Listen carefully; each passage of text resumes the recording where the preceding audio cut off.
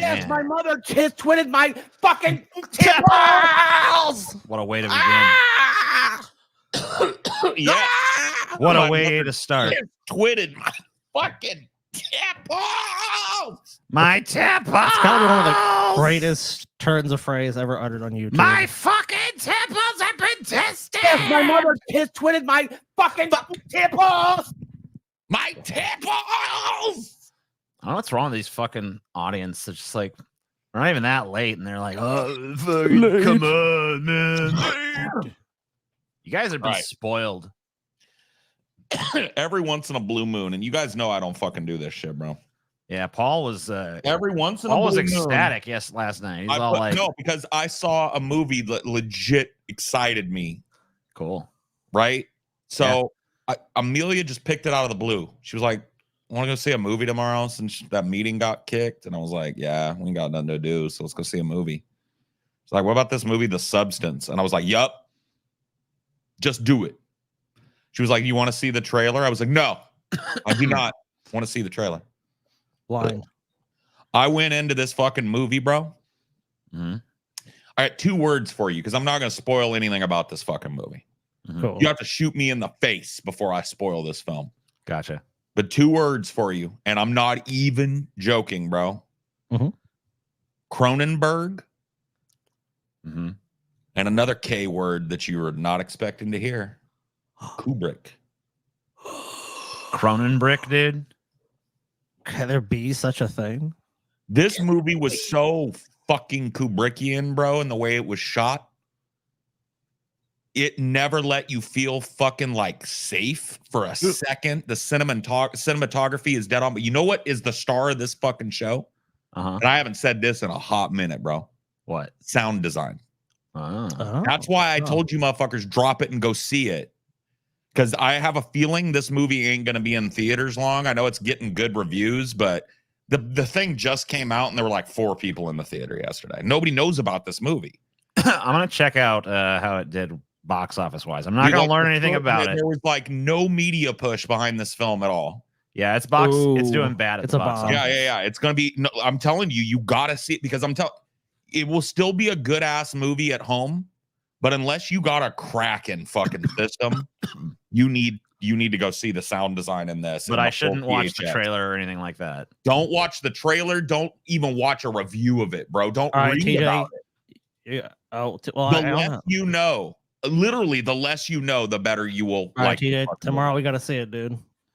All right. Gotta fucking see it. All right, Paul, we're seeing it tomorrow, dude. I don't. Hey, if I call a 5 alarm like this, because when's the last time I did this to you guys? I don't even remember. Right? It's been a hot minute. If I've ever given you guys a 5 alarm, it's been a hot minute.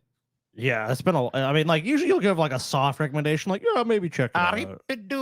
No, usually like if you guys would have dropped every plan you had last night and replaced it with that movie, the first thing you would have told me today is thank you, Paul. That movie is electric. It made me tingle, bro. TJ, there's more ass and titty in this movie than you could choke an army of fucking Byzantine elephants, bro. Whoa. With the amount of ass and titty. It's nips, big full asses jiggling in slow motion, bro. You're sitting there grinning like I'm lying to you. Like I ain't grinning like you're lying. I'm grinning because I'm like, no, dude. The prospect of that, I think, is dude. On my honor, if you see this film, you will both fucking love this movie.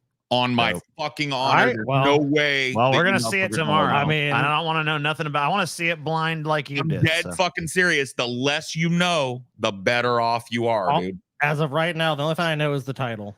I know a few things. I know. Stop. I won't spoil. I don't want to hear nothing.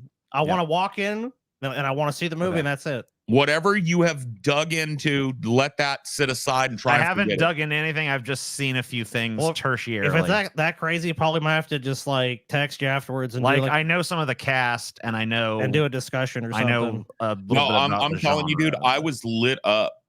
I was so pissed off because I came home.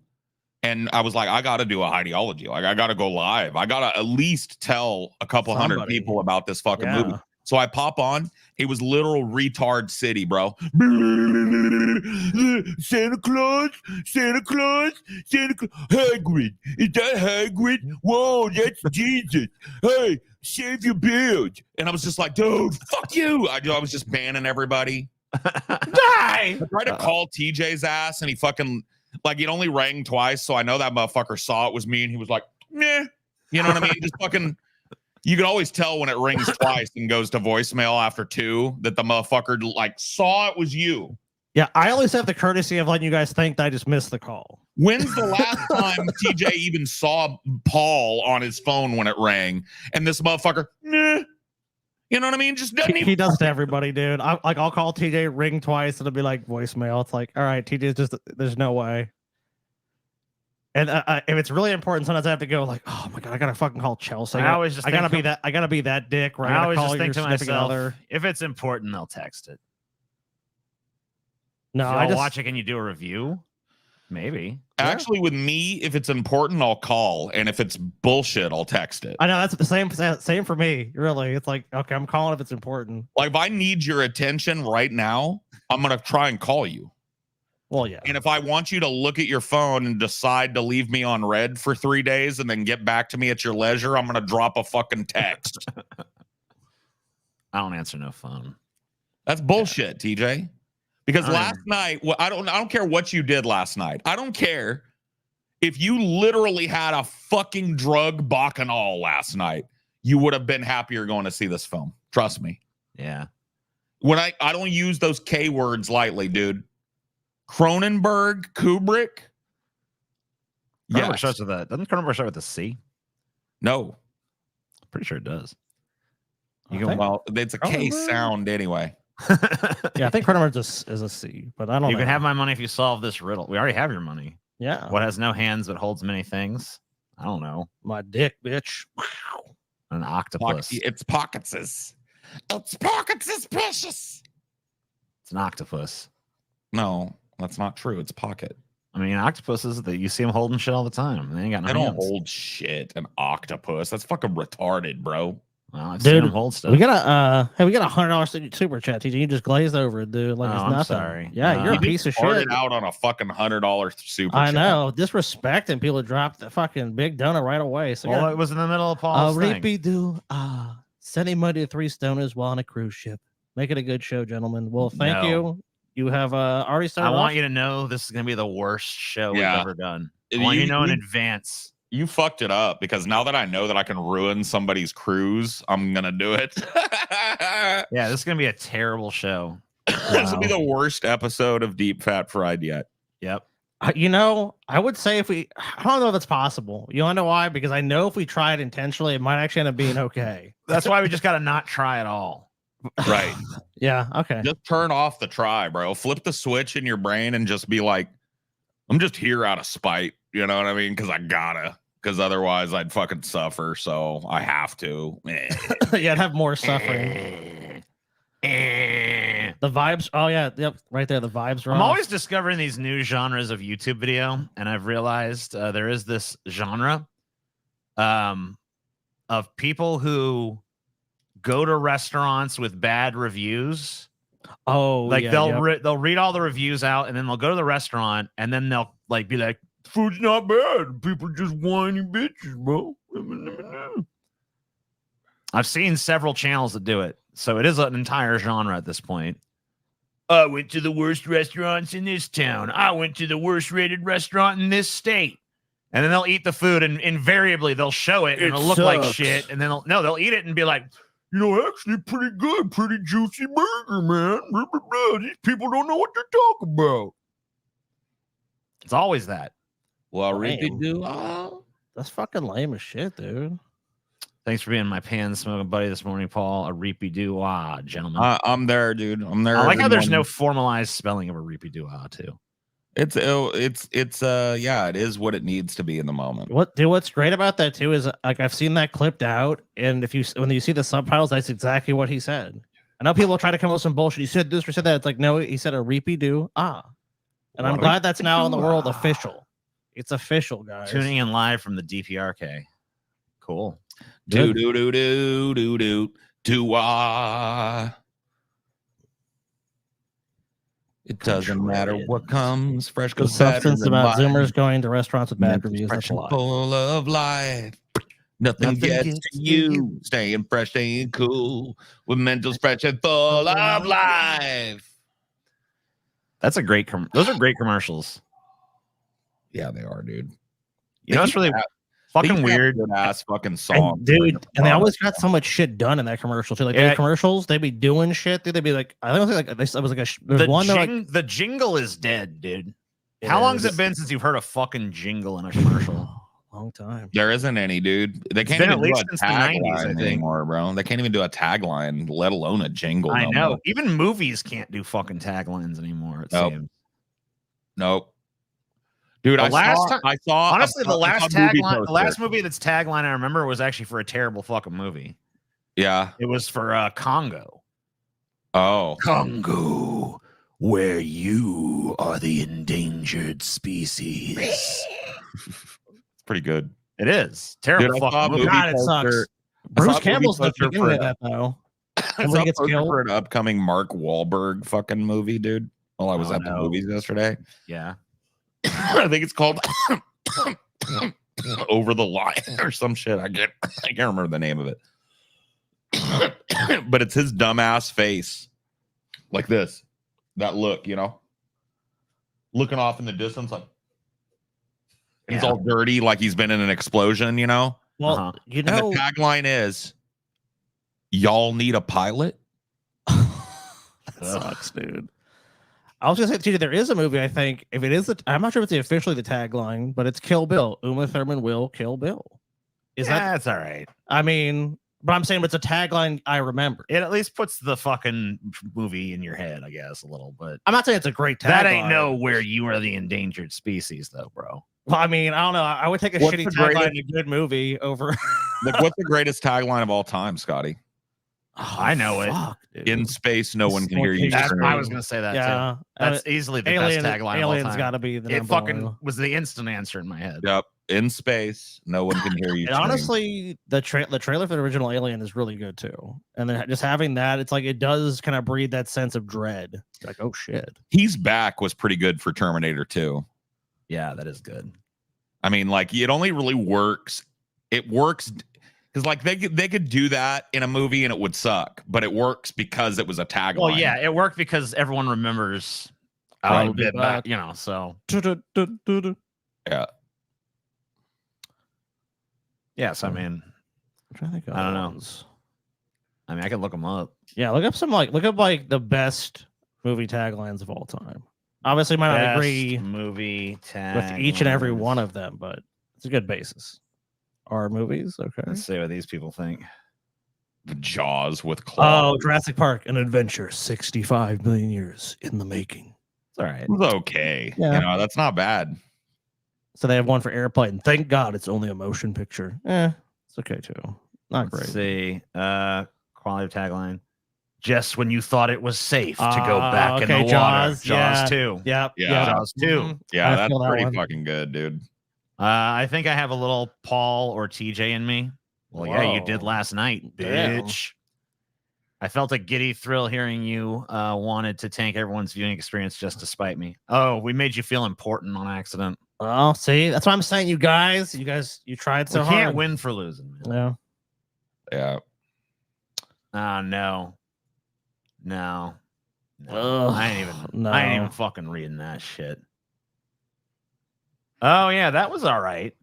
The tagline for The Social Network: you don't get to 500 million friends without making a few enemies. It's not a terrible tagline. I mean, for modern. it's too long. It is too long. It lacks that it needs to brevity be. of the It needs soul more of wit. pop. It needs to be snappier. It's Right. too long. So It's at least memorable. David though. Fincher, the game. What do you get from a man who has everything? It's all right. The Royal Tenenbaums. Family isn't a word; it's a sentence. That's very Wes Anderson. Right Yeah, there. that is. Oh, Dawn of the Dead. When there's no more room in hell, The dead will walk the earth. They just repurposed a line from the movie, though. who cares? It's good. All right, I like it. gotcha. I mean, I'd repurpose that fucking line too. Yeah. Mankind. Oh, there's Interstellars. Mankind was born on Earth. Was never meant to die here. Shut up, Interstellar. Have you seen Interstellar yet, TJ? Yeah. What'd you think of it? Eh. Oh my god! It's pretty good, dude. Here's Tommy, boys. If at first you don't succeed, lower your standards. I like that. Okay. It's more like a bumper sticker than a fucking movie tag. Parasite says, "Act like you own the." Okay, yeah, I like that one, especially if you've seen the movie. The first casualty of war is innocence. Oh, okay, get out of here. Oceans rise, cities fall, hope survives. That sucks. So go back. There was another one. There was another result. Oh, dude, that's so cheesy. The fucking tagline for Cocktail is, "When he pours, he rains." Dude, that movie is fucking so good, bro. Cocktail, bro. Cocktail. Oh, it's terrible. Another one, but that one claims there's 116 taglines we should know. All right. I mean, of course, Alien's right up there, dude. Dude, Oh, Apollo Cocktail 13. Houston, we Cocktail- have a problem. Cocktail made me like believe that like the life of bartenders was really like I know. interesting and Super cool. glamorous and awesome. Yeah. Yeah, that's true. Maybe some have super interesting lives, but most of it's just mainly alcoholism, depression. Part man, part machine, all cop, RoboCop. Hell that's yeah, pretty good. dude. Oh, Star Wars a long time ago what- in a galaxy far, far away. fucking garbage. Whatever. T, you're garbage, dude. Oh, it's fucking garbage. You don't need to read every fucking piece of shit that's on here. Read the ones that are worth reading, Scotty. Jesus Christ. We have a different perception of which ones are worth I reading. don't think we do, Scotty. All right, Cheetah, this one, this is schmaltz. I'll read it for you. The Sound of Music. Ugh. The happiest sound in all the world. Ugh. Trash. What's wrong with that, Cheetah? Trash. Oh, The Big Lebowski. Let's see. Oh, Army of Darkness. I didn't even know it. Trapped in time, surrounded by evil, low on gas. Hey, how American Pie bad actually has a is, pretty good one. How bad is Joker Folie à Deux gonna suck?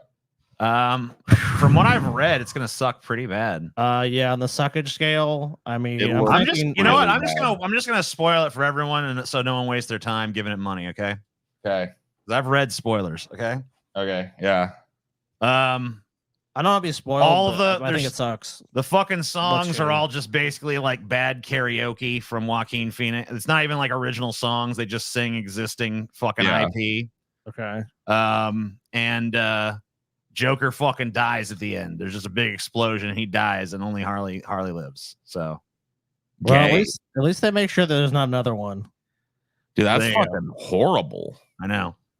Wow, dude. And everyone just said it feels pointless and it's just a total slog. And like it almost felt like they made the movie bad on purpose. It's so bad. Oh, dude, Ghostbusters. Who you gonna call?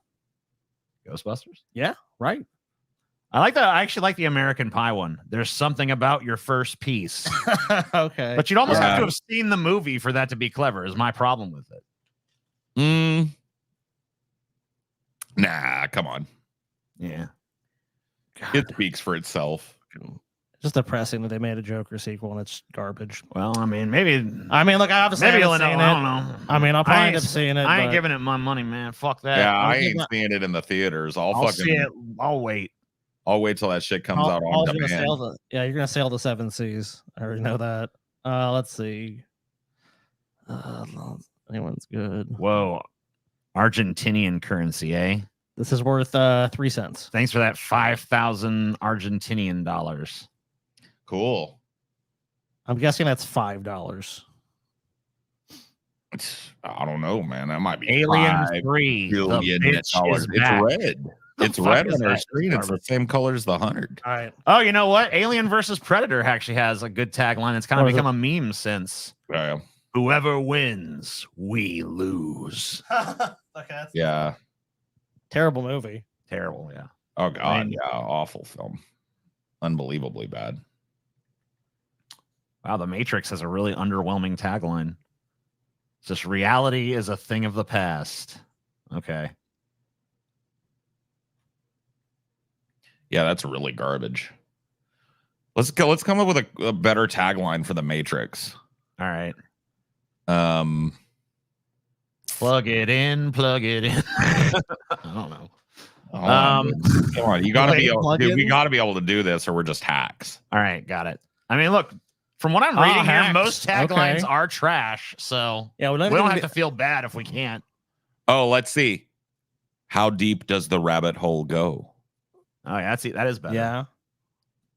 I mean, that's instantly better. Instantly better.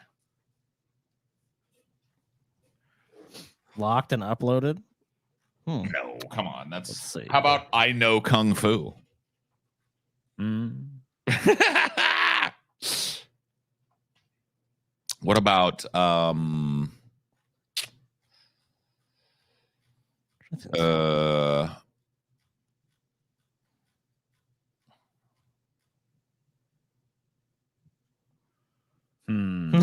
drawing a blank, dude. I guess I can't fucking do tag. I guess my career as a tagline artist is not going to happen. Left an I was old hopeful. episode for a live episode. Addiction. Good. reality is much let's see, reality is much worse than you think. That's kind of like spoiling it almost. Yeah, it's got to like tease the premise without fucking necessarily giving it away. Yeah. I know. Dude, maybe the tagline's harder than we fucking thought, dudes. I thought Paul's first crack at it wasn't bad though. Yeah, I think that probably, that's probably the place. It beats the actual tagline, so I think that fucking works for now. Yeah, maybe. It does. It does. I don't know. I don't know if it's perfect, but it definitely has. It's something. But oh god, I feel like there's gotta be a better one. Gotta be a fucking better one, TJ. You want me to do a better one? Yep. I can't do it. I'm telling you, my career as a I don't know. tagline artist. Nothing's coming to me, man. I know. I'm fucking blank central. I'm just like, the Matrix. They got a guy that fight. It's like he can fly too. Bigger, longer, and uncut. That's South Park. Can't steal South Park shit, dude. Maybe life is but a dream. There you go. You could get. What about Know Thyself? I don't know if it's I almost feel like it'd be better for a different movie, but it would. Well, work. it's in the movie though. Yeah. The Oracle has it on her wall, and he says, "What is that?" How about There Is No Spoon?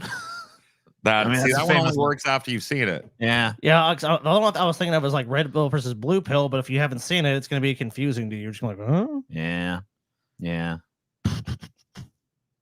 Because the rabbit hole one, that's going to make sense to people. Like, obviously, it's not going to give too much away, but it's going to be like, okay, what the fuck's going to happen? We're going to go on some adventure or something. So that one's pretty good. Life is but a dream. How about if you go for some Ayn Rand shit and just fucking be like, what is the You could, yeah. Yeah, that's not bad.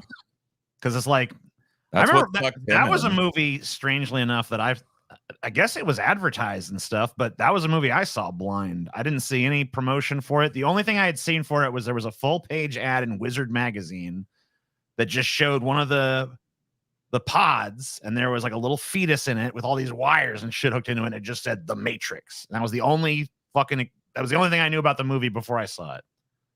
So yeah, I don't know. Like for me, it was I think I saw like the trailer for it or whatever. TJ background making it look. It does, dude. Yeah. You got some titties, My TJ. fucking underboobs are going on. Your onion tits. Onion tits. Whoa, dude. Yeah, you do have titties. Onion tits. Onion tits. Yeah. I don't know how it took so many episodes. Maybe I haven't been. It's just your placement. Spot. It's just your placement is like perfect for it. Have you all heard of the Smart Schoolboy 9 situation? Straight up nightmare fuel. I don't even know what the fuck. I have not. What is that?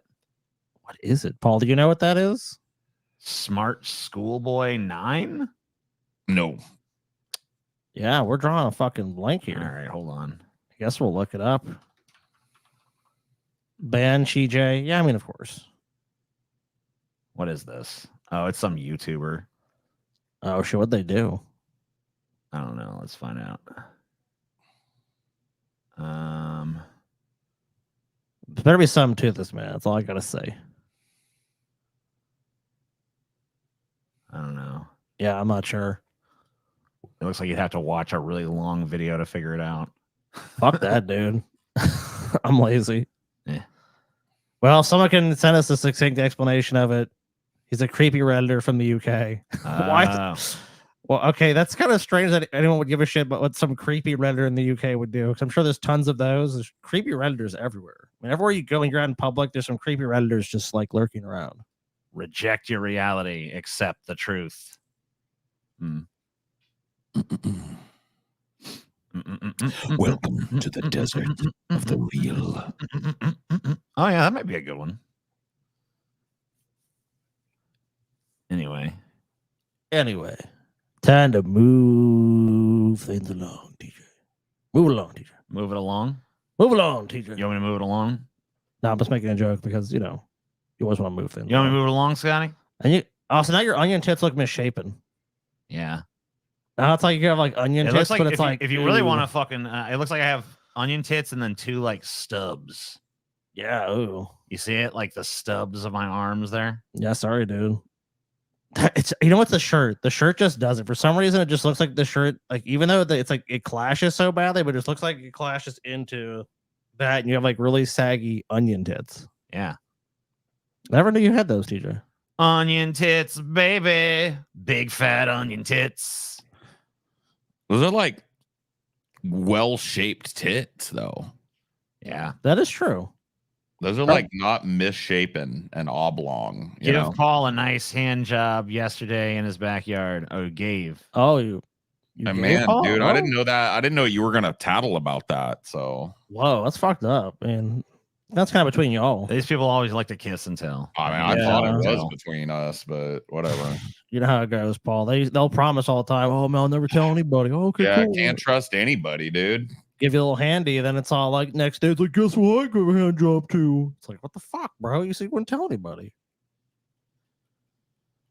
I don't like TJ's shirt. Doesn't work on him, in my opinion. Yeah, that's TJ is better than God, dude. Damn. That's really fucking mean what that person just said, and they Yeah, should be banned rude. for that. Rude. TJ, why are you wearing this? They shirt, just want me to dude? take my shirt off. You see their fucking profile pic. I think you should go change your shirt, dude. That's my opinion. You think I should change it? I mean, if you want to. I mean, obviously it's up to you, but I don't know, man. I don't know. I don't know, TJ.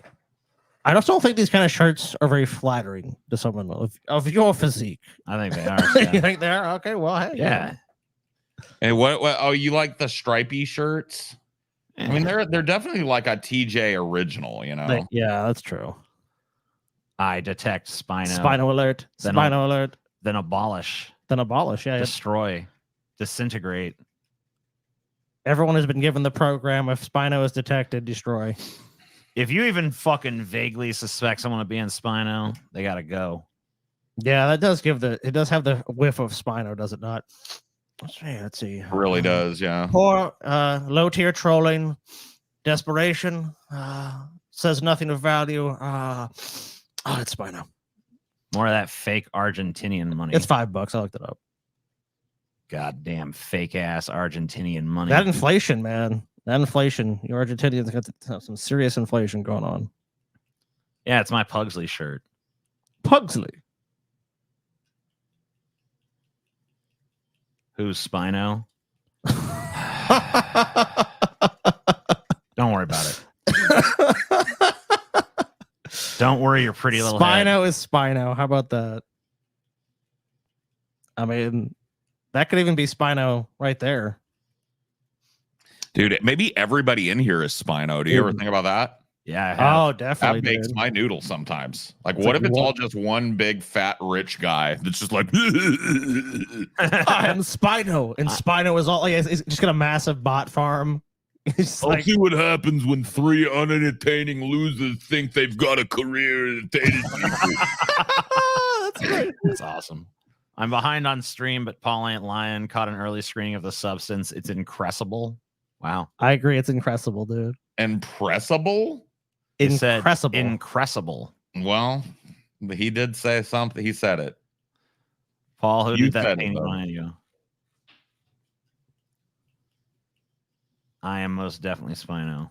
Well, you've already got a wrench, so it's too late. Yeah, this is like the I am Spartacus shit. I am Spartacus. No, I am Spartacus. Spino. Yeah. Get out of here. Yeah, dude. We're too smart to fall for them tricks. I am okay? Spinacus. Spinicus. Dude, he got all mad at me the other day because he's in one of my ideologies, and he was like,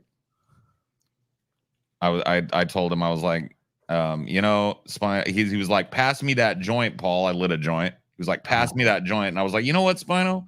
if you weren't such a fucking idiot, maybe I would. But like, if you were actually here, I wouldn't pass you this joint. He was like, dude, that's actually kind of fucked up, man. And I was like, no, like seriously though, you suck. You know, you like your whole religion thing just pisses me off because it's clearly insincere. Dude, you know what I mean? Like, it's old hat. You're boring. If we were all hanging out with Spino, that's literally like, let's say there's like a group rotation, right? It would literally just be like, either everyone would hold out, like, you guys have any weed? Like, oh no, we all just ran out. Or it would literally just be like, oh, Spino, like, you'd be passing around him. Oh, Spino, someone told me you didn't smoke weed. I do smoke weed. Oh, well, it's a I'll tight, take that, guys. No, it's a tight rotation, bro. Maybe the next one. Like, yeah, dude. I remember I was doing a little show last night or the night before or whatever fucking night it was. And Spino came in there and he's like, I've been going through a real rough time. Please don't ban this account. I didn't even say nothing to him. I just banned it. You know? I didn't fucking even say it. I mean, we've given Spino a path back. I didn't even give him a fucking chance. You know? We've given Spino a path back, and it's very simple. He has to donate. I told him if you donate fucking 100, I think it was 200. I told him if he fucking pops back up with a $200 donation, if he does a big dono, yeah, at least $100-$200, then I'd be willing to hear Spino out for a little while to show his good faith. But until he does that, he's just fucking banned, dude. Yep. Sorry, bro. I mean, you done fucked up too many times. Would you rather pass a joint to Spino or Egghead? Neither. Neither of them getting a fucking joint for me. Spino doesn't deserve chances. I agree. That's why he has to pay for it. Yeah, exactly. Most people wouldn't be so transactional, but with Spino, it is completely. And that's like for him to come back for like one episode. And that's if he's on his best behavior after he gives the money. I'd wipe his slate clean. But you know, the thing is, I know that Spino would fuck it up again. Yeah, he would. He would. Oh, I mean, yeah. Within one episode, he'd probably banned again. You think Spino is Brett? No. That's not the way Brett trolls, anyways. Not even close. Spino probably has to pay for a lot of things. I mean, yeah, he probably does. Saved a special hash infused joint for the show. Cheers, fellas. Dope. A wise decision. Dude, I can't have those no more, man. Like post-COVID, my lungs are too weak to handle them hash joints anymore. Oh, really? Like, it's just a cough factory. You know what I mean? Like every time I take a hit, it's like, well, I'm gonna cough that out. It's not good. But yeah, it's not enjoyable. More power to you, player. No, I feel you, Paul. It like, dude, that's like the strawberry cough shit. Like, I like it, but dude, all I do is cough. It's like, oh man, I don't know if I'm gonna buy it. Yeah, I don't blame you. What's an original ban for being a patron's chat without being? Oh no, Spino's ban is for being fucking Spino. 100%. No, Spino's ban is for fucking trolling with the same tired troll every fucking show about how he's religious and all this bullshit. And he's like, "Oh, I'm a Christian and I believe in Jesus." Blah, blah, blah. And he'd always make the same like really fucking basic ass arguments and shit. And it became very clear after like not very long that he didn't have any sort of sincere faith, and it was all just a fucking like bit. Yeah, and he never fucking did anything with it. He always just fucking, you know, we'd say something atheistic, he'd be like, "No, Jesus." We'd be like, "Oh, that's like, get out of here, dude." That's great, buddy. We're not gonna fucking argue with like kindergarten's first Christian sophistry, dude. Get out of here. It's garbage. And so is Spino. Spino is fucking total garbage. But Spino, don't bitch to us. You have your path back. If you're not willing to do it, then just stay banned permanently. Well, there was another path too. You have to show up to a meetup and let me slap the fuck out of you. Yeah, that's true. There were two paths. Yeah. Oh, I mean, if that happens, I'm gonna slap in too. I mean, TJ, I don't know. You gonna slap Spino? Nah, he's not worthy. That's fair enough. So me and Paul. So Paul, obviously you called it first. I mean, look, you call it, but then afterwards, the Scotty slap's coming too. Or Paul, if you want to finish him off, I mean, that's fine too. No, you can finish him. I can finish him. I'll finish him, dude. I'll finish him real good. With Spino, you have to sign a thing. Creep. You have to sign a thing waiving any damage for me and Paul. We're completely held harmless, and you're doing it of your own free will. Chicago meetup. We're not meeting up anywhere. No meetups for you ever again. Just for you though. Other people are giving me meetups. Yeah, you're banned from our meetups. I don't even know who you are, so it's not going to apply. But I know they are. Don't worry. Oh, you do? It's that good. Yeah, it's that one dude. Oh, that one dude shows up. Oh, dude, that fucking guy banned him. Who? That one dude right over there. Don't hurt Spinock.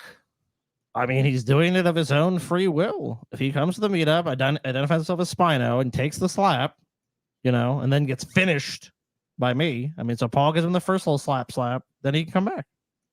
Dope. I love it. He ain't gonna do either. Yeah, I'll do it. I'll slap him up. I'll slap Dude, his ass up. It should be slapped on stage too, so everyone can see, and film, dude. For sure. Scotty, would you sign my gut if I for the next meetup? I guess, bro. I guess. That's what you want, homie. If it's what you want, I mean, it's not gonna be permanent. I mean, but okay. No, he's gonna go to the tattoo parlor right after and get it fucking tattooed on there. I hope not, but it's up to him. Oh, he's doing it. Wow. Cool. Wow, onions. That's I great. like onions. I like onions. That's Green great. onions. You like green onions, TJ? No. Oh, really? What's wrong with them? No. Well, what's I don't wrong like with them? nothing. I don't like shit. It's now Velma time. Velma time. That's not a sweater, I notice. It's like some kind of weird. What even is that? It's like an orange jumpsuit or something. Is it? Doesn't. I mean, well, it's only a top though. Yeah, it's like a weird long sleeve shirt. It's not like a true sweater. It's like a one of those polyester shirts. You know what I mean? Can I also get slapped at a meetup? No, you look too tough to slap. I'd be afraid. Yeah, no way, bro. I'd be afraid you You get might do mad some and, damage, dude. And, like Yeah. fight back or something. You can get slapped by Spino. Spino slapped. Who the fuck would want that? Repeat. Did we already do this one? I don't remember doing this one. No, we before. didn't. That person lying, dude. Got ticks for the substance at the drive-in tonight. Oh, Seeing the substance at the drive-in theater. I'd love to see the drive-in too. I think the drive around where we live is closed though. Sadly, Yeah, it's supposed to be open again at some point. it's a lie. I'll never open it, dude. TJ is sadder now. He than- is. As opposed to when? TJ, are you happy now, my I've friend? seen this one before for show.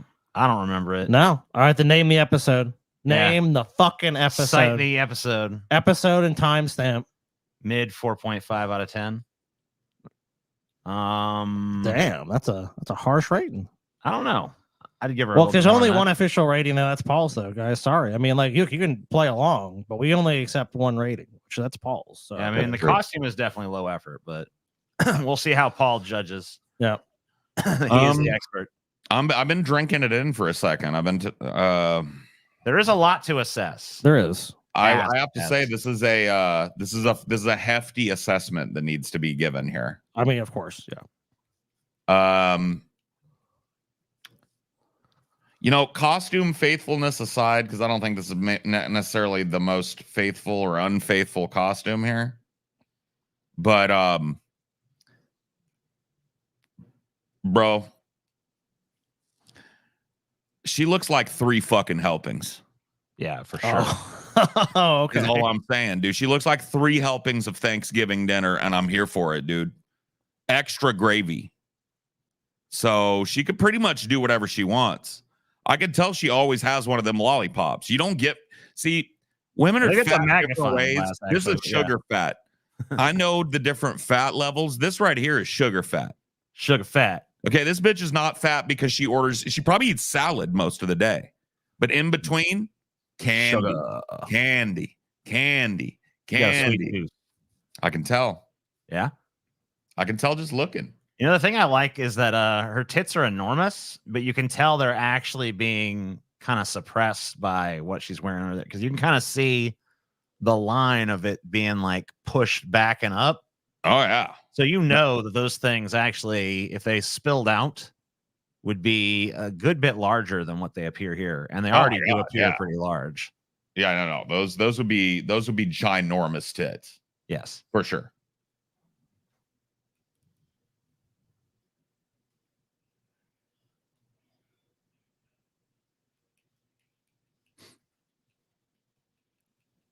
You've done this film on Onion Nuggetz 8, 16, 24, 38 minutes All right, in. pull it up, TJ. No. I'm doing it. I don't believe it. Yeah, go check. Go see if it's actually true. I'll pull it up if that's actually real. So 8, 16, 24. Let's go. Yeah, go take a look. I think they're lying, dude. I think they fucking lying. And you know what? If you're lying, you're banned. All right. We're getting to the fucking bottom of this shit. Let's see if Joseph can keep on keeping on.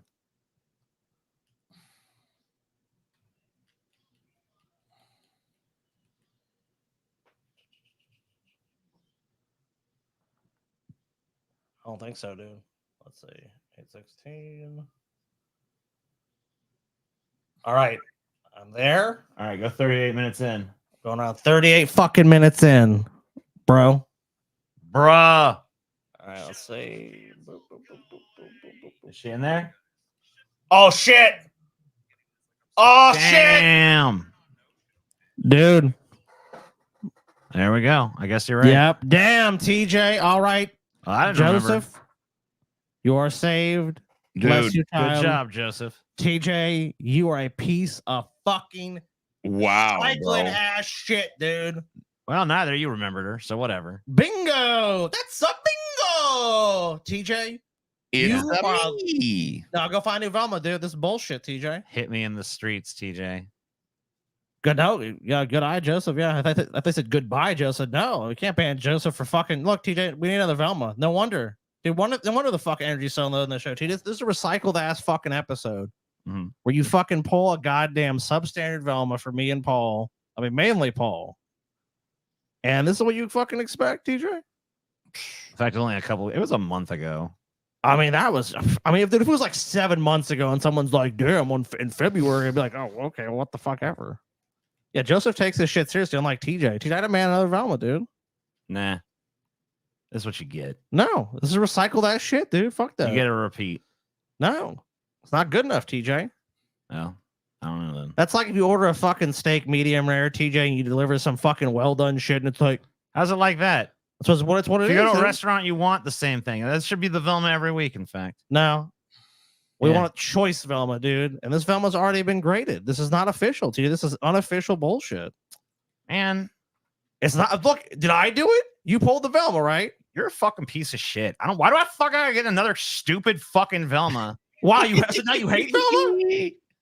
Because I've pulled them all. I don't know what the fuck. There's no more fucking Velmas left. There's no more Velmas in the world. I bet you we haven't seen a bunch of these. There ain't no motherfucking Velmas left. You pick one then, Scotty. It's you're All fucking right. goddamn good at it. All right, let me Damn. look. Let me fucking look, dude. Yeah, who you want? Dude, Alright, it's gonna be let's go. sad. Dude, if Scotty just blows you out of the water right here, though, you're just gonna be madder. I want like. Oh, why well, now you- you're just gonna fucking give whatever fucking Velma he picks. No, I every won't. no matter I what. will give an honest assessment of the All right. Velma. All right. Let's see this one. This? Yeah, that one. I'm pretty sure we pulled this bitch before. Have we?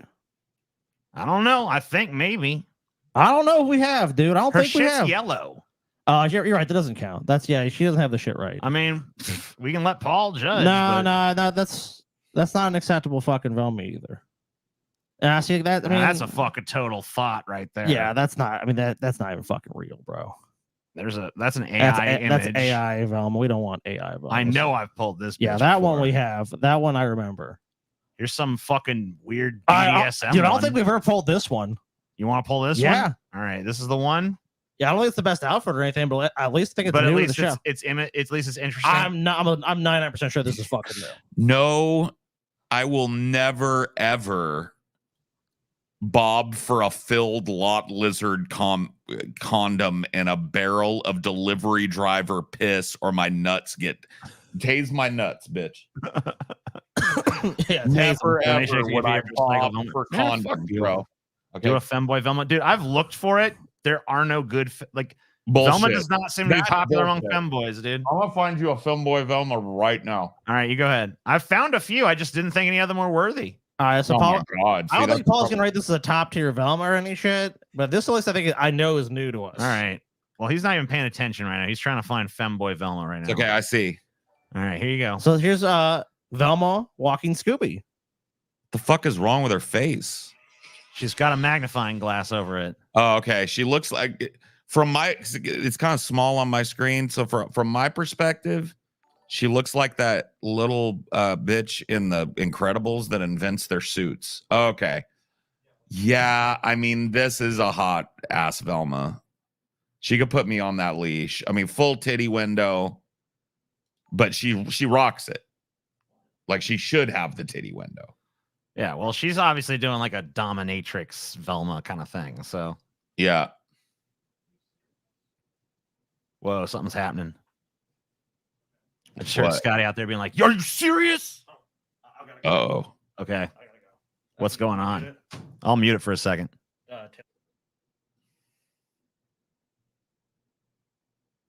Uh-oh. There's trouble on the Western Front. Real quick, I gotta go. I gotta miss one, guys. Taylor's grandma unfortunately just passed away. So I gotta go. Oh shit, that sucks, bro. So I'll tell her our condolences. Go do what you got to do, bud. Damn. Yeah, that's rough, man. Shit. Ooh. Okay. Well, There are some hot ass femboy Velmas here. I mean, I found a few. I didn't find any that I thought would meet with your approval. So, All right. Well, what about this one right here, bro? Hold on. Yeah. Because, like, I mean, I don't know how I keep the mood up for a femboy Velma when somebody's grandma just died. But we gotta do what we gotta do, right? Well, that's dropping a hot one on the show right there, bro. I know. I don't have to be. I can be more central in this shot now. All right, hold on. I forgot I have to turn off fucking HDR every fucking time. Yeah. It looks great, but no stream's great. Pouring out for Taylor's GMA.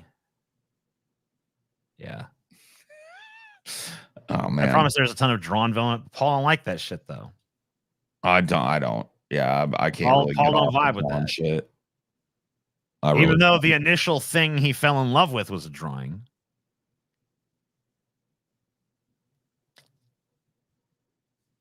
What do you think?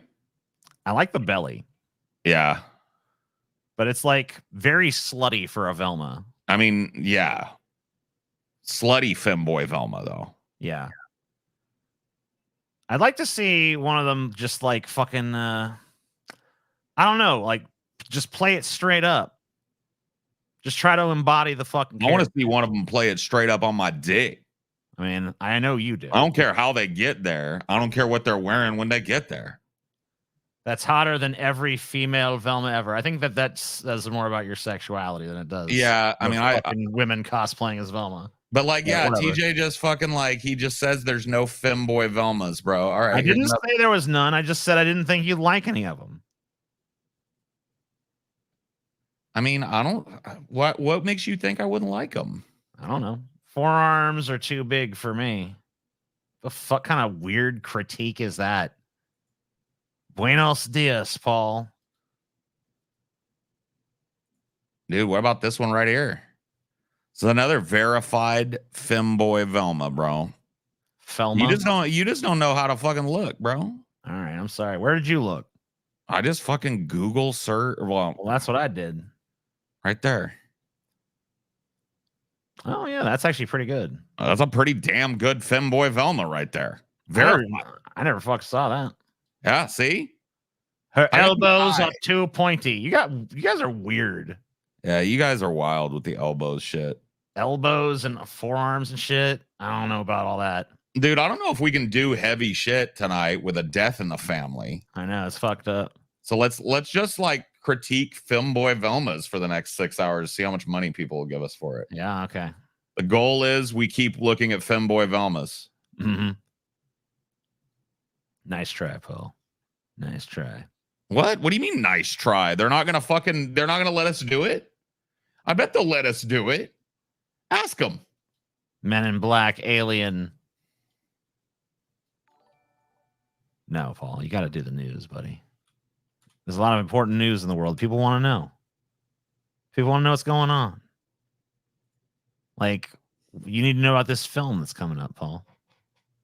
What? You know, Daisy Ridley.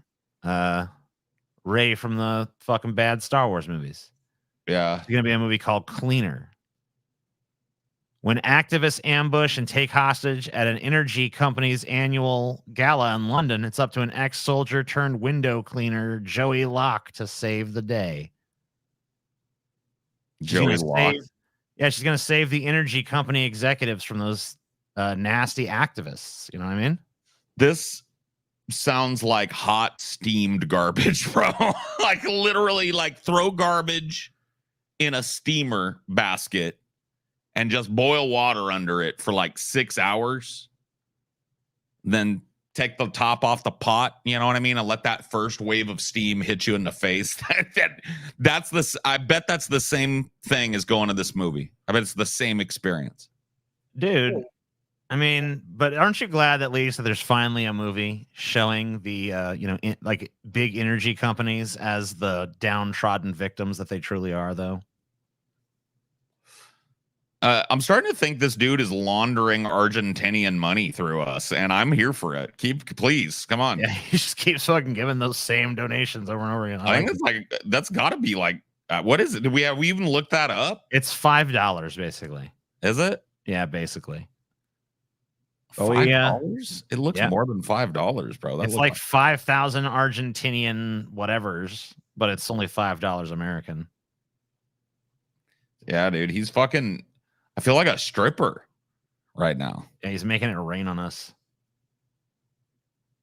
Oh yeah, we didn't cover the goals, did we? That's true. Yeah, we didn't even look at the fucking goals. TJ was so thirsty to get into this fucking news and watch me writhe and suffer. It's $5. Yeah, even they admit it's $5. Wait. Is it $5 though? It's $5. Okay, but can someone in Argentina confirm for me that it's $5? Yeah. Do we get confirmation? I don't know, but we need a segment of is that a femboy or not? And facts, this movie sounds like complete that's trying to make a limp roaster narrative. The fuck are you talking about? All right, TJ. Sending love to Taylor and the family. Hell yeah. First, let's try it out. First concept. I just picked this one. Femboy or no? Yes. Actually, no. This Really? is not a femboy. It looks like one. This is a normal Velma. Damn. A normal, non-deviant I didn't know. Velma. Okay. I thought it was a femboy. My bad. I'll find you another. Sorry to that girl, I guess. Oh, this is a toughie. All I right. like this one. TJ, femboy or not? I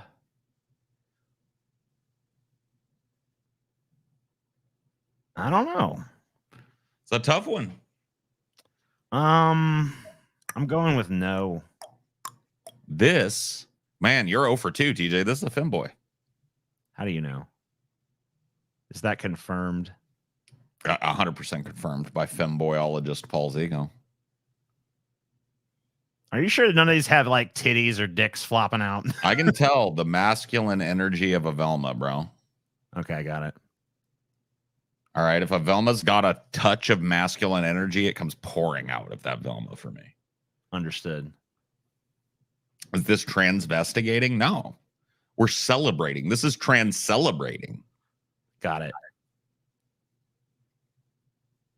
No idea, by the way. Yeah, this is actually like a good Velma cosplay here. Legit. It really I don't know if is. this is a femboy or not.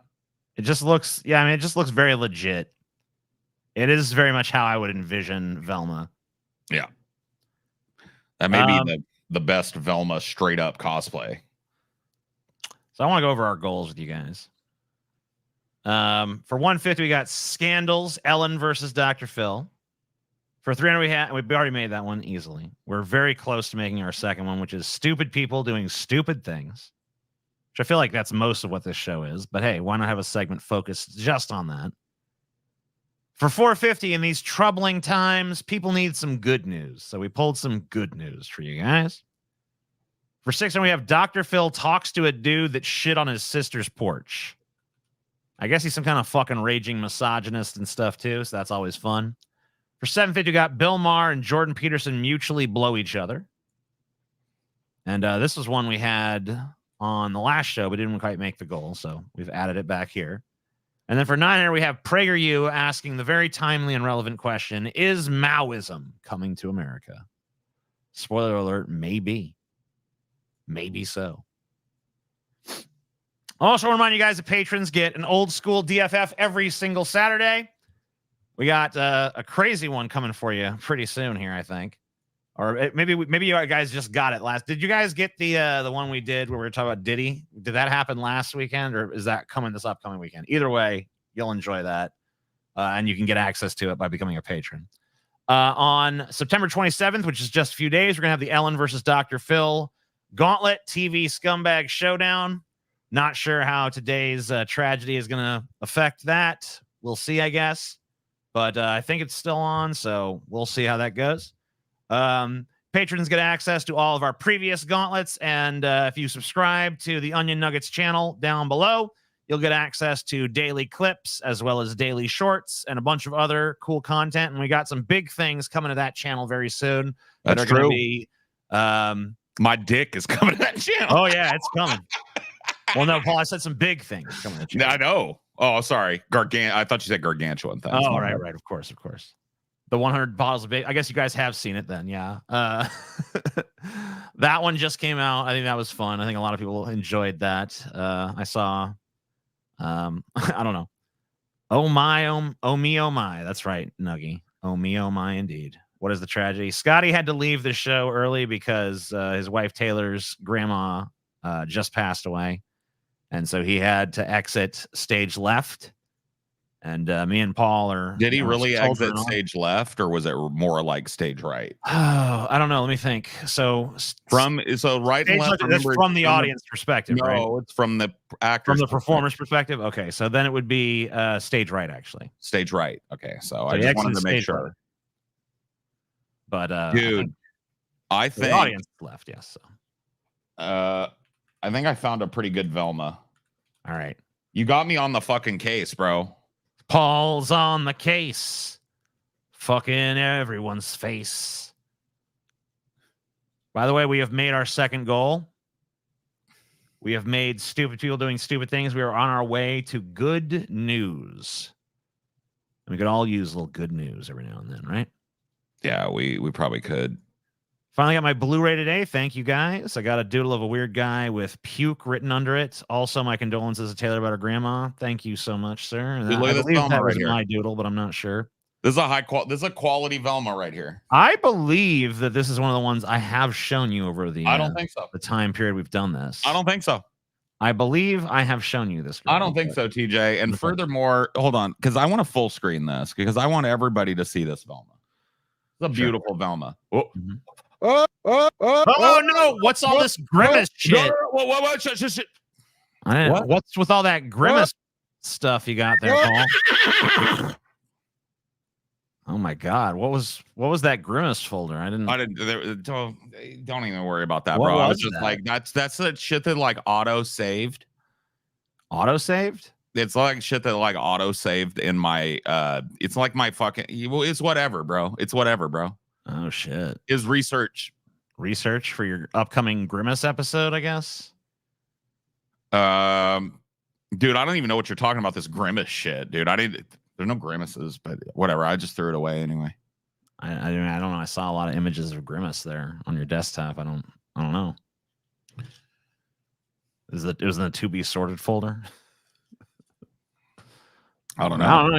Well, you like grimace. I mean, you like grimace. everybody do me a favor, okay? All our fans and stuff. Could you just not let's not screen grab that and post it anywhere, okay? It doesn't need to be posted. Amen. I'm just gonna ask you guys, take my back, okay? I'm not Ian Vlochinski, okay? All right. That was just auto-saved stuff, okay, that happened.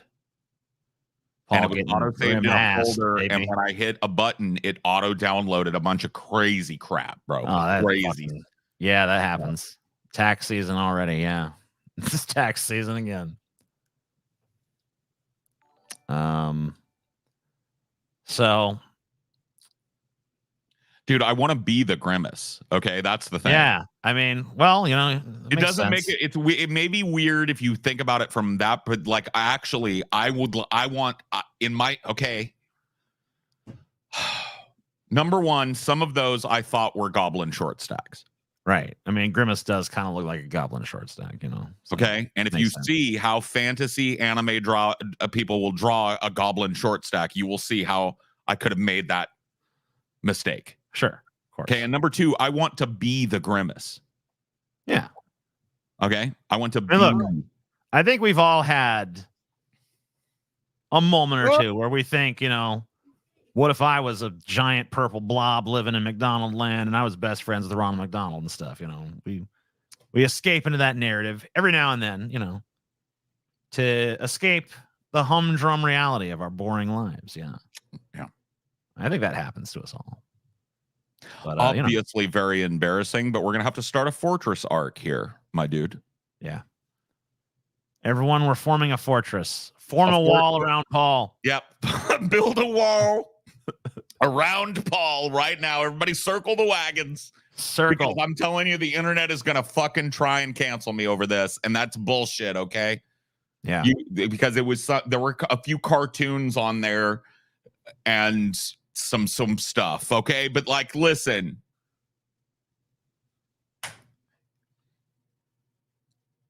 Fortress arc is what I'm saying. Okay, just build it. Pull up the fucking drawbridge, TJ. Come on. Fill the fucking moat with alligators. All right. It's time to fortress. You want to watch this new pro Kamala anti-Trump ad from the Lincoln Project? That wrestler. I do like that 90s, early 90s wrestler Kamala. Kamala. Oh, sorry. Oh, you're talking about the presidential bitch. No, I don't want to watch it. Well, would you be interested to know that Sam Elliott does the voice for it? So here we go. You know what I like about this? Not much, but I do like one thing. What is it? So many fucking memes that right-wingers have posted with Sam Elliott, and it's like, fucking lib cuck pieces of shit. But it turns out fucking Sam Elliott is a lib cuck piece of shit. Making fucking ads for Kamala. Well, he's making ads for the Lincoln Project, but they're making ads for Kamala. So there you go. By the way, the tagline of this, what this ultimately boils down to is like, be man enough to vote for a woman. Sam, why? Why, Sam? Yeah, here you go. I'm sorry. I got it wrong. Here you go. For change, it's time to be a man and vote for a woman. It's time to be a man and vote for a woman. It's time to be a womanly man. Sam, why have you done this, Sam Elliott? He's probably just tired of all them right wingers using him for their memes. When he's like, "God damn it, I'm told you motherfuckers a million times I'm an old pothead. God damn it, I just happen to have a deep voice. The country I agree with you. I just happen to have the best goddamn fucking mustache that ever sat on a man's upper lip." It's kind of unfair that guy gets the world's best mustache and the world's coolest voice. But whatever. I know. So Andy's probably got a big old hog too. You know he triple dipped. You know, because dude, okay. Close your eyes, TJ. Mm-hmm. Sam Elliott is standing in front of you. Mm-hmm. He says, "The towel falls." He says, "All right, TJ, are you ready?" Uh-huh. He reaches for that big old gold belt buckle, right? Yeah. Pops it. Wearing them tight ass Wrangler jeans, them nut hugger jeans, right? He drops them. Mm-hmm. There's a tiny little belly button of a dick there. Yeah. You know that this isn't reality now, right? Yeah, yeah. You know you're dreaming, probably. I mean, I already kind of was a few steps ahead of you on it. Yeah. As soon as I closed my eyes, what I saw was the towel. I was in a cabin. Yeah. And Sam had just gotten out of the shower, you know, and I was standing, right there kind of by the bed. The bed's there. He comes out of the fucking bathroom. He's all wet. He's got a towel wrapped around his. He's like, "Well, hello there, TJ." And then the towel falls down. Yeah. And the fucking cock is like, Yeah. Dude, in mine, he was wearing the towel, but you could see the tip of it even with the towel on. Damn. You know what I mean? It was That's it pretty already- impressive. Already, you could see it swinging. You know what I mean? You could see the tip. Looked like a pendulum in there. I know. Like, oops, Well, I'm stepped sorry. on my dick again. I try to tell my servants to give me extra big towels, but They just won't listen. I don't know if they make a towel big enough for this old Palooza. It's hard to find good help these days.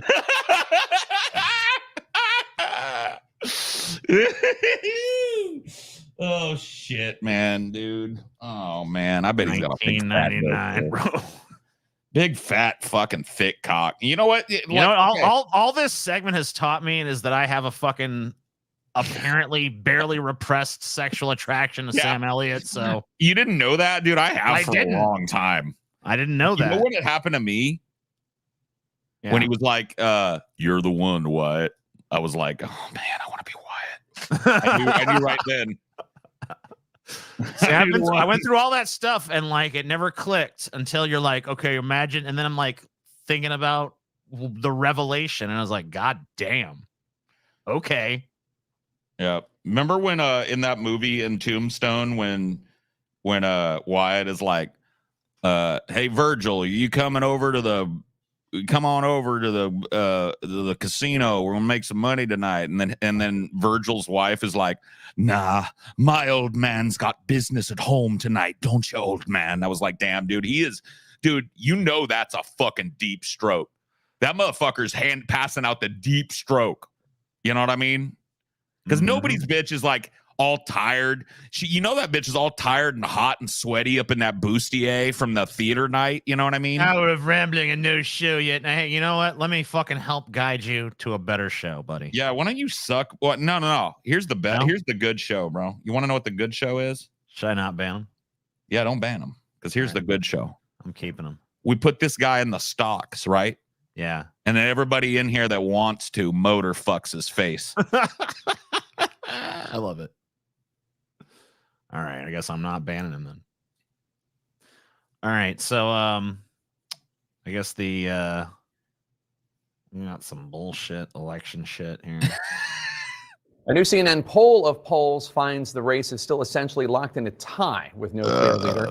And much more importantly, in the critical battleground states that will decide who actually wins control of the White House, new polls in those swing states show Donald Trump with a slight advantage in the Sun Belt. CNN's Harry Enton is live at the Match Ballcourse in New York. Harry, walk us through the numbers.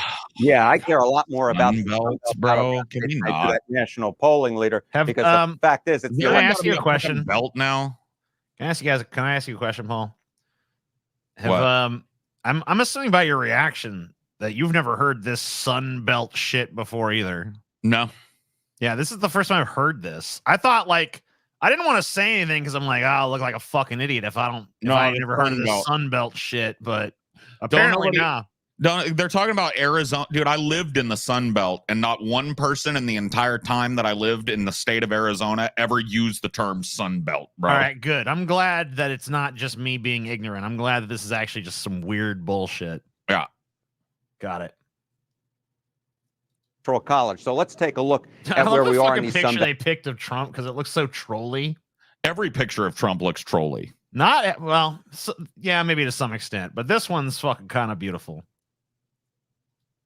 battleground states, and you can see a lot more red on your screen. In fact, there is no blue on your screen. Arizona, Donald Trump up by 5 points. Georgia, we're characterizing it as no clear leader, but he's got 4 points ahead of Kamala Harris. And in the great state of North Carolina, it's Donald Trump by 3 points. Again, no clear leader. I should note that these results are a little bit more Republican leaning than the averages are in these states. But even in the averages, they all show Donald Trump slightly ahead in these 3 pivotal battleground states, 2 of which Joe Biden carried last time around, Arizona and Georgia. So when you drill down into the data, what are some of the factors that explain? Drill, baby, drill.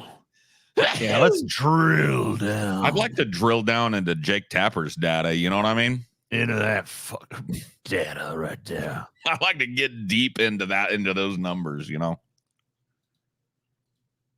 Deep. And why these numbers Why is are this friendly. there's a lot of sexually Yeah, charged why are energy they? in this show tonight. Yeah, you're horny, Paul. No, I don't think I am, though. You came here boned up. No, dude, I ain't bricked up.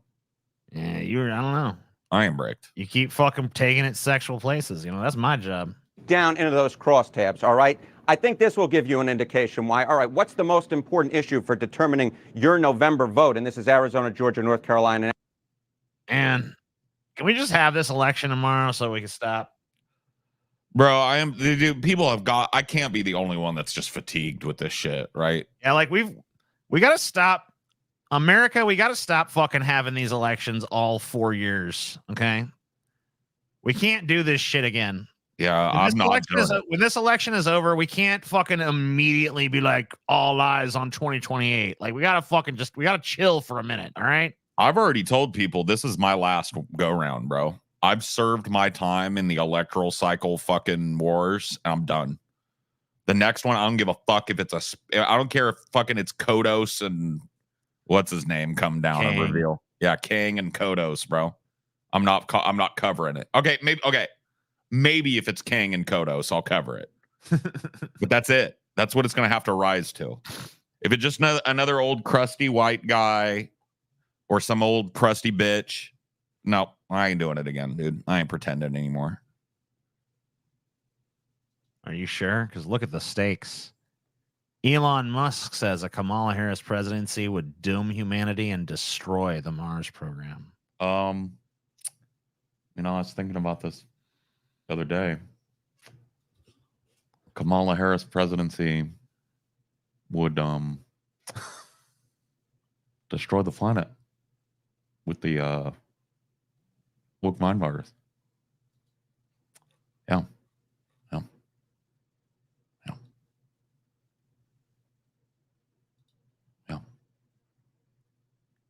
Amen. Hey, TJ. Hey. I've been thinking about you lately.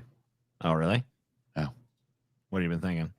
I was at a Tesla mega factory the other day. And I was thinking about that time that you put a banana in your butthole. Yeah. I was thinking about the ergonomics of that.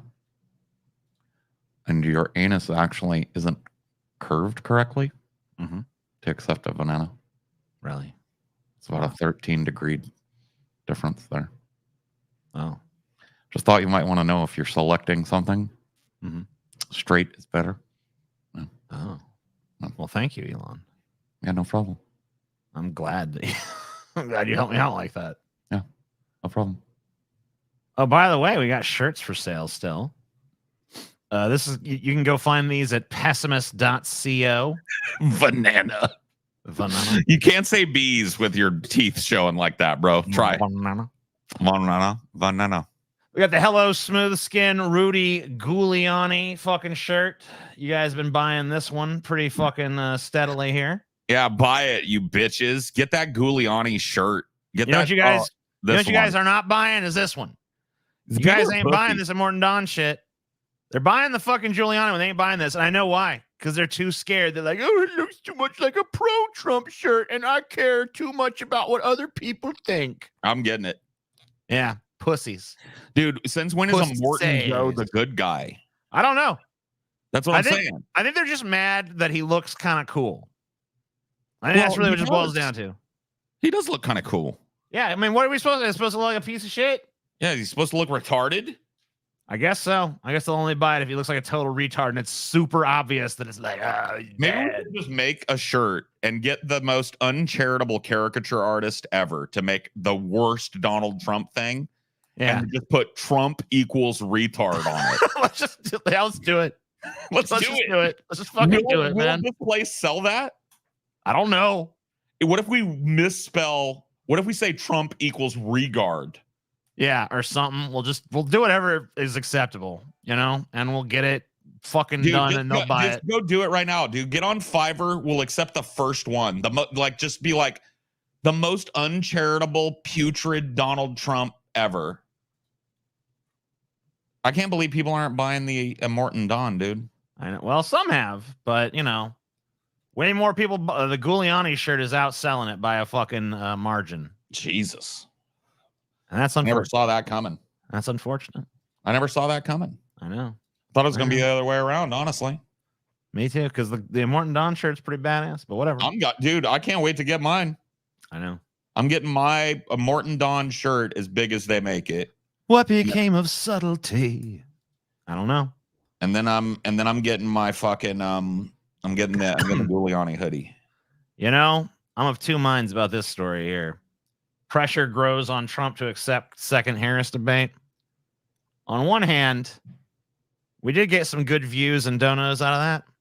Yeah. On the other hand, I don't know if I want to fucking sit through another one of those. I don't think I can fucking handle it, man. Yeah, true that. I feel you on that. Didn't we? I mean, like, what do you think you're gonna glean from a second one? Like, was not everything that needed to be fucking covered the first time around? Let me tell you what mind wins for me though. Dude, I fucking love money. Sure. That's the mind that wins. No, I mean, Dude, I feel you. If they want us to watch paint dry, all right, if they're donating, I'll do it. Amen. That's the way it goes, right? And man, the fucking weird commentary afterwards where people act like there was some fucking big winner of that debate. Kamala destroyed Trump, Trump destroyed Kamala. It's like neither one of them fucking was all that impressive in that fucking thing. The most impressive thing fucking Kamala did was fucking speak in complete sentences. It's fantasy. I'm glad that it's fucking, I'm glad that I've literally seen a sign. I saw a person with a sign the other day, or at least they posted a picture of someone with a sign that said, Harris Walls, you had me at complete sentences. I'm like, does no one see a problem with how low the fucking bar is right now? Clearly not. That's where we are. Just like, they can talk, kind of. You got my vote. Like, okay. Yeah, it's pretty awful. I'm glad that the fucking standard is that low. Dude, people are in straight up fantasy land. I had a dude, you know how like on Twitter people use their real picture for, I don't know why people do that shit. Yeah. Well, I mean, like if you do it and you have a cool ass fucking makeup thing on, like I see why people do it for that. But like if you're just gonna like post a picture of your fucking doughy average looking ass, you know what I mean? Sure. But this was like literally like, I close your eyes and imagine the stereotypical average white man in America. Mm-hmm. And it was him, right? Yeah, it was just that guy. It was that guy. And he was like, yeah, Paul's really going to be talking shit when Trump fires up the camps. And I was like, can we talk about this weird fetishization that it seems like a lot of these white dudes have with the camps? Because you know what, dude? Whenever somebody's talking about Trump opening up the camps, I never look at it and see a black dude saying it. It is 100% 25 to 55-year-old white men and women that think Trump is about to scoop up a bunch of people into camps and shit. The camps. The camps are coming. Dude, I mean, like, the crazy thing to me is, when I was growing up, and this maybe is another thing that goes to that whole party switch thing we've talked about a few times here. But when I was growing up, I mean, not even just growing up, but I was in my 20s and stuff, and I was already doing YouTube stuff. Yeah. One of the funniest things I would do is I'd find people like Rick Wiles that had these crazy conspiracy theories about Obama's gonna. I remember the first Rick Wiles thing I ever saw. I think it was like in my mid 20s, maybe early 20s, and he was like, Obama is going to get all of the Mexicans that are crossing the border. He's going to form an army, and he's going to go door to door, killing all the white men, raping all the white women, yeah, and enslaving all the white children. Yeah. And like, he was talking about this, like, this is a real thing that's going to happen. And I was like, man, one thing you can give the libs, the Democrats, at least they don't fucking go in for this fucking conspiracy bullshit. But I can't say that no more, because now you're right. It's like, Trump's going to start the camps, and he's going to round up all the trans people, and he's going to fucking force detransition them, and he's going to kill all the gay men, and he's going to make us work in the mines. And Dude, it's like, oh my God. The level of like, you have to vote for it's not even remotely fucking feasible, guys. No, it's not. It's not feasible. It's nowhere near true. We've already been like, people act like we haven't already been through 4 years of Trump and didn't shit happen. I know. They act like it's brand new. but he's had some time to think about it. And he's, no, no, he hasn't. He's a moron. Everyone that works for him is a moron. He's surrounded by incompetence. He's a fucking fool. They ain't gonna fucking do shit. It's I don't know, man. I can't have a political conversation with somebody whose brain is actually that broken.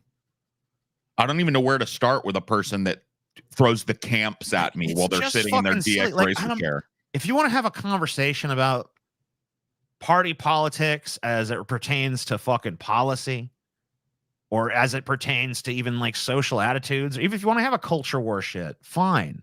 But the minute you start invoking fucking fantasies about the fucking camps and they're going to round people up and they're going to do this and that, like, I'm just like, shut up. You're a goofball. It's Godwin's law, bro. Everything is the Nazis. Well, that's what they said in Germany. Is that what they said in Germany? Did they say there'll never be camps in Germany? I don't think they said that. Spoken with your white, straight passing privilege. Yeah, because I'm not on the record as a fucking bisexual or anything. It's whatever, bro. You people with your privilege hierarchy. I can't pass for shit because I'm a fucking public figure, you moron. If the camps are built, my ass is going in there. But guess what? Am I sweating it? I don't know. I don't detect any perspiration on my fucking brow, bitch. I would be a higher priority target than your fucking little ass, whatever you are. Ain't no one gonna round you up in no motherfucking camp, you dipshit. It's fucking silly. It's fucking stupid. You'll see how quick it's back to business as usual after this election, too. Trump wins, Kamala wins, whatever the case is, it'll be right back to business as usual. The most important election of our lifetime. People will you think these motherfuckers have time in their busy schedule of transitioning all of the wealth in this country to the top? Do you think they honestly have time to fucking, in between all that, to build some dumb fuck camp? They don't want to build a camp.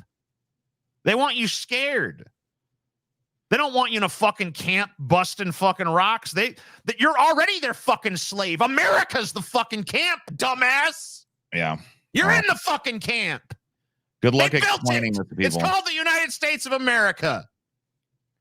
You're in it. Yeah. Good luck explaining that to these fucking people, dude. These people are brain broken, bro.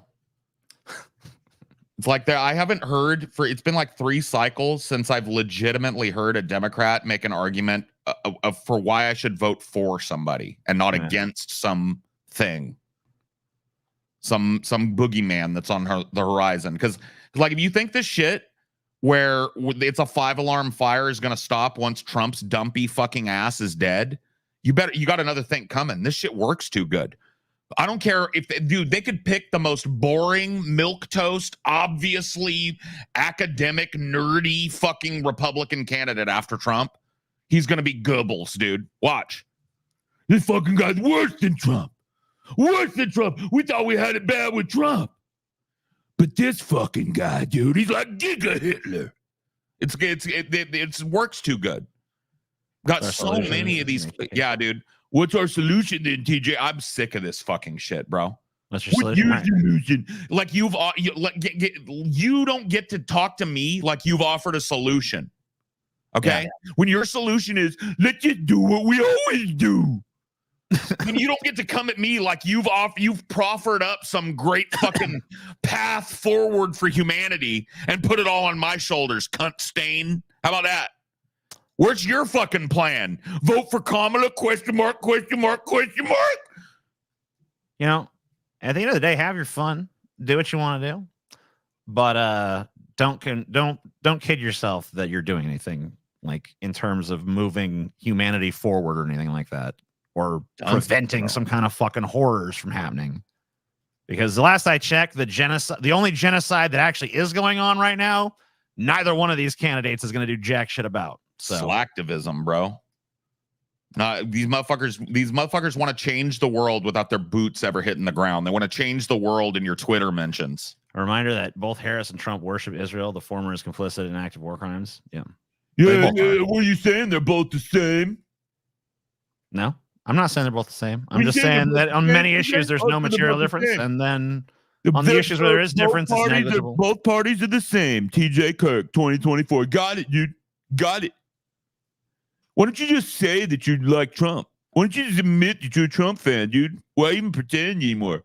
No, why would I be a Trump fan? He's just as bad as. Wait, why would I be a Trump fan if he's just as bad as the other side? And if the other side is just as bad as him, like, I'm not a fan. I don't know. Why don't you just say you love Trump, dude? I don't. Whatever, dude. Why every time you open your mouth, all you do is fucking bag on the Democrats? I love how there was a Kevin Sorbo tweeted the other day. He tweeted, anybody who, if you don't vote, that's as good as a vote for Harris. It's like, yeah. Damn. I'm just gonna quote that when anybody tells me like I need to vote, because they're both. I mean, like I said, we'll say the same shit. It's fucking not even whatever. Okay, yeah, there's a few issues where you can find some divergences on the two parties. I'm not saying there's no difference whatsoever. I'm just saying that it's negligible and it's fucking doesn't address the fucking broad systemic issues that are actually fucking destroying this country and this planet. So I don't know. Like if both parties are like, let's drink poison, but one party's like, let's have a slice of cake first. I mean, I don't know. It doesn't make much of a fucking difference if we're still drinking the fucking poison. But yeah, it really doesn't, does it? I don't know. I guess if you want your slice of cake first, go ahead. There's no guarantee Trump even serves a full second term if he wins. He's a minute. I mean, yeah, he's ancient and he's looking bad. He's looking worse and worse. He's obviously deteriorating. But then I said the same about Biden, and look at what they let him turn into. Yeah. I mean, like when we saw the debate, he was glassy-eyed. He wasn't there. Yep. He was they fucking, literally let him ghoulify before our eyes and tried to gaslight us for months before and still he's not minute replacement. And he's not been removed even though clearly he's not the president. No one believes he is the president. No one believes he's serving that function, but he's still in there. He's still in office. He's our ceremonial president. So, I mean, it's ridiculous. Peepaw in chief. I mean, so even if Trump disintegrates into something that can't even speak, he'll still be president. Yeah. And yeah, JD Vance, whatever. That dude has no charisma, but I don't find him particularly scary. Yeah. I don't know how a person with his background grows up without charisma, but he figured it out. He really fucking does not. I mean, I don't know. He's a weird dude. I mean, usually rubes, and this is coming from a rube, usually us rubes have got to learn a little bit of fucking shuck and jive. You know what I mean? But that dude just got like zero riz. Vosh said Trump is a fascist by happenstance, not by belief. Do you agree?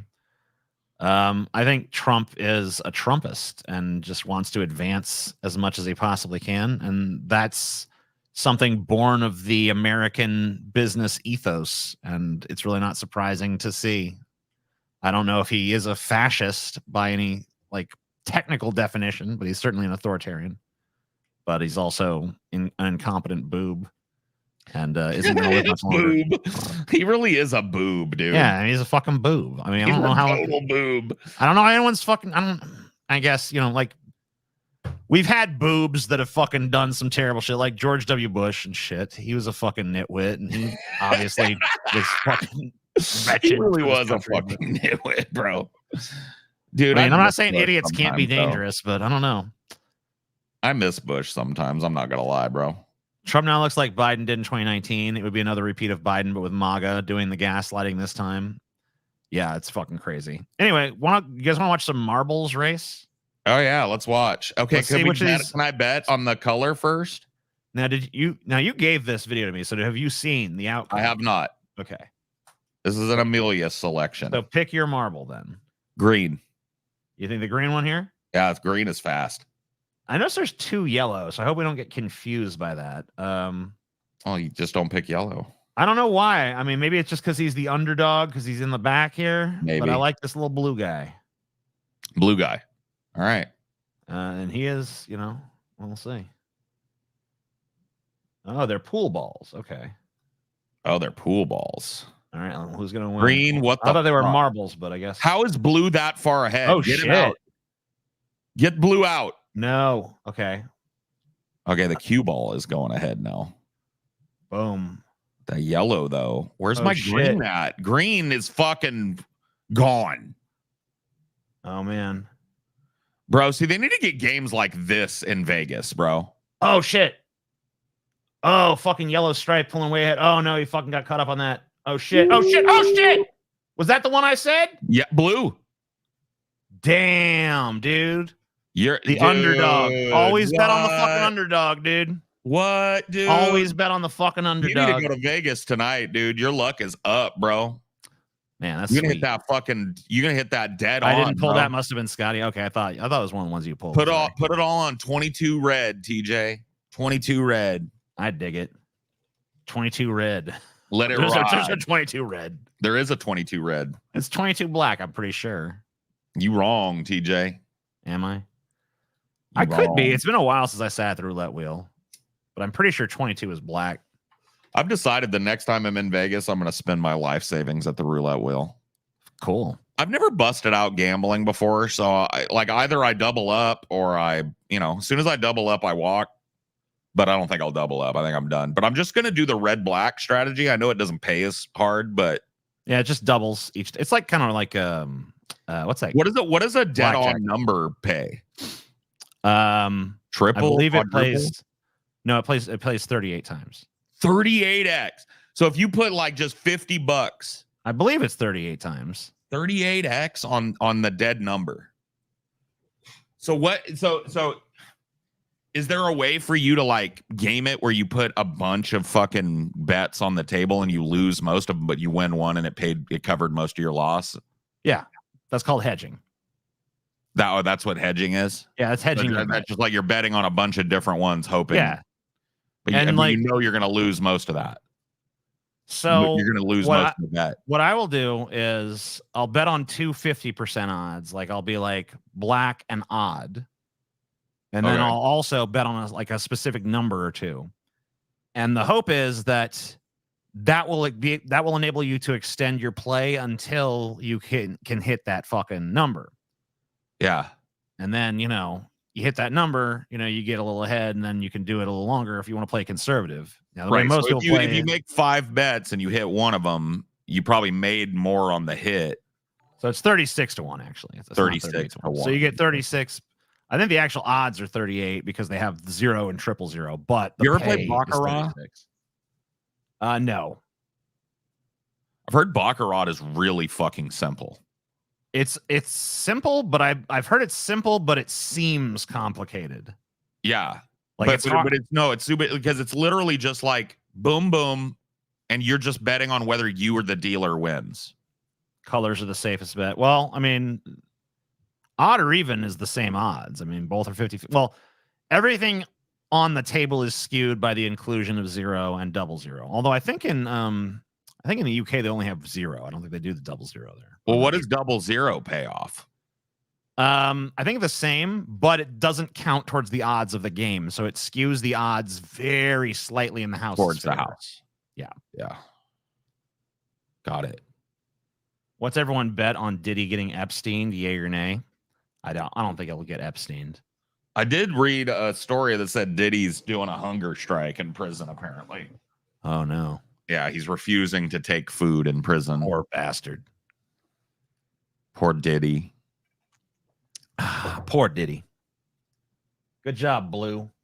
Man, can you imagine one day you've got $1,000 of coconut booty oil, the finest that money can buy, and the next day you're sitting in a dingy fucking shoe cell, eating bologna on fucking moldy bread. Brutal. Brutality, bro.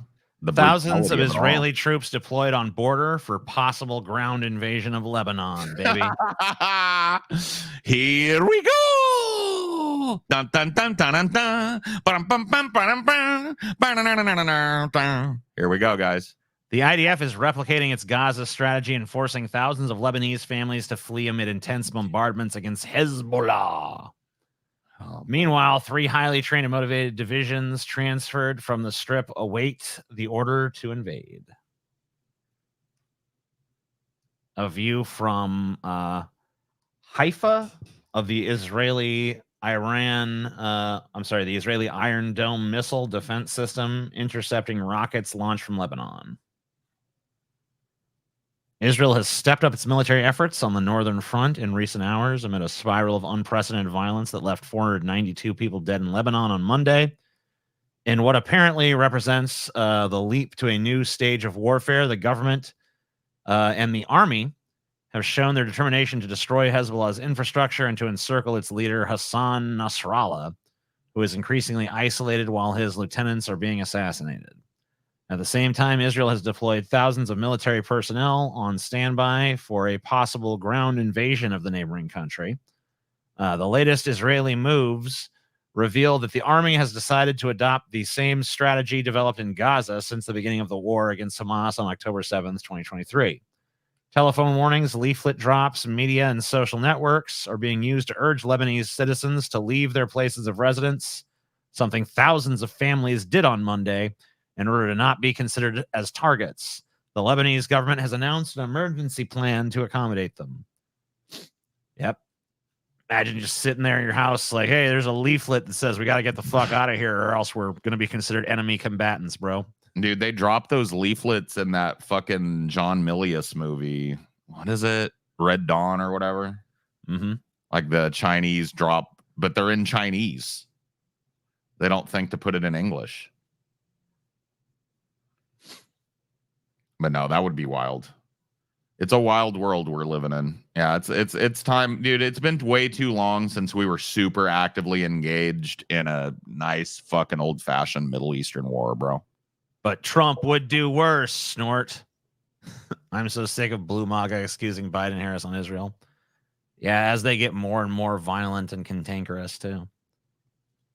But hey, it's not just their army that's getting ready for some shit. The U.S. is sending more troops to the Middle East as violence rises between Israel and Hezbollah. Let's get some of our motherfuckers in the mix, huh? We can't let Israel have all the fun. We got to get some. Oh, yeah, we gotta dip our dicks into this. The U.S. is sending a small number of token additional force. troops to A the token Middle East force, in really. response to a sharp spike in violence between Israel and Hezbollah forces in Lebanon that has raised the risk of a greater regional war. Major General Pat Ryder, Pentagon press secretary, would not say how many more forces will be deployed or what they would be tasked to do. The U.S. now has about 40,000 troops in that region. It's a small number, though.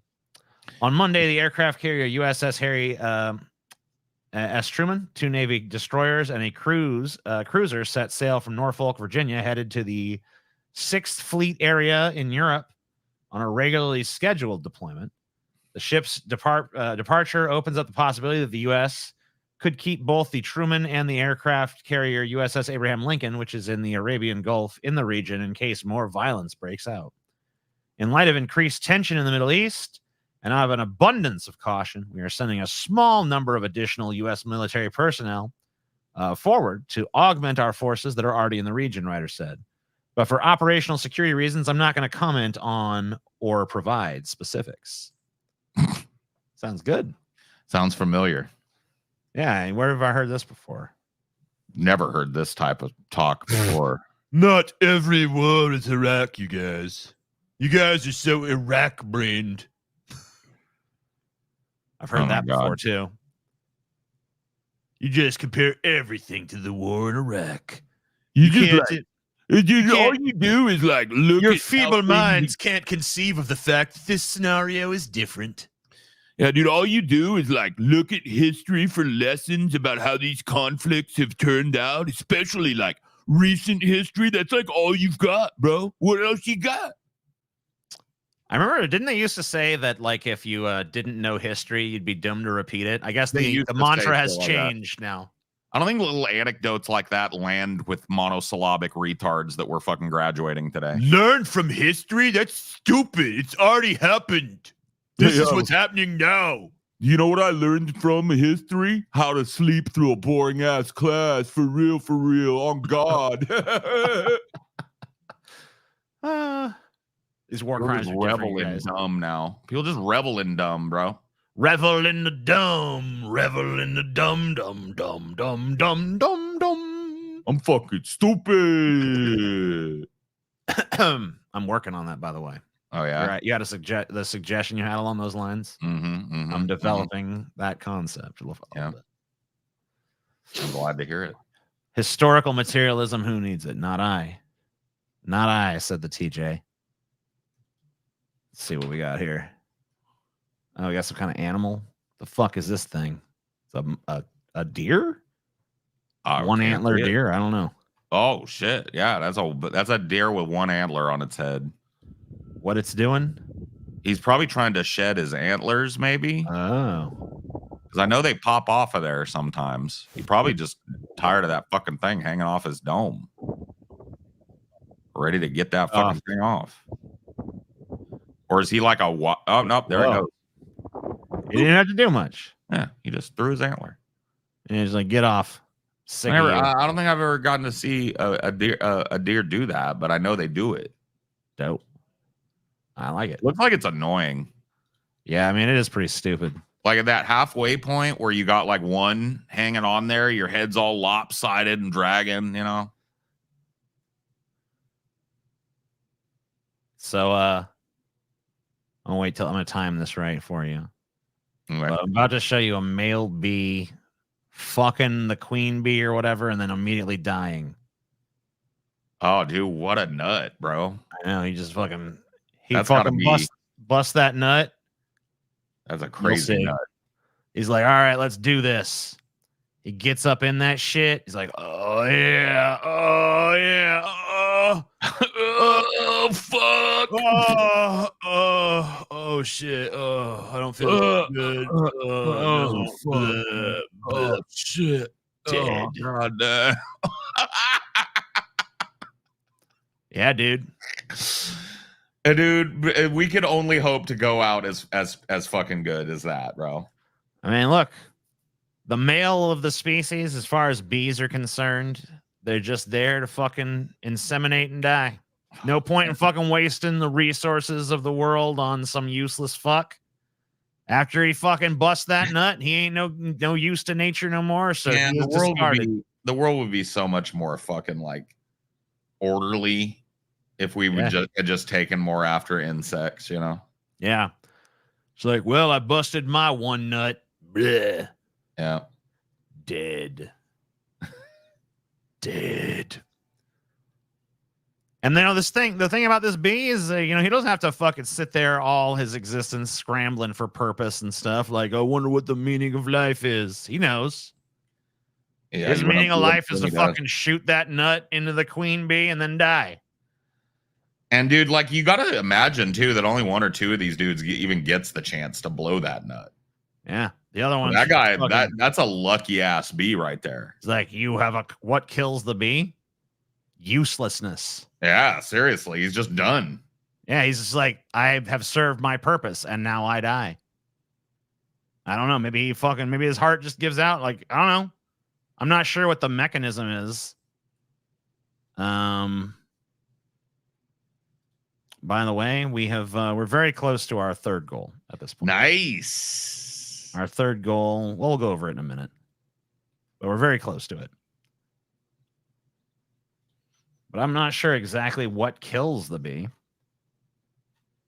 Uselessness. It's like you said. Yeah, but I mean, I don't know what like the actual like physiological mechanism is behind it. Dude, I think their guts come out. They blow that load so hard that their fucking innards just come squirting out with it, you know? Damn. like if you nutted and just like a loop of intestine came blowing out your cock, you know? Oh shit. Oh fuck. Yeah. Oh shit. I want to be a bee. I want, you know what? I hope reincarnation is a thing. I hope reincarnation is a real thing. So I want to come back as a bee one time, just to see what's what. I think I need the perspective of the hive, you know. So basically, his dick breaks off in the fucking queen. Yes.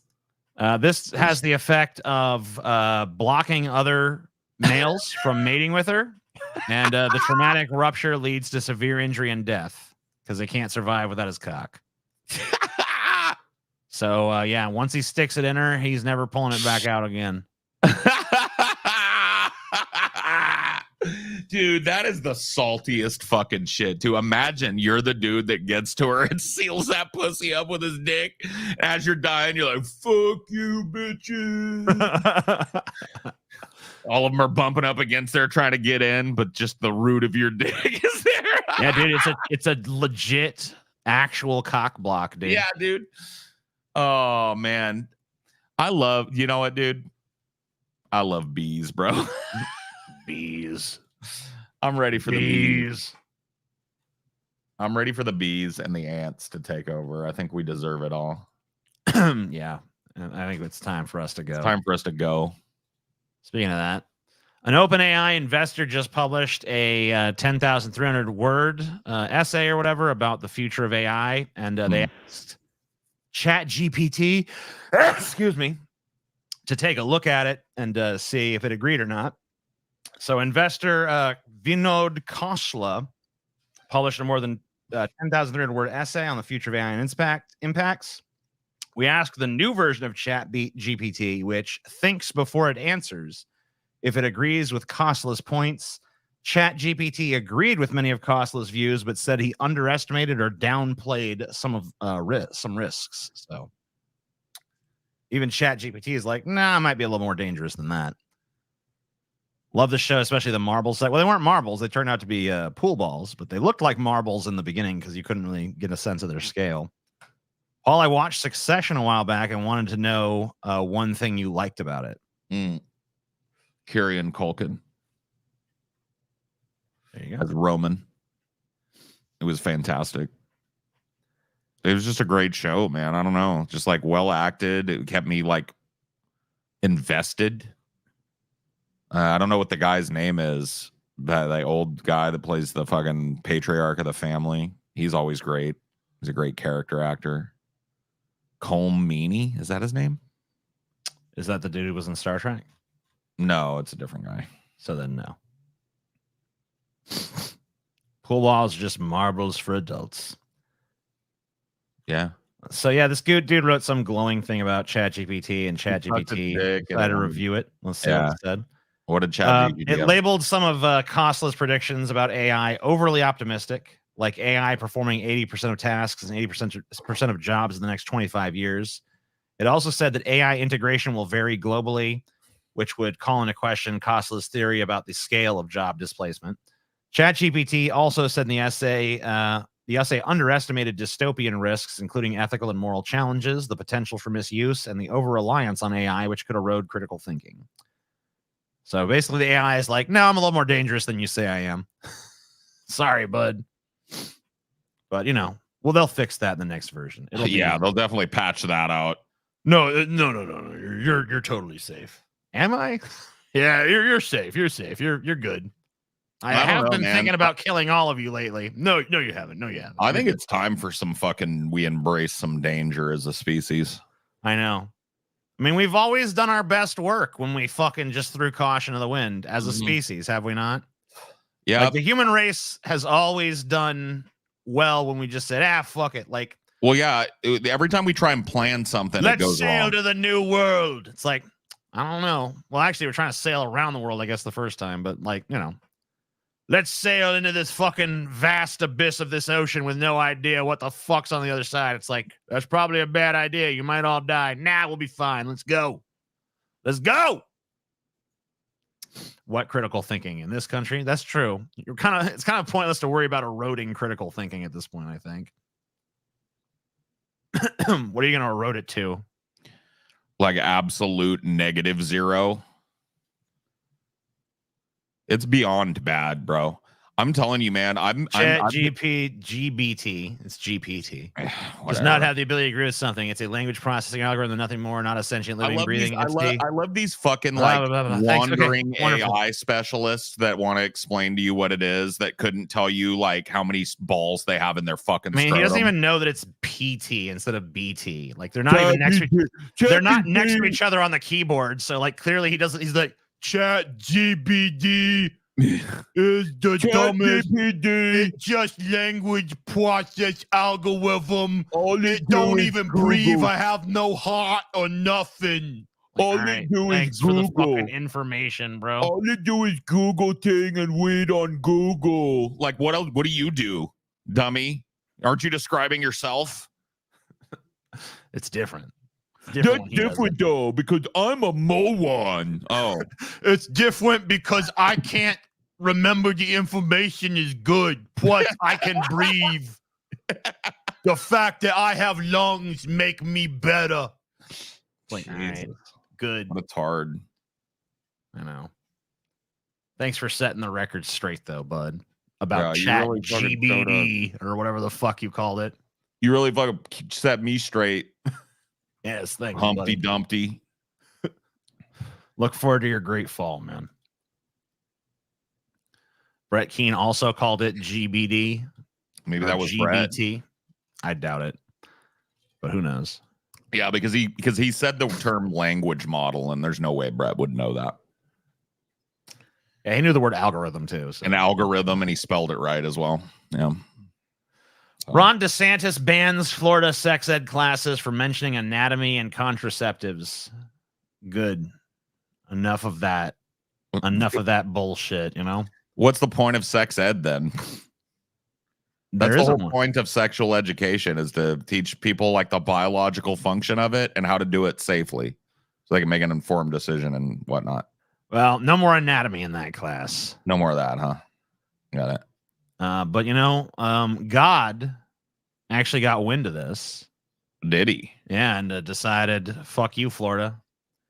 Because now God has sent a hurricane to destroy Florida. Hurricane Helene is supposed to intensify rapidly and then destroy Florida. Hopefully, I'm hoping it'll kind of like scrape more of the side than it's supposed to. I'm hoping it'll maybe just take Tampa with it, you know, too. Not really supposed to hit Tampa at this point, but I kind of hope Tampa's destroyed and, you know, just destroy the whole panhandle, basically. And then God needs to send another one to take care of the dangly bit. But, you know, at least when the panhandle is destroyed, Florida will be kind of disconnected from the rest of the country, you know? Sure.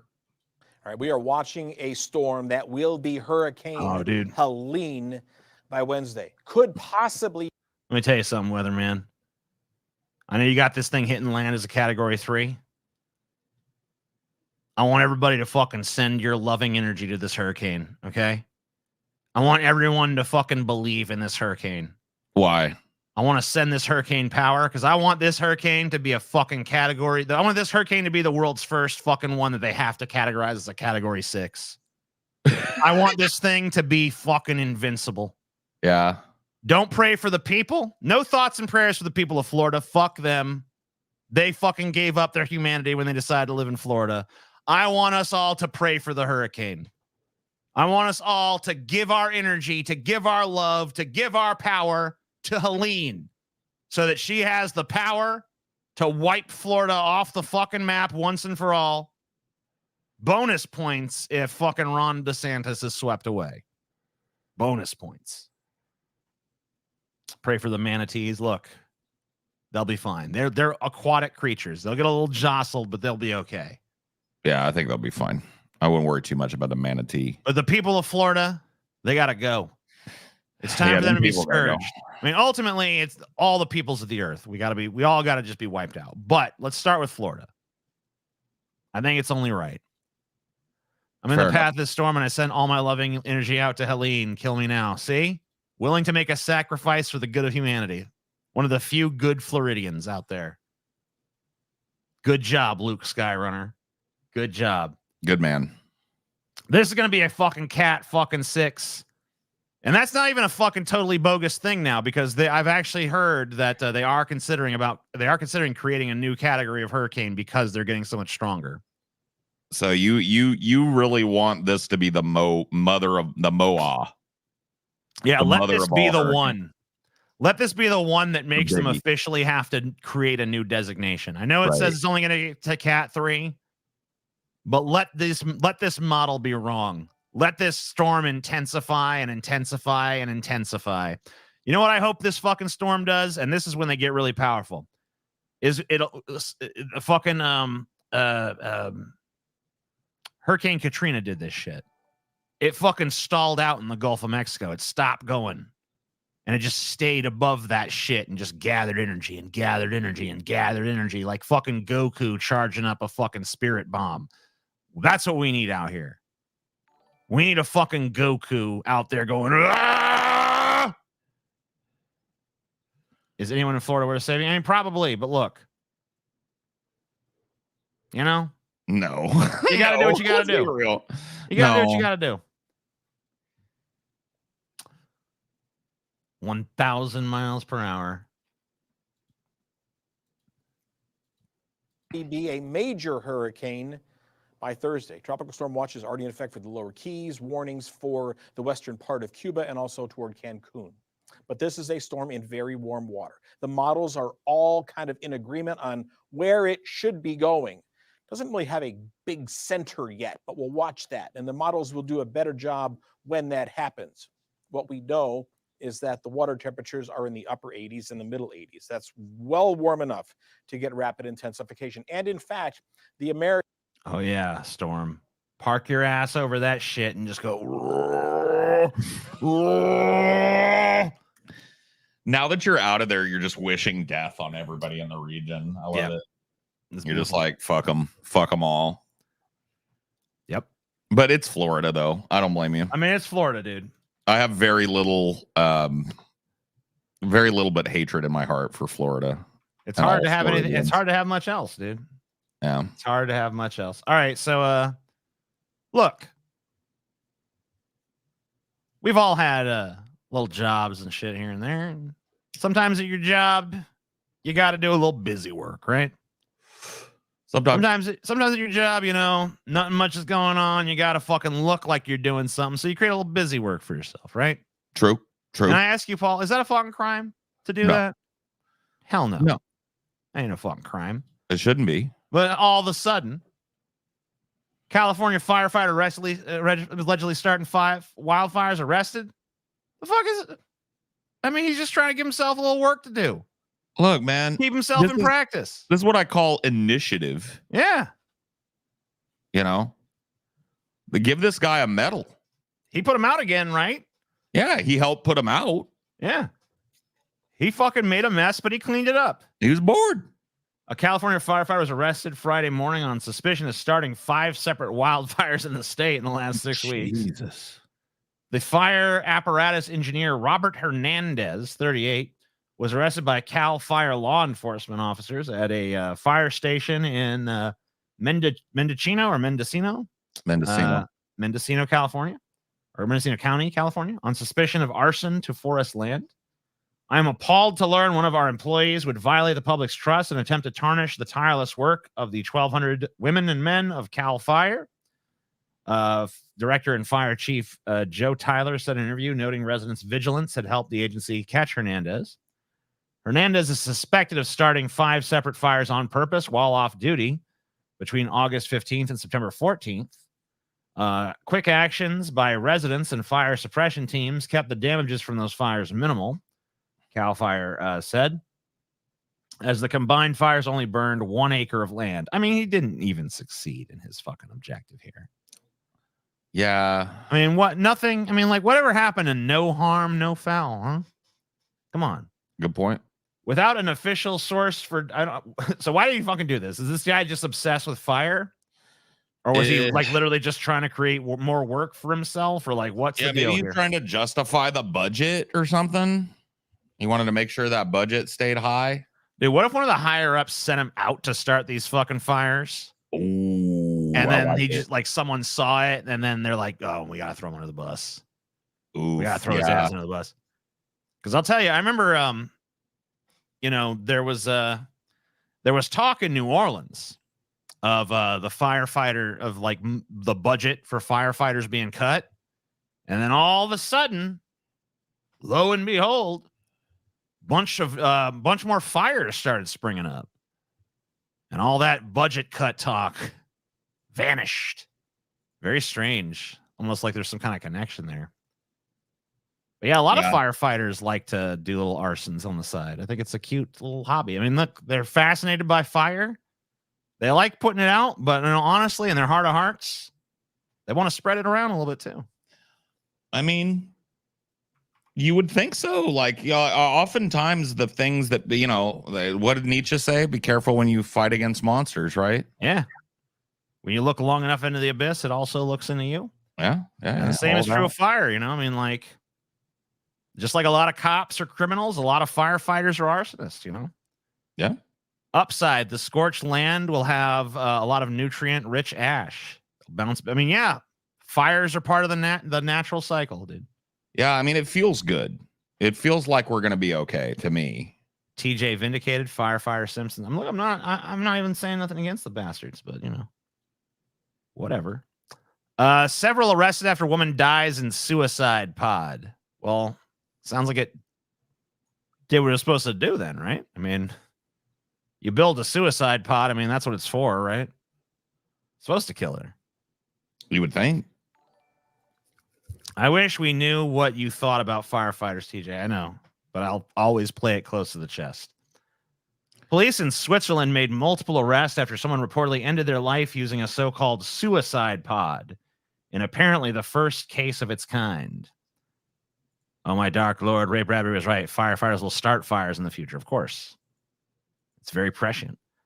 Police in Schaffhausen region said they arrested several persons on suspicion of inciting and aiding and abetting a suicide after someone died reportedly by using a pod made by a company, Sarco, on Monday.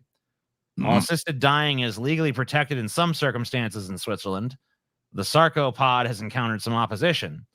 Officers recovered the device and the body at the scene. The company behind the controversial pod says it can be solely operated by the person seeking to end their own life without medical supervision. Police said it was used on Monday at a forest hut in Meereshausen area, a sparsely populated part of Switzerland on the German border. Police said they were tipped off by a law firm about a suicide involving the device. The number of people arrested and their identities have not been disclosed. The deceased was also not named. In July, a pro-assisted dying group, which promotes the Sarco device, said it anticipated it would be used for the first time this year. Advocates say it provides an option not reliant on drugs or doctors, and that it expands access to euthanasia as the portable device can be 3D printed and assembled at home. Man, if you're going to fucking kill yourself at home, there ain't no reason to 3D print and engineer some fucking kind of crazy pod. You can just fucking blow your brains out. I mean, it's fucking quick and easy. Yeah, one would think. However, there are also opposition in Switzerland, despite the country having some of the world's most protective laws surrounding assisted dying. Critics fear the device's modern design glamorizes suicide. No one's fucking killing themselves because the pod looks cool. No one's like, ooh, suicide, eh? Ooh. Never really thought about it before, but now that I see that sleek pod, come on. People kill themselves because they're fucking depressed and sick of life. They don't kill themselves because the pod looks cool. They fear it glamorizes suicide, and the fact it can be operated without medical oversight is concerning. I mean, a lot of fucking methods of suicide can be operated without medical oversight. So, assisted dying is illegal in the UK and most European countries, but thousands have traveled to Switzerland over the years in their own lives. Okay. Sarcastapod. Probably not as easy to get guns in Switzerland. Yeah, but you can 3D print a gun too. If you got the 3D printing skills to print this fucking thing, you got the 3D printing skills to print a gun. I guarantee you it'll be fucking quicker and easier than fucking assembling this shit. I feel bad for a person who's like not mechanically inclined but wants to commit suicide trying to fucking assemble this goddamn thing. Fucking takes weeks and weeks. Eventually they just get frustrated and it's like, fuck it. Nothing works in this world. I wish I could kill myself, but I can't build a fucking pod. That pod actually looks like a great way to go out. I bet it's got like video shit inside of it that's playing like serene, like little bunny rabbits hopping around. Yeah. Probably like sprays some good smells in there too. It's like, rhododendrons. Yeah, I mean, if you're going to go out, you might as well go out in comfort, you know? Why the fuck not, bro? I'm all for this fucking thing, really. You know what someone ought to do is build that fucking suicide coaster, you know? Yeah, that would be. That fucking roller coaster that fucking, it makes the blood leave your brain for like an extended period and you just kind of, whoa, you just kind of feel like you're passing out and then next, you're just dead. Yeah. But there's all, you know, that's always kind of a euphoric, like, what?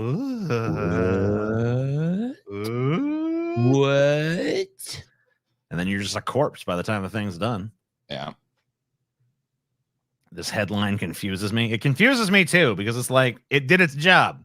It damn well should confuse you. It's a confusing headline. Yeah, I mean, like, it's a suicide pod in a country where fucking suicide is legal. But for some reason, this pod is bad because it glamorizes it or something. Last time in there in that pod, what? Think it jerks you off? You think it's got like a pocket pussy that seeks your dick out? I mean, like one last head. You know, I don't know if they fucking had the wherewithal to do it, but you know, I would. Diddles your ass a little bit for you too, if that's what you're into. It's like you're like, oh, here we go, baby. Yeah, I like these pods, man. I'm all for this shit.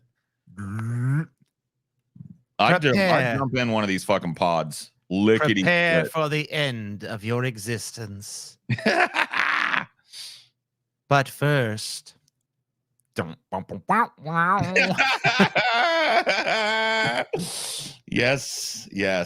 Take me away. Yeah, this thing fucking really milks your fucking dick, man. Yeah. Oh. Yes. We are now downloading your consciousness into the matrix of eternal suffering. It's like, wait, what? Whoa, what are you doing? Whoa. Pause. Pause program. Fuck. We have created hell. Oh no! Wait a minute. You bust. Yeah, I mean, like, if they fucking timed it just right, you know, the moment you fucking come, you go, you know, it's like, the splat noise you made for death. I know. I love it. How is it profitable? There's no return customer.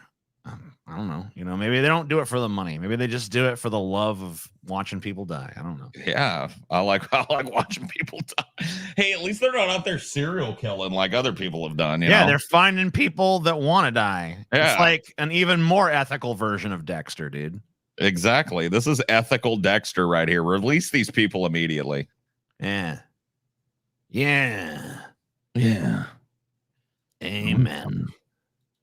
A motherfucking man. I think I need some edibles. Do it. I'm gonna go grab an edible for 90. Do it. Do it to it, Paul. Call me. And while Paul's doing that, I'm going to tell you guys about our goals because we got lots of them. Oh, what's your name, little guy?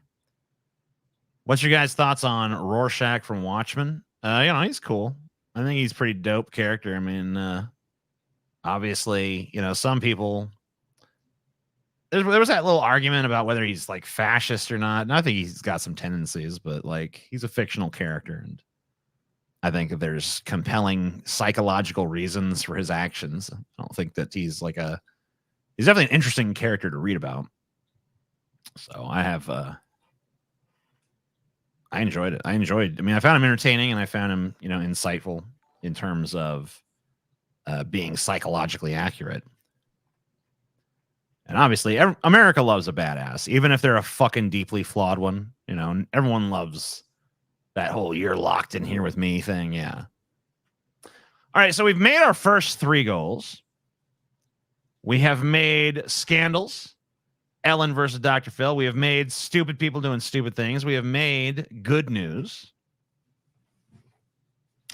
We are on our way to our 600 goal, which is Dr. Phil talks to a dude that shit on his sister's porch. Raging misogynist dude, from what I gather from reading the title. Wait, he shit on his sister's porch? Yeah.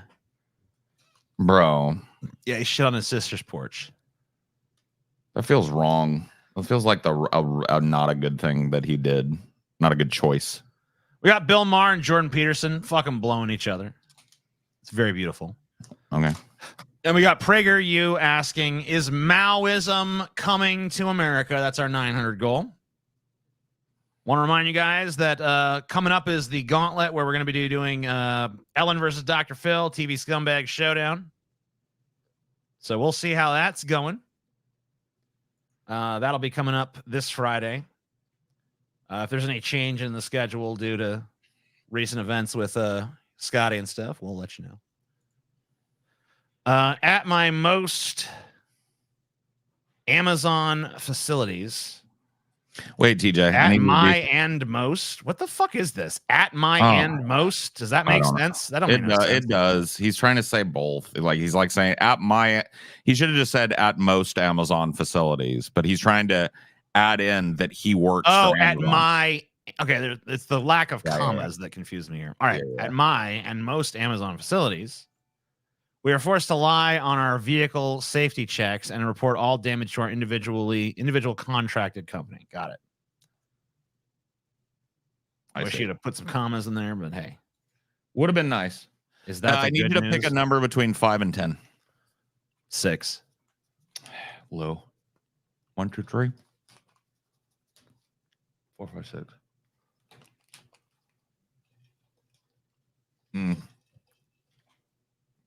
Is that how many edibles you're fucking taking? Yeah.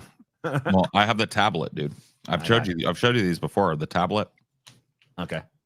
The tablet. Oh, tablet.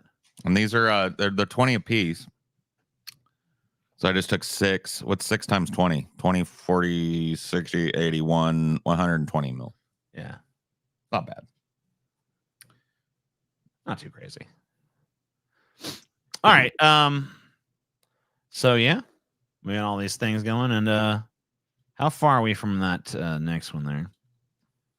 So 600. We're about 100. You know, it's funny. We're about the same amount of milligrams away. We're about 120. So if everyone gave $1 to represent each milligram of weed that Paul just ingested, or THC, then we'd be there. Yeah, it's true. Give me the THC, bitches. Why the fuck did you count to 120 like that, lol?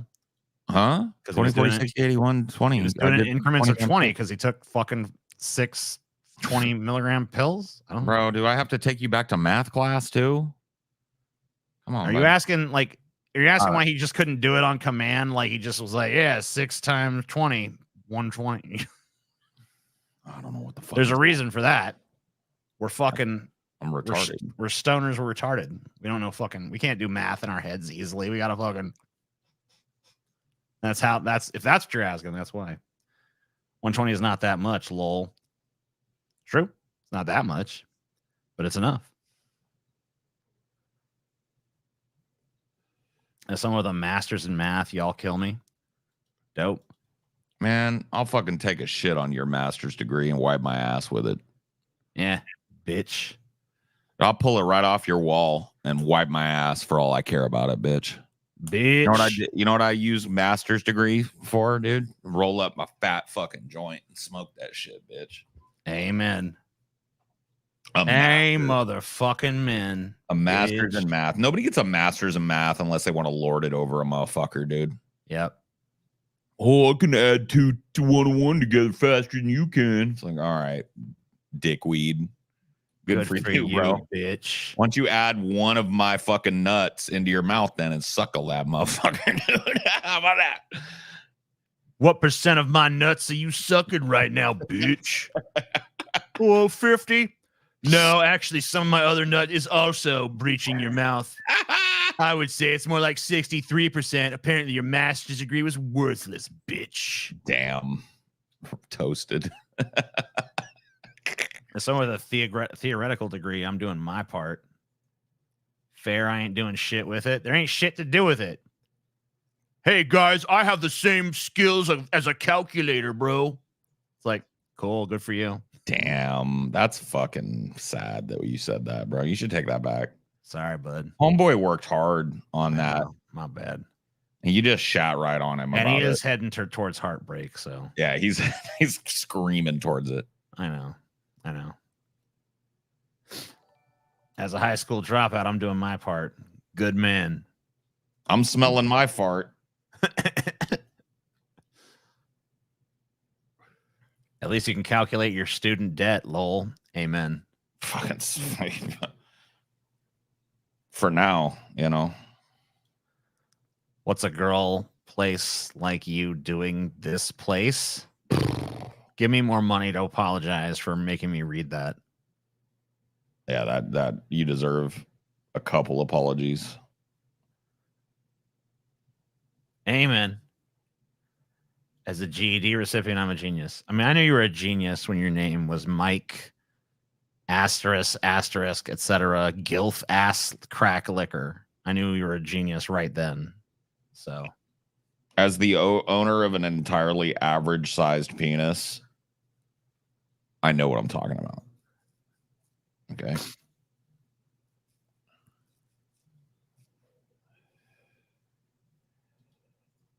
Let's get into these.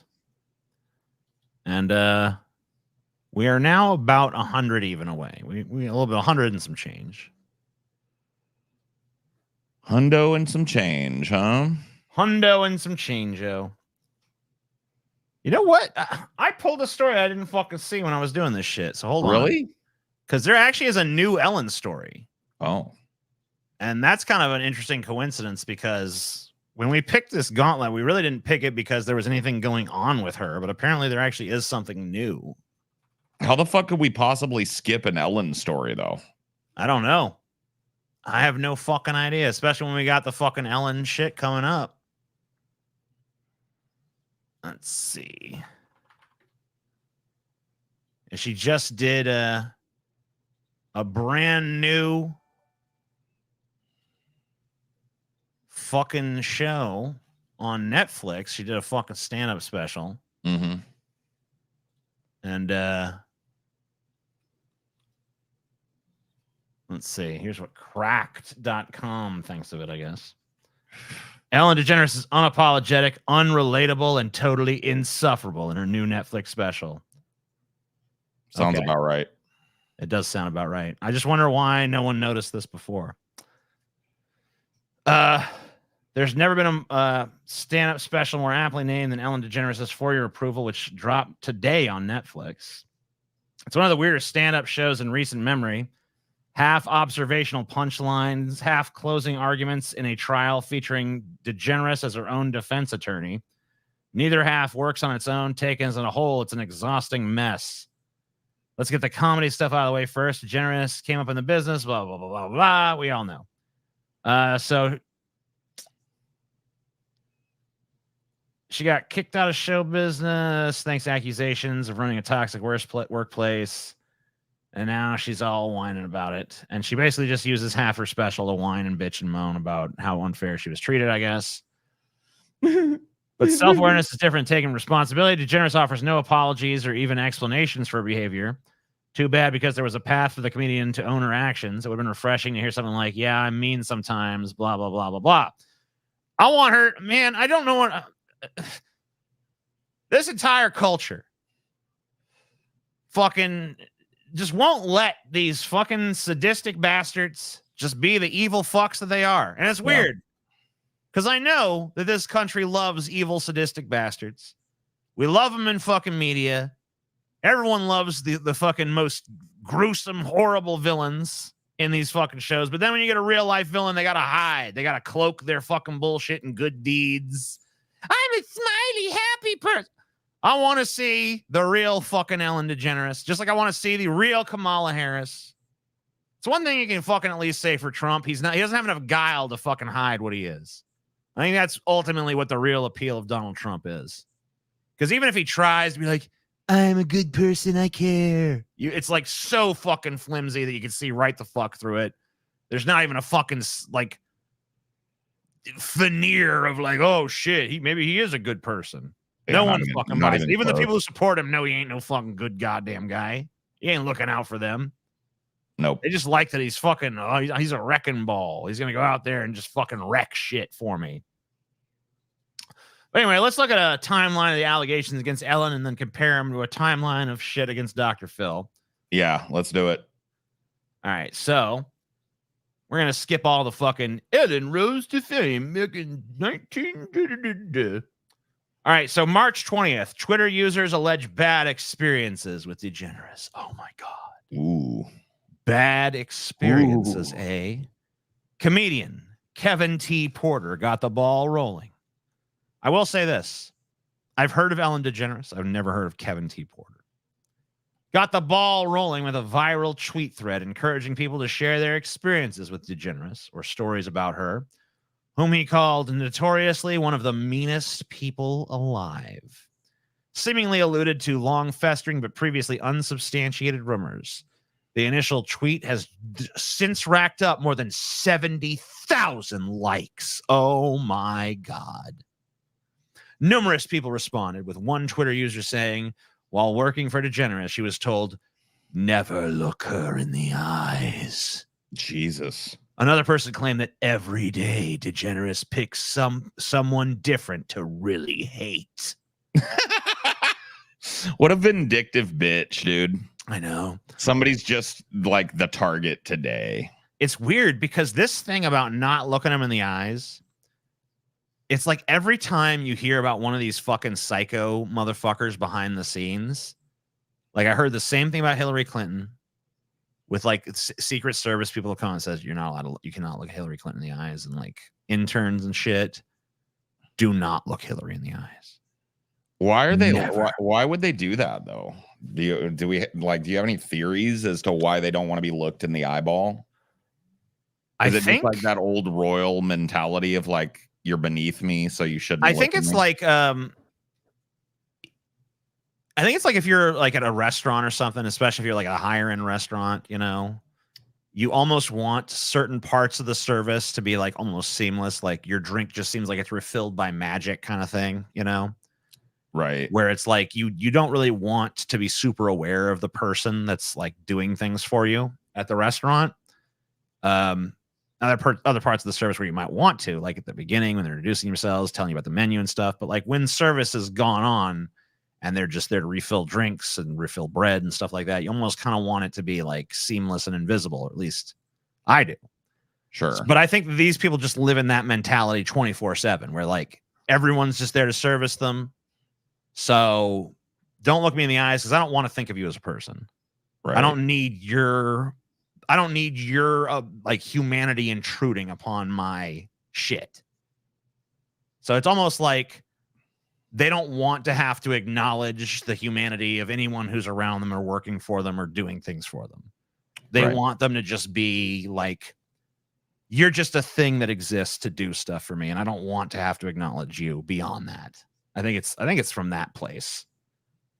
I think that's probably correct. That sounds correct to me.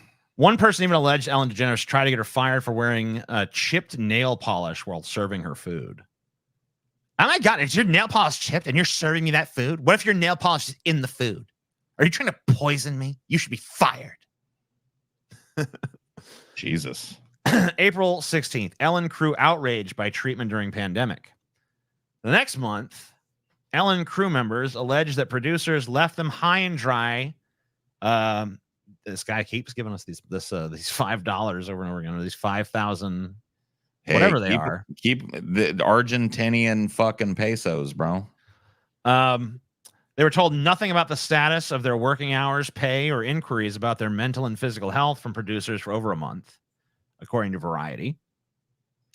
The article also said crew members were later told they'd get major pay reductions, and their frustration only increased when they heard the show hired a non-union company to help DeGeneres tape the show from her home. Oof. A spokesperson for Warner Brothers Television, which distributes the show, told Variety, our executive producers and Telepictures are committed to taking care of staff and crew, blah, blah, blah. Clearly not, though. Yeah, I don't even know if Ellen herself had much to do with that one. Maybe she did. I'm sure she at least rubber stamped it. But that sounds like corporate shit to me. April, June, backlash to DeGeneres' comments about quarantine and Black Lives Matter. Okay. At least twice this year, DeGeneres sparked backlash for statements that many said came off as out of touch or ignorant. In April, people people called out the comedian for comparing coronavirus lockdowns to being in jail, given that DeGeneres presumably had the luxury of being able to shelter in place in her mansion. Yeah, your jail's a little nicer than other people's. So it does seem kind of tone deaf coming from you. Then in June, DeGeneres vowed to do better after critics felt her statement about Black Lives Matter was vague and ineffective. For things to change, things must change, she said in a since-deleted tweet. What? Who gives a shit? What?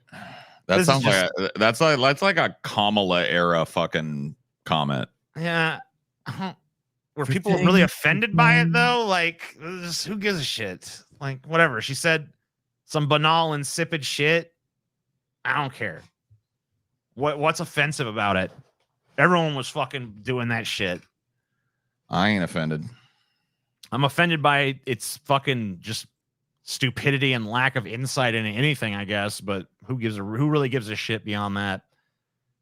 Like, in a country full of people who are like, man, I sure do hate me them N-words. Are you really gonna fucking bust Ellen's balls for fucking being an insipid twat? Who gives a shit? You got bigger fish to fry, bro. With rumors and complaints about DeGeneres already swirling online, BuzzFeed News published 2 reports in July that indicated the host and her show's top producers had a lot of work to do. July 16th, staffers blast Ellen for toxic work environment. I mean, the thing about it is we watched a compilation of Ellen torturing her employees, and it was pretty fucking clear that, like, I mean, the toxic work environment was right there on the air. Yeah. Like, it was pretty much put on display. So I don't know how anyone can act like, oh, man, we had no idea. Because I always assumed, knowing, like, from the outside looking in, as someone who fucking very rarely saw but little tiny glimpses of that show, I always assumed it was just a happy, saccharine, like, show all the time. I didn't know there was all this fucking weird shit in there where Ellen was, like, obsessed with, like, terrifying and humiliating her staff as fucking frequently as possible, while she cackles like a hen in the other fucking, Well, now you know. BuzzFeed spoke to anonymous current former Ellen staffers who alleged that senior producers fostered a toxic workplace full of racism, intimidation, and fear going back years. While DeGeneres wasn't specifically called out for her behavior, one former employee held the host responsible if she wants to have her name on the show. From a black employee describing racist microaggressions. Oh, no, not microaggressions. Dude. Microaggressions. Dun, dun, dun, dun, dun. Microaggressions. No, no, no, no, no. Microaggressions. Dude, I'm sorry. If you fucking use the word microaggressions seriously, I do not take you seriously. I can't. Yeah, I can't. Because, like, what you're really saying to me when you say microaggressions is you're saying, like, you perceived aggressions where there probably weren't any. Yeah, I've decided that you're being aggressive is what you're telling me. They paint a picture of a behind-the-scenes culture that clashes with the be kind mantra touted by DeGeneres. Well, I'm sure there was. Ellen's show reportedly under investigation. Following the BuzzFeed report, the Ellen DeGeneres show was reportedly placed under internal investigation by Warner Media, which would entail interviews with current and past staffers, executive producer Ed Glavin, Mary Connolly, and Andy Lassner also released joint statements to BuzzFeed taking full responsibility for the show's daily operations. For the record, the day-to-day responsibility of the show, of the Ellen show, is completely on us. So basically, they tried to fucking take the bullet for Ellen. She's like, take the bullet for me. Say it's all your fault. And I guess it didn't work because we all know it didn't ultimately work. July 30th, Ellen addresses allegations in staff letter. 2 weeks after BuzzFeed's initial report, DeGeneres addressed the allegations that she fostered a toxic workplace. In a letter to her staff obtained by EW, DeGeneres avoided discussing specific complaints, but promised that things will now change. While she apologized for employees' negative experiences, DeGeneres also shifted some blame to those working for her. As we've grown exponentially, I've not been able to stay on top of everything and relied on others to do their jobs as they knew I want them done. Clearly, some of them didn't. That will now change. What the fuck? Yes. As the show grew to its impossible greatness, I had to give responsibilities to lesser beings, and unfortunately, they fucked up. The idiots that they are. Morons that they are. So then, also on July 30th, ex-staffers accuse Ellen producers of sexual misconduct. Because, you know, it's all escalating now. Of course. Hours after DeGeneres' letter was reported, BuzzFeed published accounts from 36 unnamed former employees alleging incidents of harassment, sexual misconduct, and assault from top producers. The ex-staffers specifically calling out head writer and executive producer Kevin Lehman, executive producer Ed Glavin, and co-executive producer Jonathan Norman for inappropriate behavior. Lehman and Norman both deny the allegations, while Gavin did not respond to the outlet's request for comment. Then on August 17th, DeGeneres issues a second apology and announces staffing changes. DeGeneres apologized again to her staff in an emotional Zoom meeting on August 17th. It seems to me like this pandemic really fucked her. Because basically, like, once the people were out of that environment, they were just kind of like, the duck was that? Yeah. What happened? That was some weird shit now that I fucking look back on it. During the call, EW learned DeGeneres spoke about being introverted and having good days and bad days, which caused her to keep to herself at times. Wham, wham, wham, boo, hoo, hoo. And, you know, I guess it does. I guess this fucking article doesn't go all the way through to when the show was canceled, but it was very shortly after that was published. Meanwhile, let's see what Dr. Phil's up to. This is back from 2011, so I'm sure he's gotten into some more shit since then, but we'll see. With 3 active lawsuits against Dr. Phil, Trisha Romano delves into the current and past scandals surrounding the controversial TV shrink. Current lawsuit. Ouch, the dog bit me. It's bad enough to be sued, but to be sued over a dog bite? Janice Harris alleges she got an infectious disease after Dr. Phil's dog allegedly bit her. Charlie bit my finger.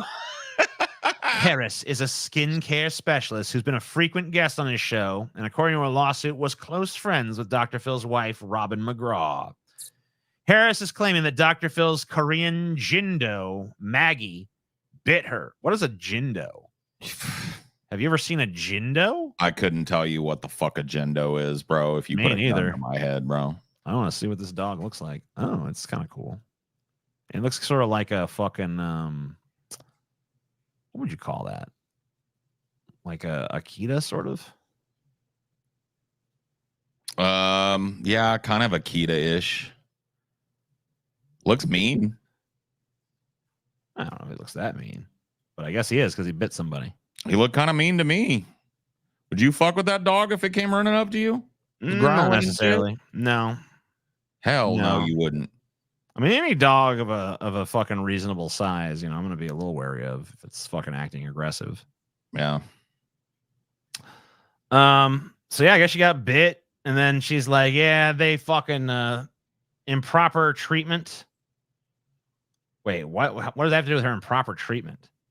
Oh, instead of taking her to a hospital to avoid publicity, they procured antibiotics from a friend who was a nurse. So basically, they're like, "Don't go to a hospital for that." Got it. Yeah, that's we don't fucking take care of this in house. So she had improper treatment, got an infection, and now she has tremors in her right hand, basically. Got it. Dr. Phil's attorneys are asking for the lawsuit to be dismissed because Harris has signed an arbitration agreement and she has no case. All right. Another lawsuit, the Natalie Holloway defamation case. Then there's the case of the Calpo brothers, sorry. One-time suspects in the disappearance and murder of Natalie Holloway. In 2005, Dr. Phil's program on the blonde beauty's disappearance heavily featured Deepak Calpo and Satish Calpo. They alleged the show's portrayal of them using hidden camera footage edited in an allegedly misleading way constituted defamation. On Tuesday, the judge allowed the deposition of Holloway's mother, Beth, which Dr. Phil's legal team had tried to prevent.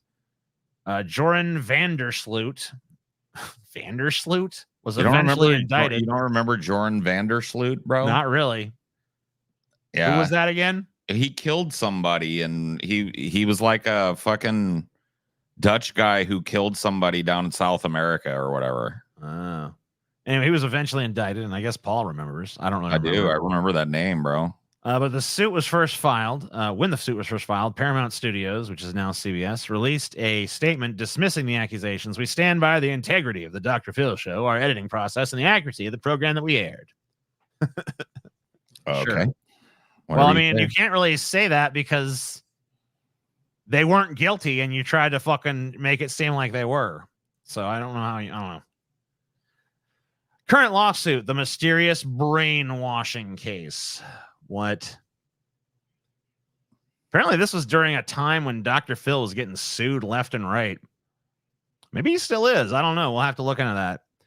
In the crop of ongoing lawsuits, there's the odd bit of alleged brainwashing and sexual harassment claimed by Shirley Ray Dew, a 56-year-old Irvine, California woman who said that during a group therapy session at the Dr. Phil house, which was being filmed for a show in 2007, she had been held captive and forced to be in the same room with a completely live, naked man while he exposed his entire naked body, genitals and all. Whoa, wait. Genitals and all? And all. Wow. All Asshole of them. too? Yeah. Is because asshole's not technically a genital, right? No, I don't think so. So and this is, I all- mean, you know, So it's he- kind of lumped in with the same category, but So yeah, did it's he not. bend over? I don't think it's a genital though. You wouldn't call it No, your it's genital. it's not part of your genital. I tell you, but So he had. So if she it's saw, like it thought all- of the same way socially or whatever. dude, he gave her the half moon swoon. Dude, he bent over and spread her fucking. Dude, she saw the starfish. Is what that is saying. I think so. Genitals and all, baby. After an appeal by Dr. Phil, the case is moving forward. In an email to the Daily Beast, her attorney wrote, the court disagreed with his attorney's position that we are commencing discovery with the intent to take the matter to trial. All of Shirley Ray Dow's, or Dio's, I don't know how to pronounce her fucking last name, Dio. Anyway, all of her claims are without merit. Dr. Phil is never alone in the house with any of the guests, and all of his interactions are captured on video or audio tape. Once Miss Dio expressed her discomfort, the producers ascertained there was nothing they could do to help her. They called a car service to return her home. So they'd done the right thing. Once they realized that the fucking naked man's butthole made her uncomfortable, they paid for her taxi to leave. So there you go. What else are you supposed to do? Past problems. The Ted Williams fiasco. Oh, yeah. The homeless man with the golden voice. Okay, got it. I remember that guy. The one-time addict who admittedly had family troubles and a drinking problem was given first-class express entry into Hollywood, gifted with job offers and appearing on every daytime talk show. Within days, it was revealed that Williams was still drinking and that he had a not-so-ready-for-primetime TV family life. Dr. Phil came to the rescue. After members of the family appeared on the show in an intervention-like setting, Williams got into a fight with his daughter at the Renaissance Hotel and police were called. No charges were filed, and during a sit-down interview on his show, Dr. Phil cornered a quivering and shamefaced Williams to admit that he had not, in fact, been sober for the last 2 years. Quivering? Yeah. And then told Williams he needed to go to rehab. The good doctor paid for his stay at a private rehab in Texas, but Williams didn't appear terribly excited to go. He checked out 12 days later. He told Ian in February, I love Dr. Phil. I don't want to bash him in any way. I walked out of treatment because it felt a little scripted. I felt there was no anonymity. Well, yeah, it was for TV, bro. They don't give a shit about you. You're just fucking TV fodder for them. I wonder if that dude, is that dude still... I know he fucking got a few like voice jobs after that, but I wonder if he's still working or if he's back on the streets or whatever. Yeah. I'm gonna look that up real quick. I'm curious. You should check. You should check into it. What's his name? John Williams? Yeah, Ted John Williams. Williams. Ted Williams. There we go. Or wait, no, you're right. It's Ted. Yeah, back? Golden voice. I'm looking at his Wikipedia to see what the fuck his current status is. Because obviously everyone was super interested in him for a minute. 2021. He said he was going to try to run for governor of Ohio, and then he was like, "Nah, I'm not doing that." That's the last thing I see about him. What is he fucking doing now? Anything? I see. Yeah, here asking the something. wrong feller. It's like he might be doing some religious bullshit now. No, I guess he's just doing like radio work and stuff. He's got a little bit of a fucking career going on still. That's good. I'm glad he's not back on the streets at least.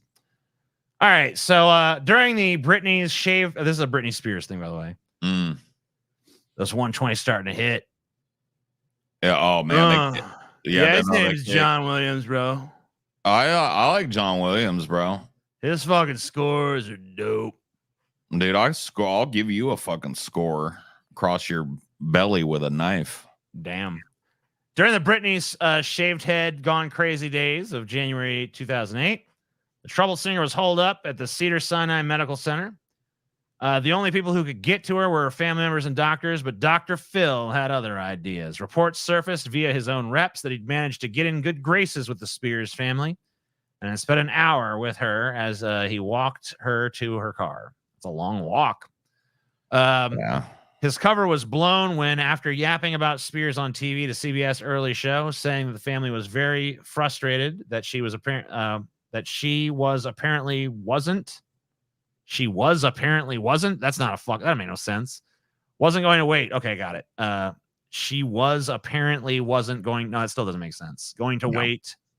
Going to be held hostage for long. Whatever. It's unclear if he had spent more than 15 minutes with the singer. TMZ later reported that Spears had left the room when he had arrived and had not interacted much with him. So basically, he's like, "Yeah, I got the skinny on Britney. I was in the room with him. We had a long conversation. I got the skinny. We talked for a long time. You know." That is something that he would say. I got the skinny on Britney, dude. Yep.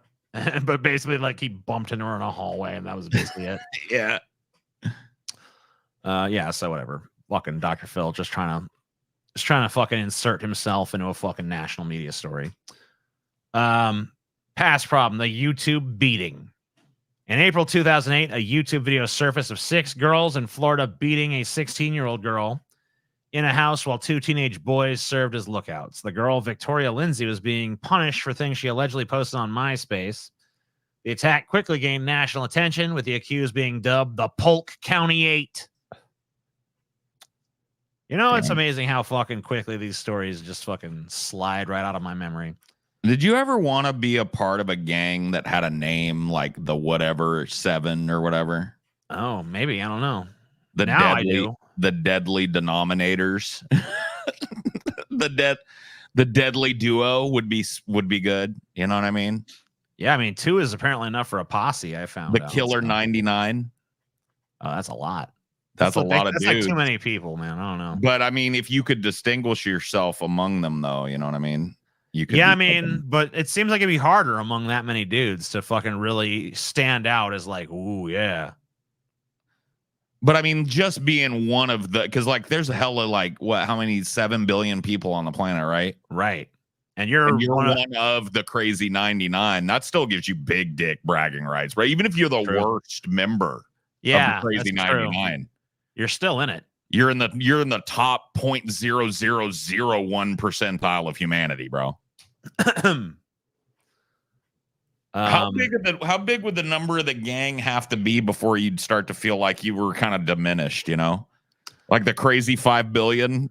Yeah, I mean, that's garbage. Yeah, you're just like, who cares? Like, it's actually more exclusive to be out of that gang at that point, you know? The crazy 5 billion. The crazy 5 billion. I love it. The fucking gang that's like most of the world. It's like the most mundane fucking gang ever, bro. Oh, yeah. What are you claiming? Crazy 5 billion. Me too, bro. Hey, only crazy 5 billion on this block, Holmes. That's okay. I'm in the crazy 5 billion as well. Yeah. Oh, okay. Yeah, dude, here's my card. Oh shit. No.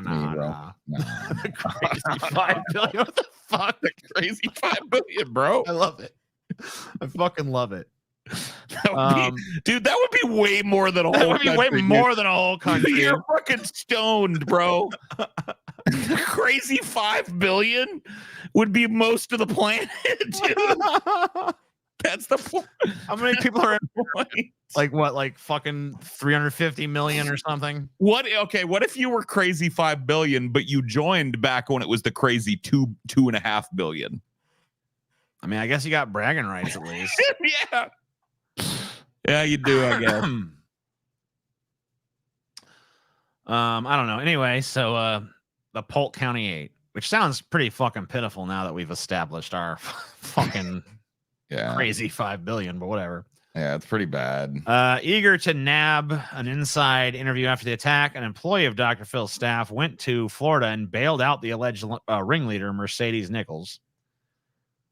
The news was leaked by a bondsman, and the gambit quickly backfired on the celebrity talk show host who denied he'd instructed the man to bail out the interviewee. What? No, he didn't. So they went and bailed out some fucking criminal that America had a fucking hate boner for, just so they could get the exclusive interview, basically. I see. And then Dr. Phil's like, I never told him to do that. Like, well, then what'd you send him down there for? Well, it wasn't me. Where do you get the money? Briefcase on top of a phone booth. That's what I heard. That's what I heard he got it. I heard he was a gang member in the Crazy 5 Billion. Crazy 5 billion, bro. By the way, we're about $82 away from our goal, our next goal. That ain't bad. I think somebody could fucking make that happen, dude. The Argentina guy, you guys all need to go down to Argentina and blow this dude because he's been carrying you motherfuckers tonight, bro. We have finished our first goal. We're starting on our second. We got good news after that. And then we got Dr. Phil talks to a dude that shit on his sister's porch. Man, if we don't make that, I'm fucking depressed. Yeah, I mean, we have to at least make that. The last two fucking shows, you know, it's been fucking, we have not made our fucking our last goals. And it's not like viewership's down. We're getting the same amount of motherfuckers in here as usual, but we're not getting the same amount of money as usual. Dude, the economy's down, Times bro. tough? Is that what I'm getting from this? Times is tough right now? I mean, Dude, we're having to rely. We're getting floated by an Argentinian billionaire now. Argentinian.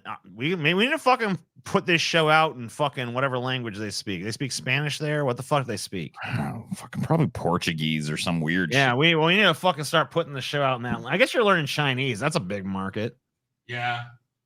Let the money rain. Goddamn right. You goddamn right. Yeah, rain that fucking money, bitch. All right, here's we're gonna watch some stupid motherfuckers now and see what fuck kind of stupid shit people are getting into. All right. No. No balls.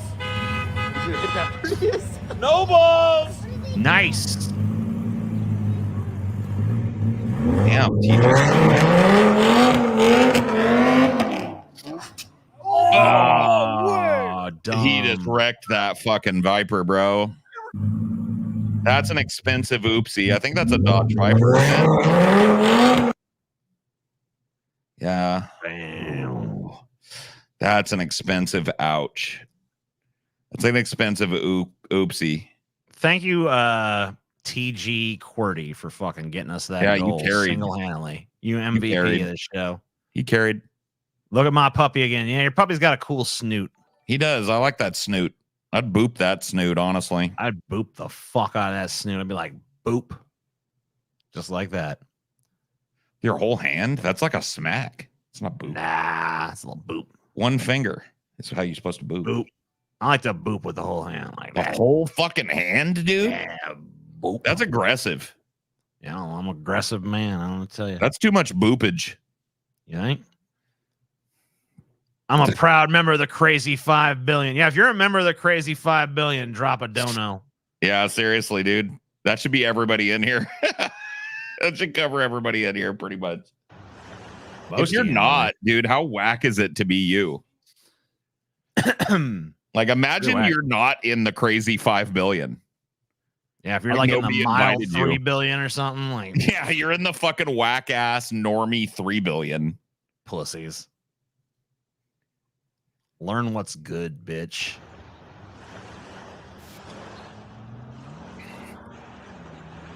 This guy's driving on the beach.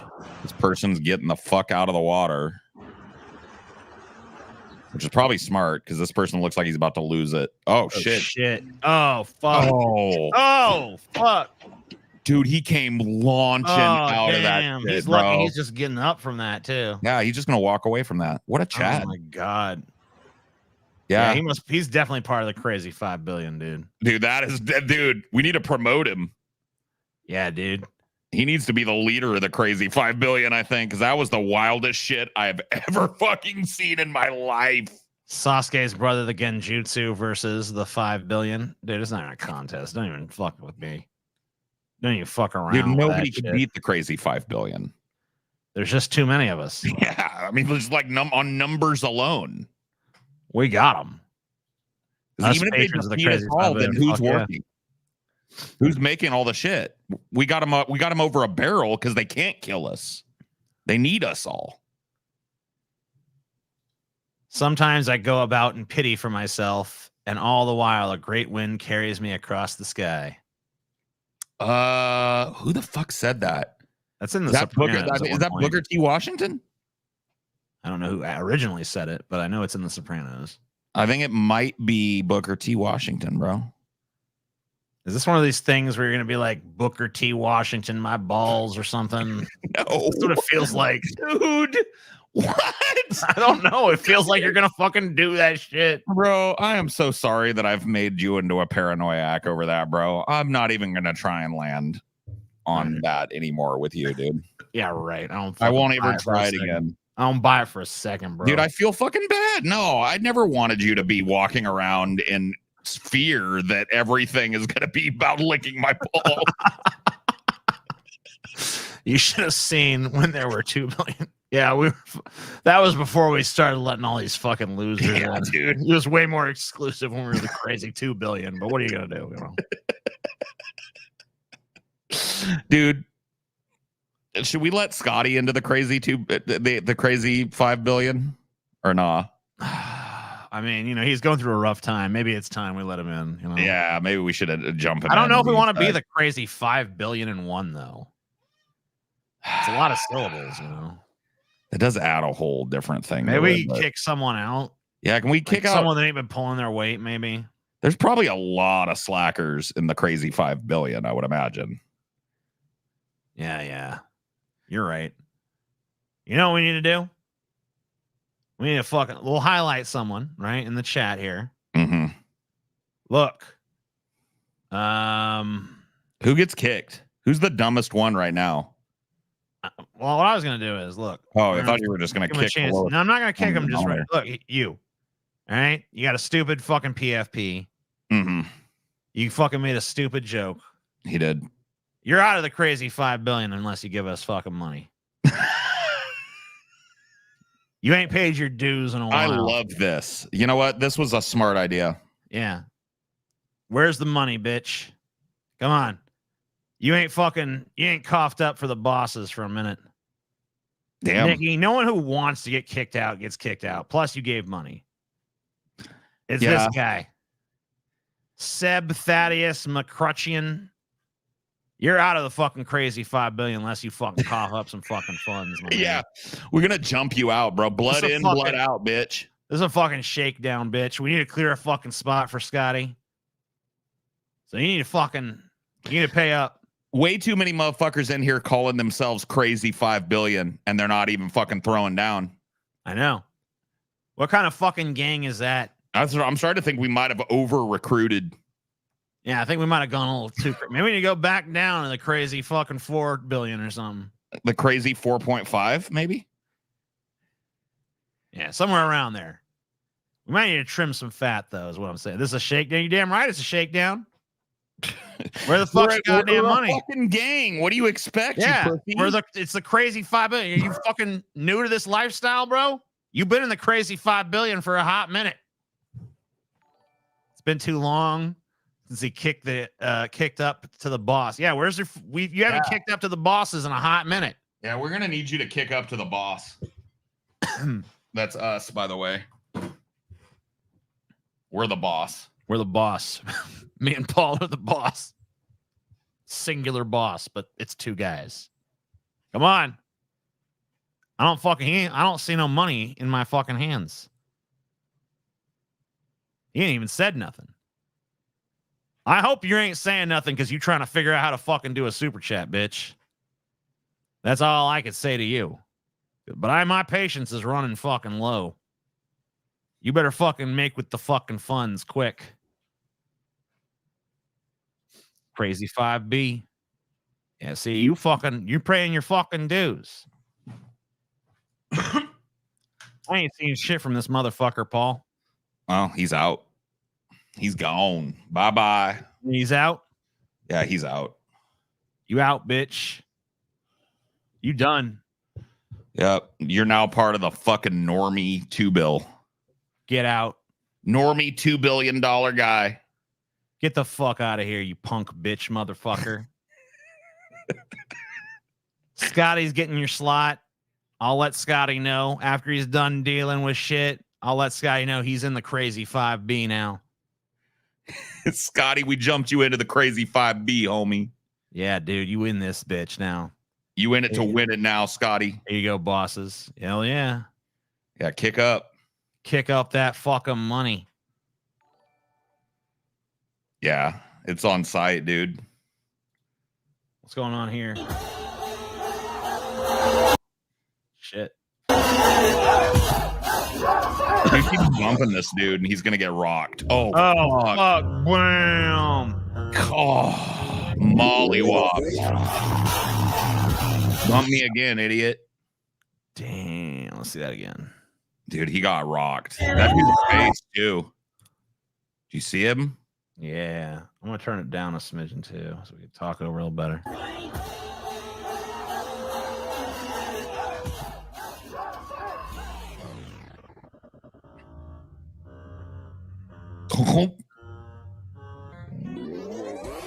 You just got checked. Got elbow checked in the face. There's really nothing you can do after that happens to you, too. You just I guess you can go fight, but no. I don't think you're in fighting shape after that. No, you ain't gonna fight after that, bro. Nobody that just took that to the face is getting up to fight. He's trying to get up, but I don't think it's gonna work out for him. I don't think it's gonna work out. Kick out the Canadians for Scotty. I mean, why do you think it's the crazy fucking 5 billion? There ain't a single Canadian on the roster, okay? Yeah, we didn't fucking let no Canadians in. That's always been the rules. Always will be, too, while I draw breath.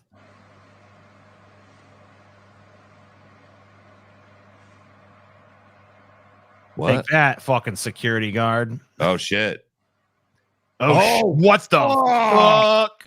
He roundhoused him. Damn. I did not see that one coming right there. That was...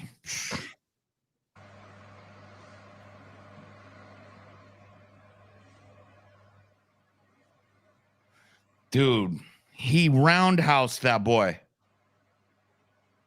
About to learn that. Dude, I want to learn how to do that fucking kick, bro. Damn. Can you imagine what a Chad you would feel like if you busted that fucking kick right there, bro? I ain't never seen a motherfucker just land a roundhouse kick in a fucking street. Dude, that was even a badass roundhouse because it came up from behind and shit, too. It was like a wild-ass Jackie Chan roundhouse. Bow! Yeah, that dude was trying to walk away, and he's like, no, you ain't walking away. You ain't walking away from shit, bitch. You disrespect me. Fuck that. That was like some WrestleMania shit. Yeah, that was some sweet chin music shit. But in real life. I know. It's fucking brutal. All right, this sounds promising from its title. This is called Trying to Tow a Boat with Your Body. Trying to tow a boat. Oh, yeah, I see what's going on with here. Your body. What the fuck? I'm filming too. Are you serious, bro? No. Yeah, that's what I expected. You got fucking nut shotted, dude. Look at that stupid fuck. Look at it. I'm filming too. Bam! Fucking nut shotted, bitch.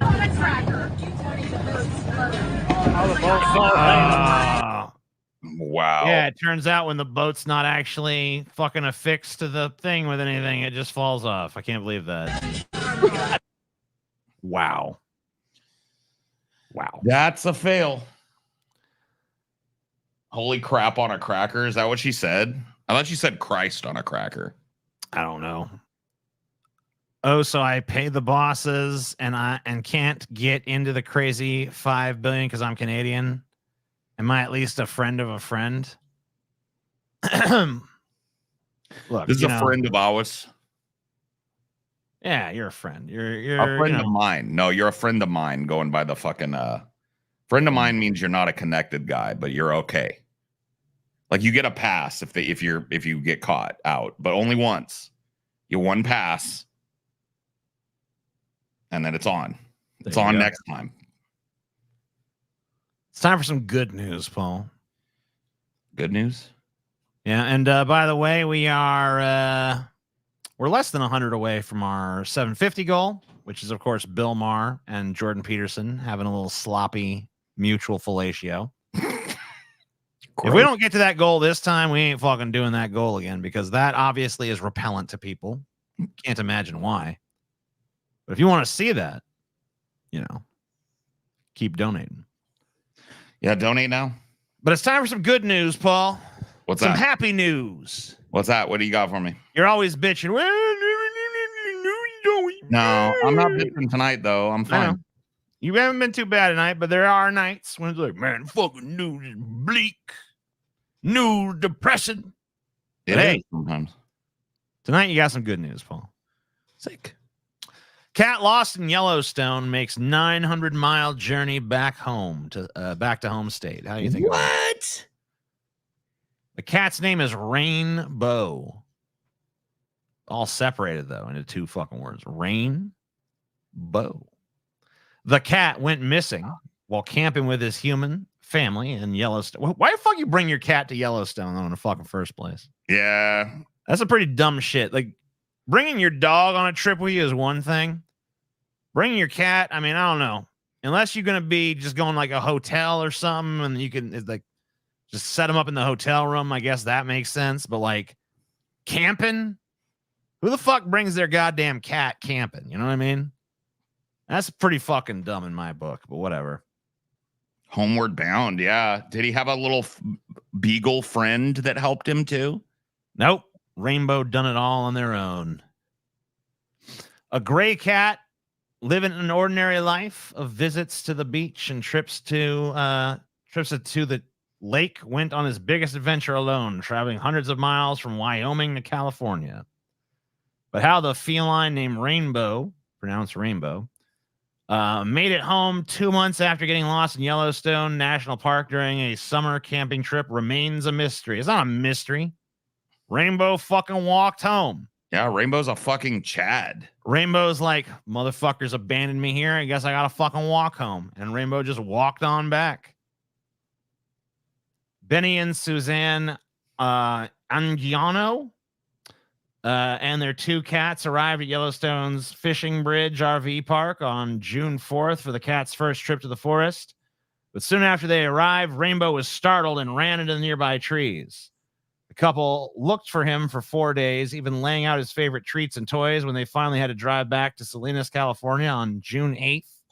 Suzanne Angiano, or Anguiano, I don't know how to pronounce these fucking people's name, said she was crushed but never lost hope she would find him. I'm pretty sure that when you left, you fucking pretty much lost hope at that point. We were entering the Nevada desert, and all of a sudden I see a double rainbow, and I took a picture, and I thought, that's a sign. That's a sign for our Rainbow that he's going to be okay. In August, the Anguianos received amazing news when a microchip company messaged them that their cat was at the Society for the Prevention of Cruelty to Animals in Roseville, California, nearly 900 miles from Yellowstone. He was only about 200 miles away from his home. So I was lied to. This cat did not make his way back home. This cat fucking made it within 200 miles of his home. But whatever. I guess that's still impressive. A woman who first saw Rainbow wandering the streets of Northern California City fed him and gave him water until she trapped him. On August 3rd, took him to the local SPCA. The next morning, the Anguianos drove to Roseville to pick up their cat, who had lost 6 pounds. I believe truly that he made that track mostly on his own. His paws were really beat up. He lost 40% of his body weight and had really low protein levels because of inadequate nutrition. So he was not cared for. Cared for himself out there in the fucking world. How do they know it's the same cat? Well, if it's a cat that just happens to have the exact same microchip and look the same, that'd be fucking pretty crazy, right? Yeah, I mean that would be The a fact wild that it prank. has the microchip kind of proves that it's the same cat, even beyond. Kind of proves. What if it was that? What if it was a cat with the same name that was also lost? I mean, the microchip also contains information about the address and stuff, though. Like that's how they got the phone number. So You ever looked at a microchip? yeah, They ain't got shit on it, bro. I've looked at them. They're just little really? green things, fuck. Well, I stand corrected. bro. Oh wait, hold on. What's wrong Yeah. with me? Holy shit, are you serious? That's great news. Oh my god, that's terrible news. Fuck. What happened? Hold on. My grandma came back to life, bro. Oh shit! What'd she do? And then she died again. So Oh, I gotta no. go. I gotta go. You gotta go too, huh? Sorry, man. This one's on you, bro. All right, it's on me. I'll try. Corner me with this good news shit. The rise of solar power and China's staggering EV growth may have pushed global emissions into decline. Yeah, may have, my ass. Get out of here. Bullshit. Get out of here. For decades now, there's one fact that's a buzzkill for anyone who cares about climate change. Despite all the talk and action, global emissions have not stopped increasing. But the world is on the cusp of reversing that trend, finally. Two major international climate agencies predict global emissions have reached a critical inflection point, and 2024 could be the beginning of the decline. Yeah. I believe it when I fucking see it, you pussies. It ain't Dude, happening. China's We'll figure about out some to take new way over, to bro. fucking keep increasing that shit. Why you think I'm learning Chinese, bro? I'm ready. Paul's ready. Paul knows. They're gonna need people like me to help them with the culture and shit. Yeah, you're gonna be like Locutus of Borg. Gonna fucking prep the human race, Yep. or at least prep the Western world for assimilation into the Chinese Empire. The critical gear change couldn't come, blah, blah, blah. Yeah, I don't buy it. I don't buy this good news. What sounds bullshit about it to you? I just don't buy it. I don't think we're gonna fucking fix shit. You don't think we're gonna turn the corner on it? The news is too good for me to believe. I guess I'm just too fucking pessimistic, man. Yeah. It sounds too positive for me to believe. I mean, Do I you just think don't you're buy kind it. of invested in shit getting worse at this point? Yeah, and I don't like this. I mean, I think you're right, because this doesn't feel like good news, even if it is true. It's like, I don't know. Yeah. Maybe it is. It's like, you know, Maybe this is you're actually good at news, Camp though. Crystal Lake and fucking Jason Voorhees is killing all your friends and shit, and then, you know, you're sitting around, well, I guess I'm fucked. I guess Jason's coming for me, you know? Mm-hmm. And then, you know, someone comes to your door and is like, yeah, we got him. Jason's dead. We got him. Yeah, we just killed that Jason guy. And then, you know, you kind of left with this empty feeling like, what the fuck? I never even got to see him. You know, I thought he was going to come kill me I next. wonder how he would have killed me. Yeah. And, you know, there's an emptiness because you'd already prepared yourself. You're like, I guess I'm dead, you know, and you'd made your peace and you'd fucking dealt with the ramifications and the emotionality of it and fucking swallowed up that survival instinct. And, you know, you were ready for Jason to come bursting through that door with a machete and fucking chop you into bits. And now here you find out you just got to keep on going on about your fucking day, you know? And it just feels a little bit deflating. So I hope this ain't true. I hope we're all fucked. I mean, you're evil, dude. That's Yeah, I an know. evil thing to hope.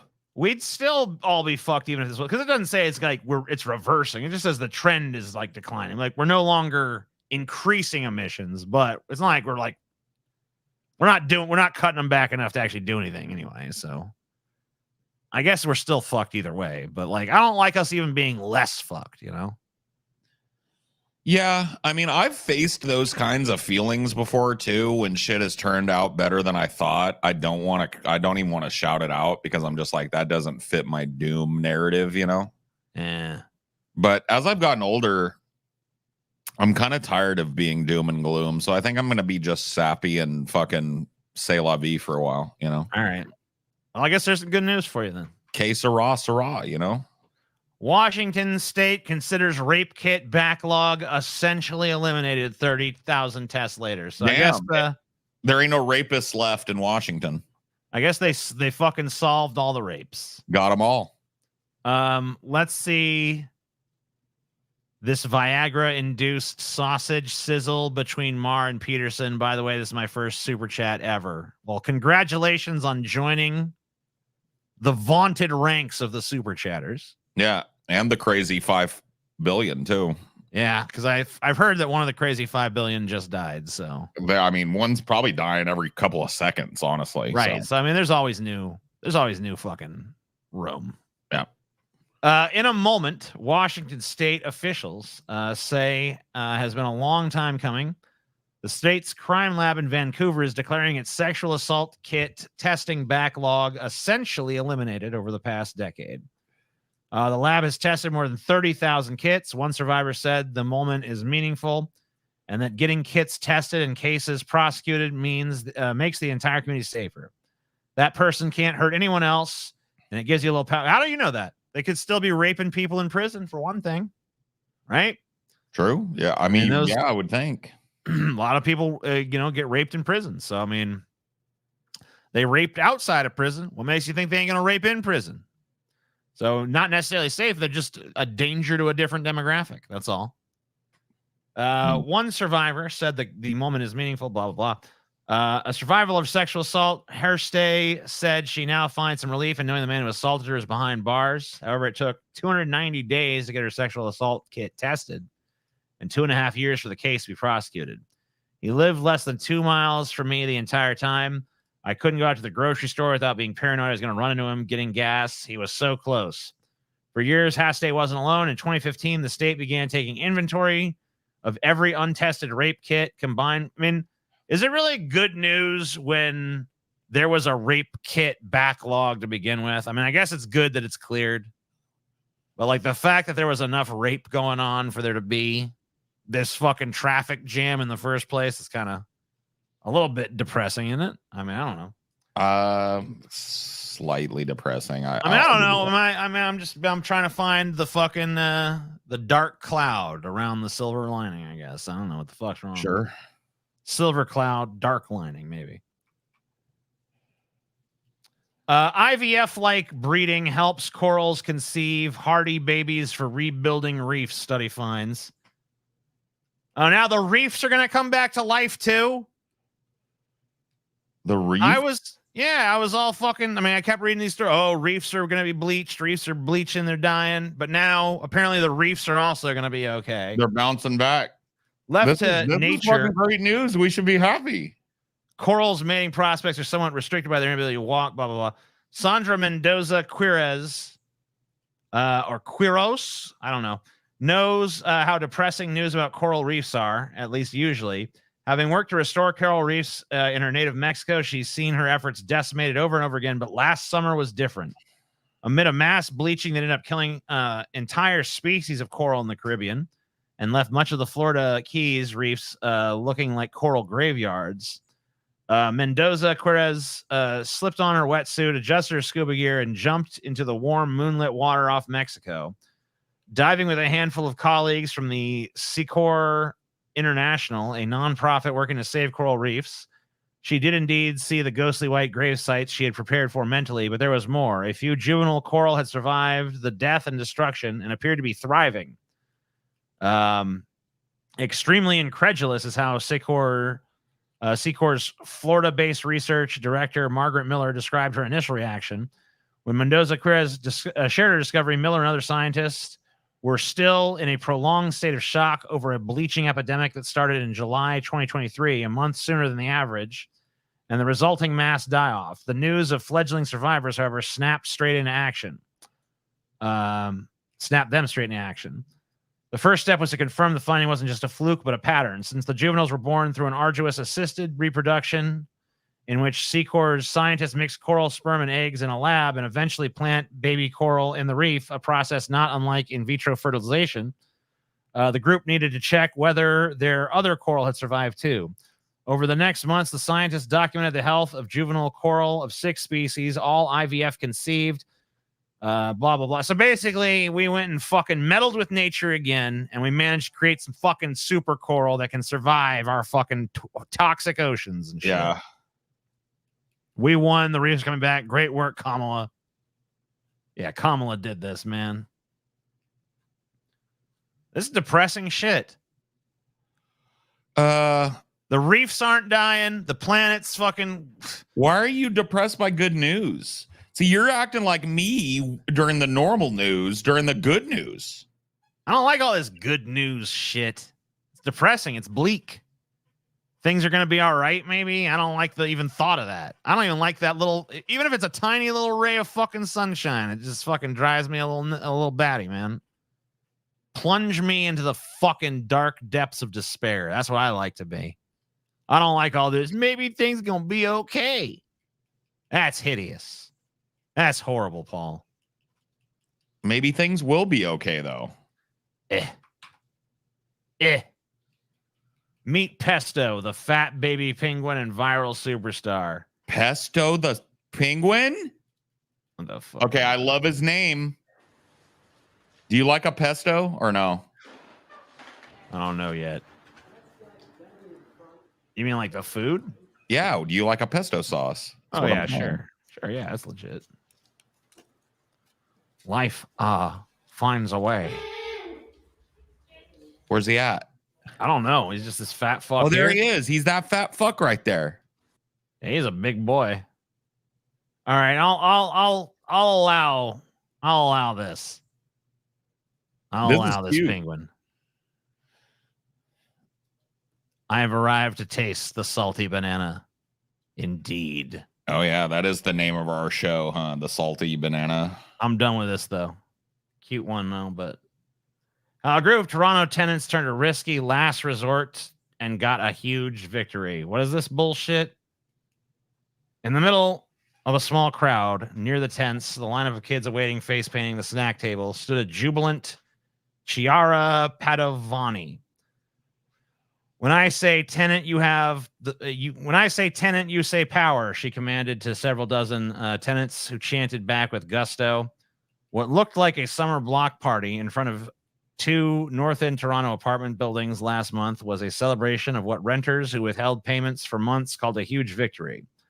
The landlord and tenant board had issued an interim order requiring Barney River Investments, which manage the properties at 1440 and 1442 Lawrence Avenue West, to do immediate maintenance work on long-needed repairs. The decision, which the tenant's lawyer said might be the first of its kind, came after a 10-month rent strike. A rent strike? Yeah, when tenants just like you come together, organize together, celebrate together, eat together, and work together, we win, Padovani declared at the gathering. Other tenants are taking the same gamble. Since May 2023, Toronto has seen a wave of such strikes in which hundreds of renters have withheld rent across the city.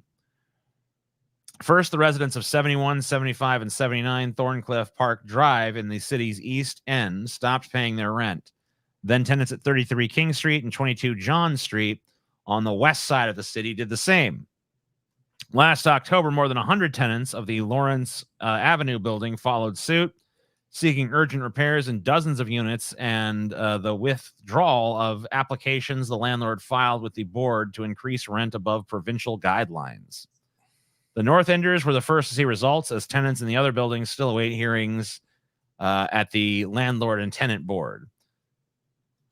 Paul and TJ, onion nuggets equals best onion nuggets.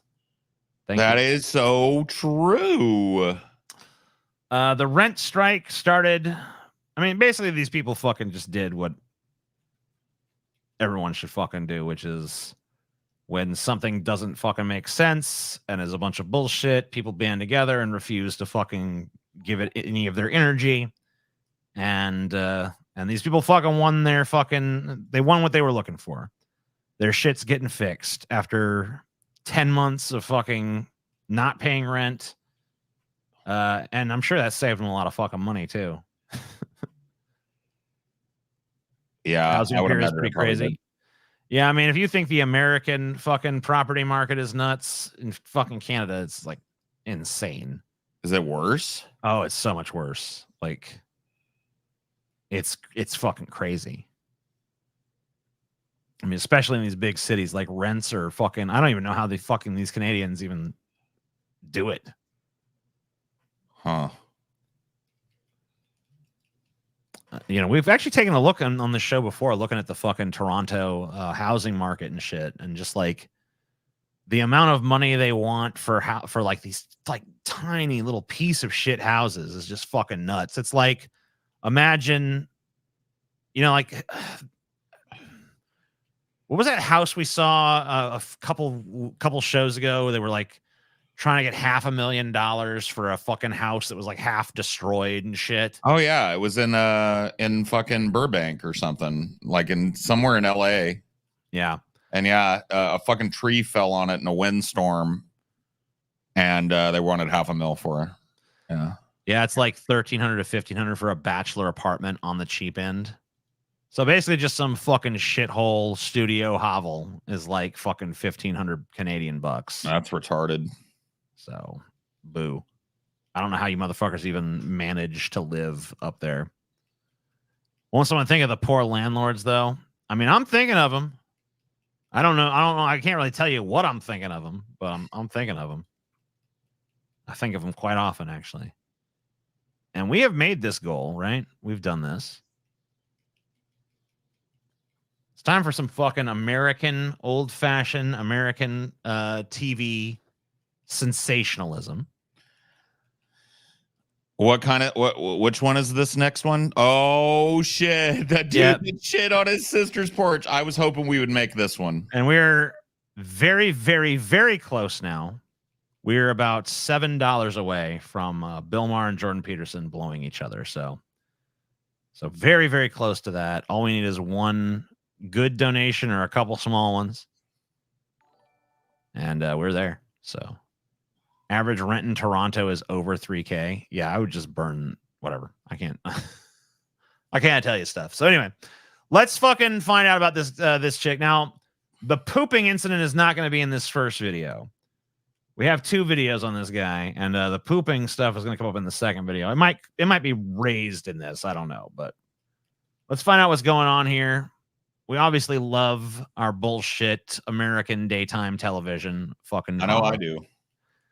And, you know, we miss it too. Me and Paul talked about this last time we watched a Dr. Phil clip. We miss the days when this, you know, especially back in the fucking 90s and shit. And you'd be like at home and, you know, there'd be some bullshit where you're sick or you faked sick or, you know, it was the summer or it was fucking spring vacation or whatever the fuck. And you got to sit down and watch all the daytime television that was normally fucking on when you were in school. And it was always just like, what the fuck is this shit? Because it was always like sensationalist and weird. And everyone had their favorite shit. And most people like Jerry Springer and shit. That was always a fucking crazy show. I remember Paul, even predating the Jerry Springer show, used to fucking watch the Morton Downey Jr. show and stuff. Mm-hmm. And but they had all kinds of them. You know, they had Montel Williams and all that shit, and Phil Donahue. And I mean, really, Oprah used to be kind of a fucking super trashy one until she wore that positivity shit. But she used to do fucking real body shows too. But for some reason, my favorite was always Ricky Lake. I don't know what it was with me and Ricky Lake. You liked Ricky Lake or what? I don't know. Or She was kind of a chunky chick. And she always did like the crazy shit, but there was never fights. Like there was never people doing the chair shots or anything like that. You didn't like the fights? It's not that I didn't like them, but it fucking rang a little bit bullshit to me. Like, they're hamming it up too much. I see. So I liked, there was like a more realistic vibe to it, I guess. And I remember she had a fucking audience of the fucking most demented women that just were always fucking super pissed off about whatever the fucking subject was. You know, that's one of my favorite parts when they go to the audience and they fucking, let's hear from the audience. And they always got something to say to the people on stage, you know, if that was my man, I've been doing blah, blah, blah, blah, blah, whatever the fuck bullshit. Yeah. And then at the end of the show, they'd be like, go, Ricky, go. It was like, they were like zombies or something. And I was just like, wow, what the fuck is this? It felt like a show from some kind of weird alternate reality to me. Go, Ricky. But it's my reality. It's like, I live in the same world this is happening in. Yeah. That was always a little strange to me. But I, of course, love Jerry Springer and all that shit too. But the thing is, when I was watching Jerry Springer, I always felt like I was watching a trauma film, Yeah. Like it never really felt real. And it turns out a lot of it wasn't, by the way. But sometimes it felt real to me, though, to be honest with you. Yeah, I mean, there was definitely times it felt more real than others, but and then it kind of devolved a little into this Dr. Phil shit. But this is still fucking wacky shit, so can't hate on it too much. Blake thinks he's quite the ladies' man. I can have whatever I want when I want. I am with. No, you can't. You look like a fucking dork. I don't care how much muscle you stack on this dude. Nah. He just has dork vibe. There's no amount. Like, he could fucking literally be the Hulkster in body mass, and I'm still going to be kind of fucking like, okay, whatever, dude. A lot of it's that haircut, to be honest with you. What you would call a man whore. I love sluts. They're easy. That's true. At least he's right about that. He's a disgusting pig. Blake sees women as objects. Women are attracted to me because I am one sexy. Once he told me. I love it, man. Yeah. About 2 girls that he brought home to my mom's house and had sex with one of the girls. He then decided to leave the ugly one outside and then bragged about it later. Yeah, man's got to do what a man's got to do, Clearly. When I probably just didn't want to. I mean, didn't want to admit he didn't have the energy for a fucking second thing. He don't want to go another round. I usually end up with a girl in my bed. I'll throw them in the basket. The more eggs in your basket, the better chance you have to. I'll tell him. I said, you and what's with him in this box in the corner? Is he up there jerking off? Is he like just looking down at his dick there? Is he? We're friends. I don't know what's you guys doing are all there. fat and ugly. Bye. He treats women horribly. When it comes to girls, I don't really care about your personality. If you want to be rude and arrogant and act like I hate it when they point out dudes like this and they go, he treats women horribly. This dude treats everybody horribly. Yeah, that's true. It's There's not like, not like seriously like now he's you- like being like super polite and respectful to other dudes. Mm-mm. Not only that, but like, am I getting this wrong, or are they saying he like lives with his mom as he's doing all this whoring? Like, just kick his ass out then. You don't like his lifestyle. You don't like him bringing whores in all night. Fucking kick his ass out. Like, because he was talking about bringing these 2 chicks home to his mom's house. Like, if you don't like him, stop enabling his bullshit. Get him out. It's also the way they bleep this just makes it look like he has no fucking mouth. Yeah. and you're an ugly. Get on your knees. The way Blake talks about women, it's repulsive. I just think he's sick. He's a sick man. Okay. But fuck. You are a sick bastard, dude. You're a sick fuck, fucking all them bitches that fucking presumably voluntarily came back home with you despite knowing what your personality was like. You're sick. Russ around in purse looking for loose quarters. Here you go. Happy Halloween. Happy Halloween to you. And yeah, by the way, we only have one more goal left to go for the night. We're at 765 right now. We got to get to 900 to make that final goal, which is PragerU asking the very relevant question of, is Maoism coming to America? I was going to say Marxism, but that's not even it. Not even just Marxism. Maoism. Is Maoism coming to America, baby? Maybe. So, how do you feel about how he's describing that situation? It's disgusting.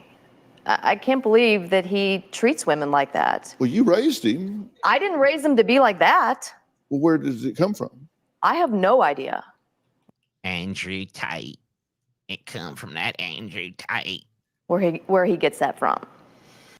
Maybe he's just a But I'll tell you douchebag. right now. Maybe he's just a fucking douchebag. I don't know. Like some No, people he gets it from somewhere, dude. And I'll tell you where he Don't gets you think it. that there's some fucking people that are just natural born douchebags though? Maybe. I don't know. I'm of the mind that douchebags are typically made and not born, but maybe. Because I've seen some people that like you could, if you looked at them, you'd be like, "Whoa, douchebag," but they're not. You know what I mean? And then I've seen That's some people true. that look like normal ass people. So I don't think there's any really accounting for it, person to person. You know? Do you genuinely feel that way about women? No, I don't ever come off that way either. So what's the basket thing? Girls are weird. They don't know what they want. So most of these girls are on the same page as me. It's not like, hey, this is gonna be a one-time thing. You're done. Girls are weird. Part of it. Girls are weird. Girls are weird. That we're looking at here. Let me tell you, girls are weird. Girls are weird. They don't You know should what they make want. Crazy 5 billion merch. I would buy it. Make sure it's 4XL. Yeah. All right. Yeah, It's maybe.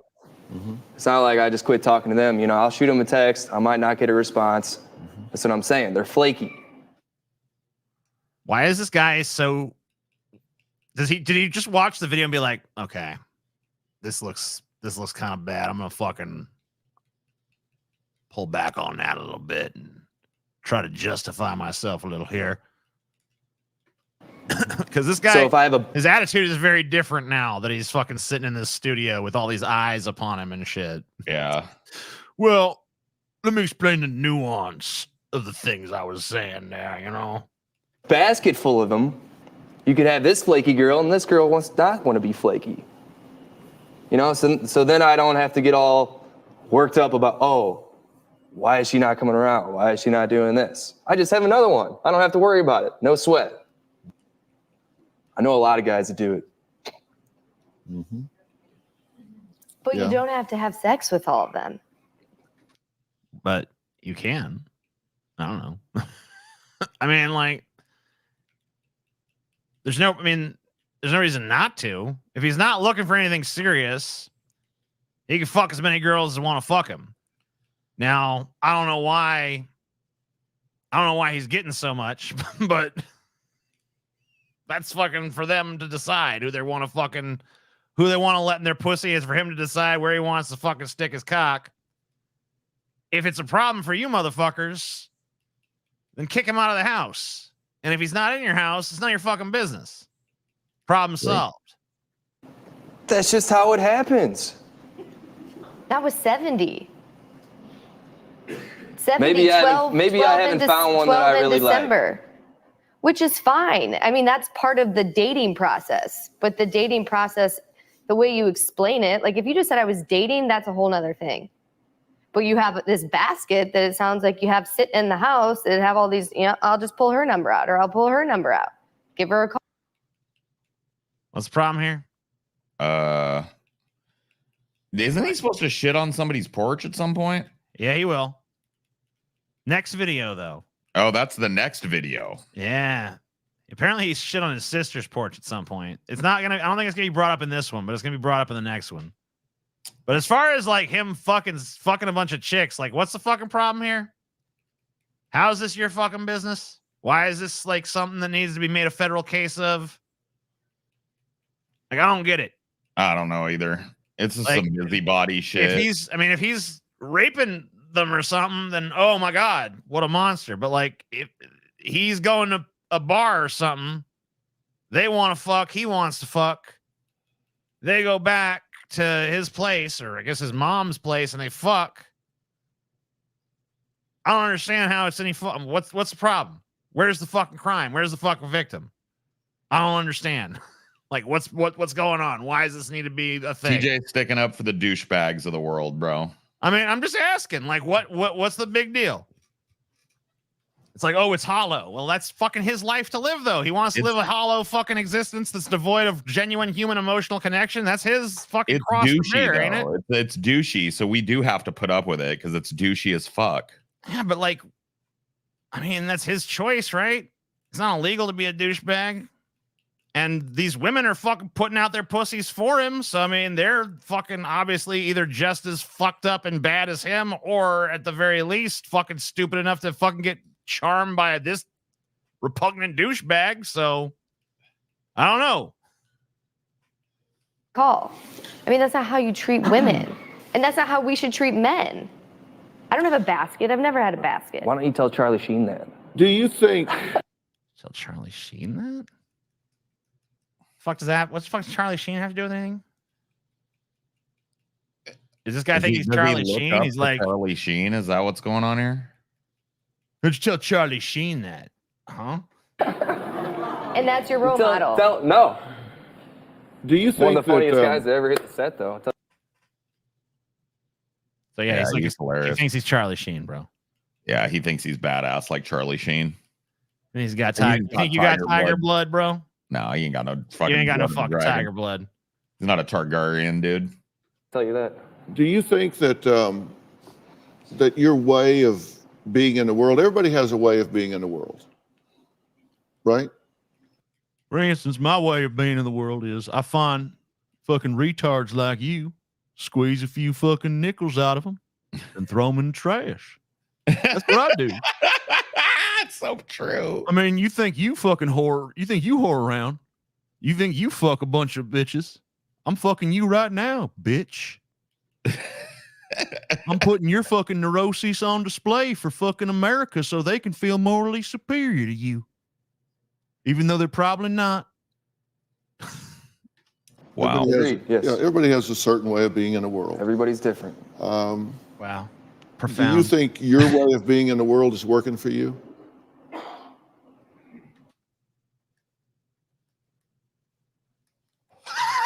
Look at that fucking face. Look at his fucking face. I feel like that is the most confusing question he's ever been asked, bro. Do you feel like what you're doing is working out for you? Okay. Like, just look, like, he's never even fucking. He's the never thought considered has it. never crossed his fucking mind for a fucking second. Nope. Until this very moment. He doesn't even know what to fucking do with his brain right now. Wow. I wouldn't say it's not working for me. All right. Are you getting what you want?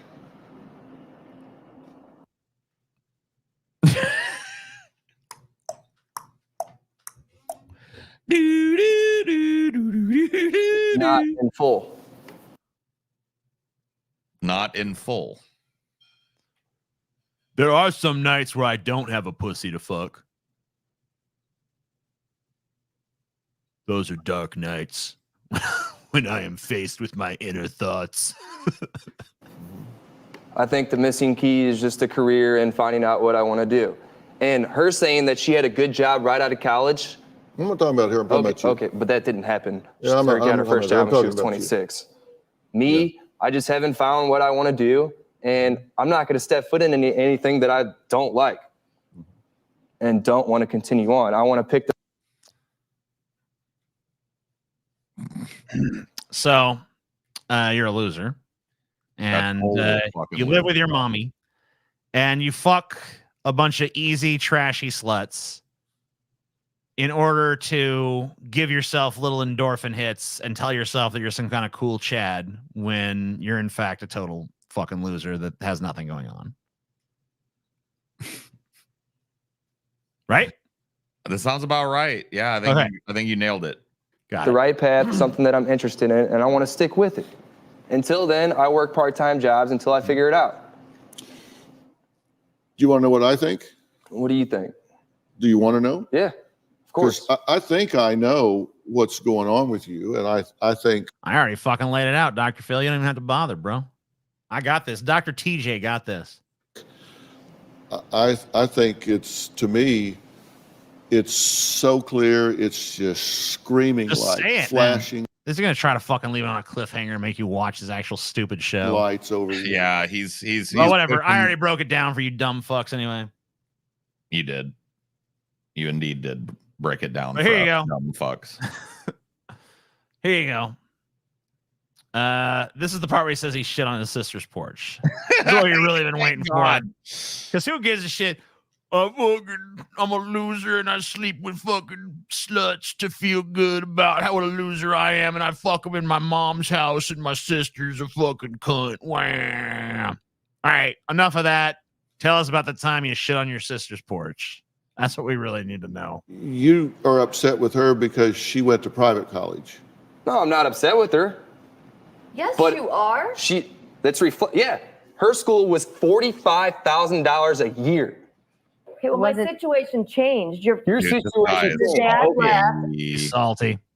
Salty as fuck. Why did mommy love me? Yep. Why did daddy love me? We see a new dimension of this shit. Yeah, this is the She's always been your favorite, Mom. Yeah. Mommy didn't love me, dude. Couldn't find love from my cold and distant mom, but I can find it with this slut from the bar.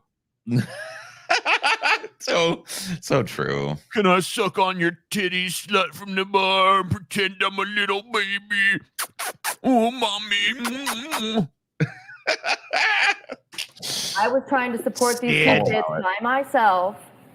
He went to the public school. They had an A+ program, and you could go to the community What did college. that fucking say underneath her? Her 26-year-old son lives in a house she gave him rent-free and refuses to pay bills.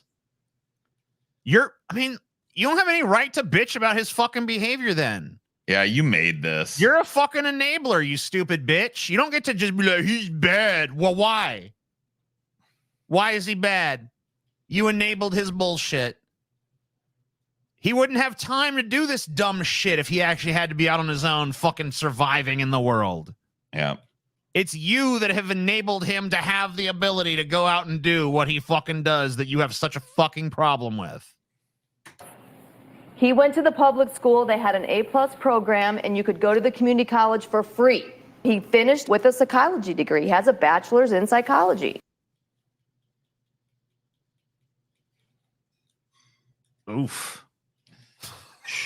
I mean, fucking oof. This fucking chuckle fuck has got a bachelor's in psychology from some community college. I mean, even a community college should produce better fucking results than that. I would hope. Okay.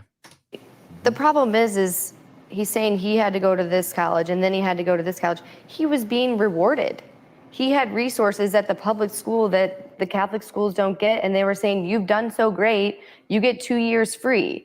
And you did get that money. Do you know how many because contacts I came- lost at a university? So you were able to build friendships over 4 years. Sibling fucking rivalry. Yeah. With mommy on sister's side, as always, right? Yeah. Always taking her fucking side and everything, Mom. I transferred into a school of 35,000 people as a junior with no contacts. At no time were you happy for her. Your best No, I'm not friend happy that's for no her. longer your You're best not- friend? You're not happy for her at all? No, Why would you not be happy for your sister? because she acts and treats me. How she treats you? You on her porch.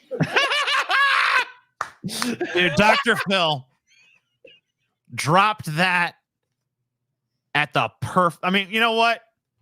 Say what you want about this motherfucker. Say what you want about his ethics. Say what you want about the exploitative nature of his show. But he is a fucking showman, and that fucking drop, because he held that in for a fucking while. Now, maybe he had been mentioned before on the show, but he fucking sat there patiently holding on to it until just the right fucking moment to drop it when he knew it'd be maximum effective. Beautiful. Textbook. Because we had an Fantastic. argument. Why did you do that, by the way? What was the message? The message was you. No way. Was it? The message was fuck you. Fuck you, man. You bitch. What? Dude, this guy is bad. Ooh, what the? Why are you guys oohing? What did you think the message was going to be? What did you think the message was? The message when you're showing anyone's porch is fuck you. There is no other fucking interpretation. Hey, We got in an altercation. She said, all right. So then that night, she invited us over for dinner at 5. Dinner wasn't ready till 10 o'clock p.m. We were in. Wow. That's brutal, man. That's fucking brutal. I mean, that is inconvenient, but like, I don't know if that's a reason to shit on her fucking goddamn porch. I'm starting to, okay. The more I watch it, the more I'm starting to identify with the porch shitter. Yeah. Why does this bitch get the best of everything, huh? I don't know. Maybe mommy is a man hater. You know, I noticed there's no daddy in the picture, so maybe. Ooh, yeah. Maybe it's like she sees him, reminds her of you know, the husband that went kaput one way or the other, and she fucking bears a grudge, man. Damn, maybe he looks just like dad. Yeah. Oh. It's just like, you're just like your father. Every time he has a little mannerism like his you're just like your father. A loser. Be more like your sister. She gets good grades and she's smart. And I'm gonna spring a bunch of money for her to go to college. You can go to community college, you pussy. Find it out at 5. I was mad about it. Sarah says, oh, you should just be happy I was cooking dinner for you. I said, yeah, I would have been happy 5 hours ago. She said, you don't like it, you can leave. And she started, nah. I said, all right, I'm going to go outside and I'm going to defecate on your porch. And she says, no, you're not. I said, watch me. You can even watch me do it. You can watch the shit come right on my butthole. Watch it. Look at the fucking big turd coming right on my ass. Dude, this guy's wild, bro. I know. This is wild. Look at Phil. Phil is flabbergasted. Dude, what a fucking beautiful job Dr. Phil fucking has here. I Just know, like, man. The all truth right, find me some fucking sad cretins I can exploit for money. I'm so jealous of him, Throw bro. them up on the stage. All right. So you shit on your sister's porch. Why don't you tell us what that was like? And then just sit back. You don't have to do nothing. You don't have to do shit. Oh. Every once in a while, fucking drop some fucking pseudo insight. You know, oh, yeah, well, I think what's going on here is you got a sense of displacement. And then that's it. Cash fucking fat checks for the fuck live on a yacht, fucking sail around the world. Do whatever the fuck you want. All from exploiting fucking retards who don't have the fucking good sense to not air their fucking neuroses on fucking live TV. Yep. Well, Sarah's porch wasn't the only place Blake left a gift. Oh, really? Where else did he leave his gift? You really don't want to mess with me. I do like to seek revenge. Once I was at a party, these guys kicked me out. I hopped up on this guy's brand new truck, defecated all over it, and I smeared it all over his windshield. This guy's a serial shitter. I know. He's got a thing for it. This must have worked back when he was a kid. He must have learned at some point that if he just pulled his pants down and took a shit right on the floor, that it like got everybody in a tizzy, you know? That's his ultimate fucking, that's his ultimate revenge. He just shits on things. Yeah. And when you smear it, did you smear it with your bare hands or like, what were you smearing it with, man? To this day, I think it's hysterical. Another time, a girl broke up with me and slept with the guy that weekend. I felt the need to take action. One night, I guess you shit on something she owned. I went to her house and I shit. If he shit on something else, like tell me there's at least some variability here. Please do not tell me he shit on yet another thing.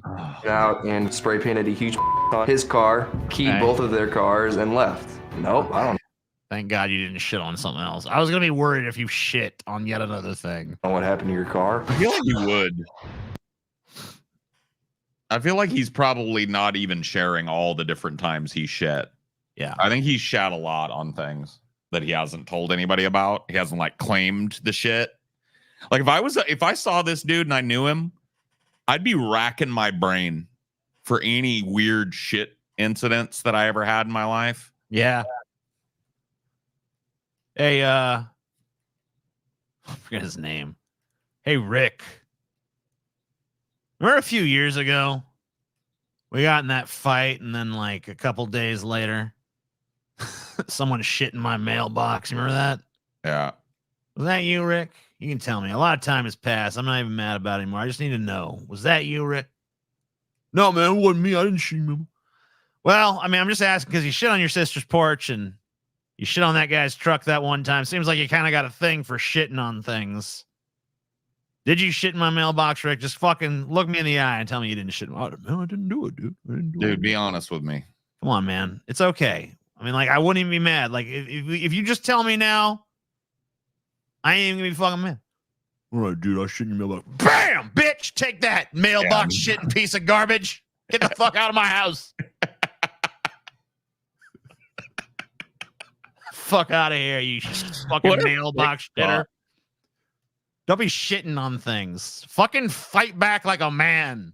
Seriously. Some dude kicks you out of a party, you fucking punch him in the fucking face. Especially you're all jacked and shit. It's not your little wimp. If you're a little fucking wimpy dude, shrimp, I need revenge. And you shit on his truck, okay. I guess I get it. But you're a fucking big enough dude to fucking hold your own. You don't need to fucking resort to them tactics. You obviously just want to shit on things.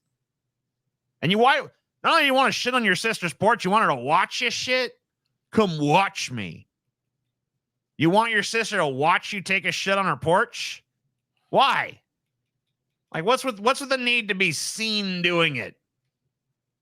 You got some problems, man. You got some shit-related problems. He definitely does. Yeah, he's got a whole thing with it. That fucking goddamn degree you got in fucking psychology ain't worth the paper it's printed on if you can't fucking see through your own bullshit to recognize something's going on, man. Something bad's gone on in your fucking brain. And that's okay. So you did it to her, and then you got on this guy's truck and then smeared it around? Yeah. Yeah. Yeah. He's playing homage to Cartman. Took a crap on your desk, dog. Yeah, that's beautiful. That just seemed like a reasonable thing to do to you. What was your message? It doesn't hurt. That was my message. Like, why did they kick you out? I don't know. I was intoxicated. That's not why. I don't remember. They kicked me out. So you've been smoking weed all. It's not about the shit. It's about sending a message. Day. Some people just want to see the world covered in shit. They really do. By the way, we got our next goal is funded, but our final goal of the night, we're still about $121 away from. Well, every day. So I'm guessing that day. I don't recall. I don't know. A good chance, though. Odds would be. There's a very good chance, yeah. And then you were drinking. Probably. And we see how charming you can be. Yeah. He's a real charmer. If we pour alcohol on top of that, and then you're at a party, and you get one, they throw you out. That's just an impulsive move. Yeah. That's what alcohol does. Makes you impulsive. Irrational. Makes you shit on people's cars, and you just, Yeah, dude. Everybody's done it. Are you gonna pretend you've never done it? You've never just like impulsively pulled your pants down and shit on something? No. No, never. I don't think I've done that, actually. Okay, I feel weird now. The thing is, if it had happened once in his life, it wouldn't even be a thing. I'd be like, he got pissed, he shit on something. But the fact that he did it twice, that we know of, tells me it's a little more, than just an urge that it's like, because he explored the urge to shit on someone's property as revenge, and he decided it was good enough to come back for seconds. So true that. Paul looking tribal. Yeah. I'm looking what? Tribal. Tribal? What the fuck does that even mean? I don't know. Tribal? Scrusher. Scrusher? What the fuck are you talking about, bro? What do you Maybe mean? he's using his psychology degree to enhance his douchebaggery. Like he's learning how to be a better douchebag.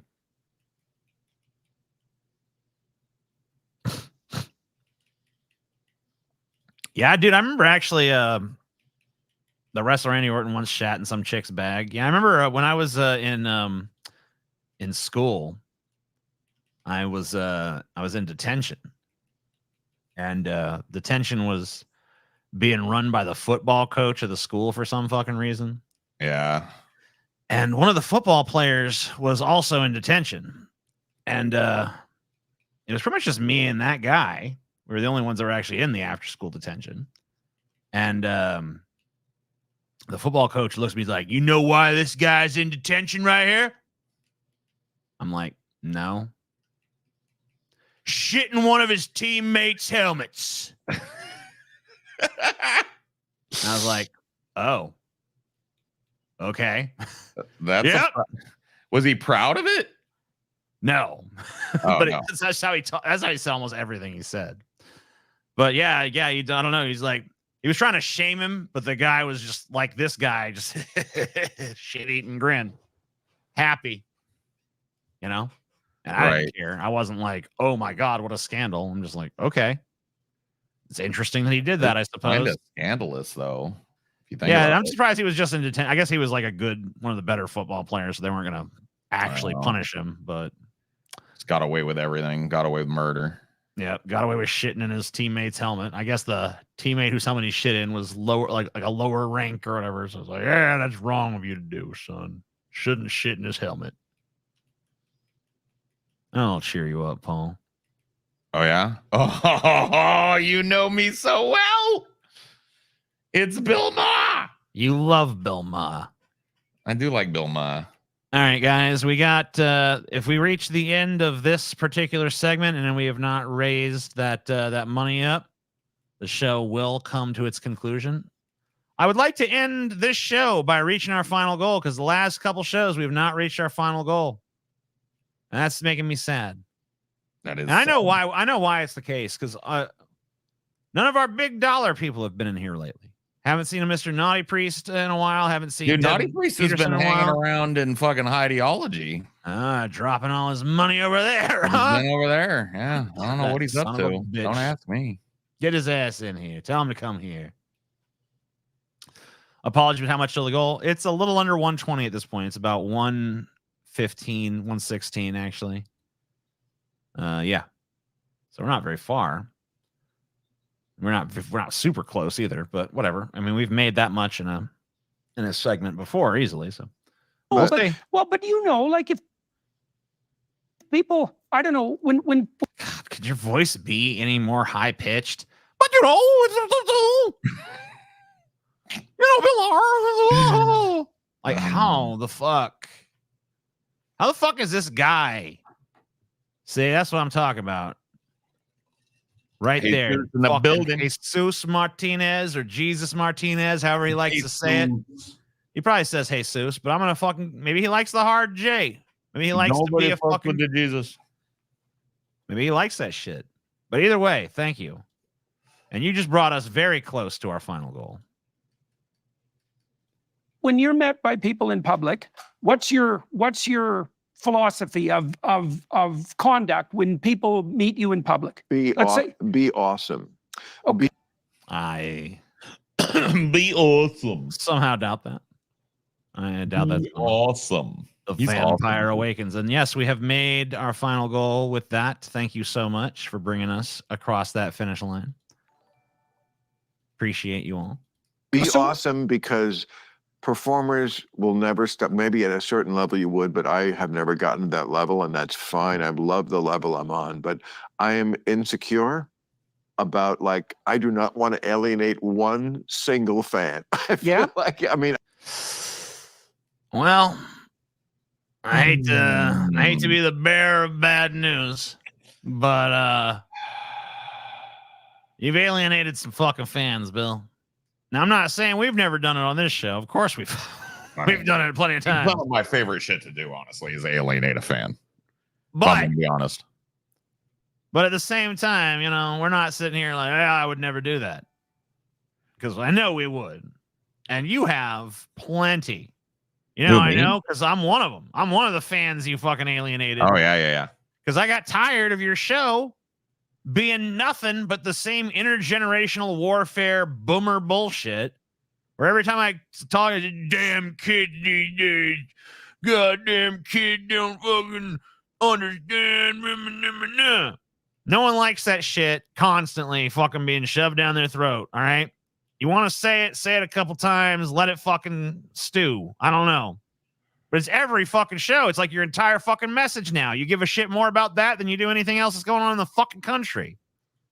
There's some fucking kids have some ideas you don't like. Who gives a shit? I still have the insecurity from when I was 22 years Well, old. is that insecurity or is that a moral obligation? No, I think it is. It's both. Okay. I want to do it because more than anything to my audience, I always want to be a hero. When I do the show on Friday night, I want to be their hero. When I do a stand-up show, I want to be their hero. And when I meet them in person. There goes my hero. Snarky piece of shit. Yeah, maybe at one point you were on that list, but you turned into a fucking shitbag, bro. And I mean, you've I used to think you was like a strong anti-war voice and stuff, and now you're just sucking war dick. And dude, that's been one of the most heartbreaking things for me. As like I mean, he was always a little bit of an Israel simp, but like, man, I never thought it would go this far where you just be on your show. I mean, like the stuff we heard in that fucking Henry Winkler interview, especially, where it was just like 1 second he's saying, oh, Israel takes great pains to preserve civilian life. And then the next second, when Henry Winkler's like, I think their bombings have been pretty indiscriminate. He's like, well, that's war for you, Yeah. And it's a like goalpost moving war hawk piece of shit. And it's just like, oh my God, what a fucking wretch. It ain't just Bill though, dude. I gotta be honest with you. Like the just anti-war sentiment in general is deader than dead, bro. Yeah, I guess like and that makes me sad. Is it really so easy to forget the horrors of war? I guess we're just like, oh well, whatever. People die in horrible, meaningless ways all the time. Might as well just fucking rock with it, I guess. Okay, sirrah. It's not happening here, so whatever. I mean, yeah, it sucks that it's happening, but the other guy would do it too, so other guy probably do it worse, he'd probably piss on their graves afterwards. Oh yeah, what choice do I have but to support it? It's like, fuck, man. Look, so much one party says genocide, kill them all. The other party says genocide, kill them all, but it's real sad. So there's a big difference there, man. You got to think about these big differences. Anyway, that has nothing to do with this, I guess, but that is the stuff that isolated me from you, Bill. One of them. Yeah. Like, I've had the experience of meeting someone who I liked from afar. Yeah. And then they disappointed me. Yeah. Yeah. And I want to be the you don't. That's right. You never forget. And then you'll tell everyone too. I want to be the opposite. Yeah. I want to be wow, he really engaged, not for long. We mean, I don't give you a long time, but I'll say hello. I'm what Bill a pompous fucking scum, dude. When people meet me, I want them to be impressed by how engaged I am with them. So when they come and say, hey, aren't you Bill Maher? I said, yes, I am. Goodbye. Because I don't want them to bother me for too long, but I do say hello. And their little eyes light up as they realize I have acknowledged them. And it's beautiful. You don't know me like that. Yeah, right. But like, I don't ignore you either, or I don't take for granted that I think a certain way in this world and I speak a certain way and I have a certain type of audience, apropos to your point before about what have I lost? Yeah, I have lost some audience. I have. The super woke left the building. And again, I don't miss them. People who are indoctrinated into. I guess that thing you said earlier about, I don't want to even alienate one person. I guess that was bullshit, because now it's like, and then, I've lost my woke people, but fuck them. I don't need them anyway. I hate them. Don't miss even one of their stinking nasty asses. Holy shit, Jordan is letting Bill speak. I guess that Bill has the ability to talk over Jordan Peterson. It's pretty crazy. to one way of thinking and never really hear anything that gets into that bubble. That's not what I don't find that interesting or getting to reality. So I do have a somewhat of a different audience. Anyway, so when I meet people who are across the board, you know, I mean, I still meet the old super liberal folks who love it.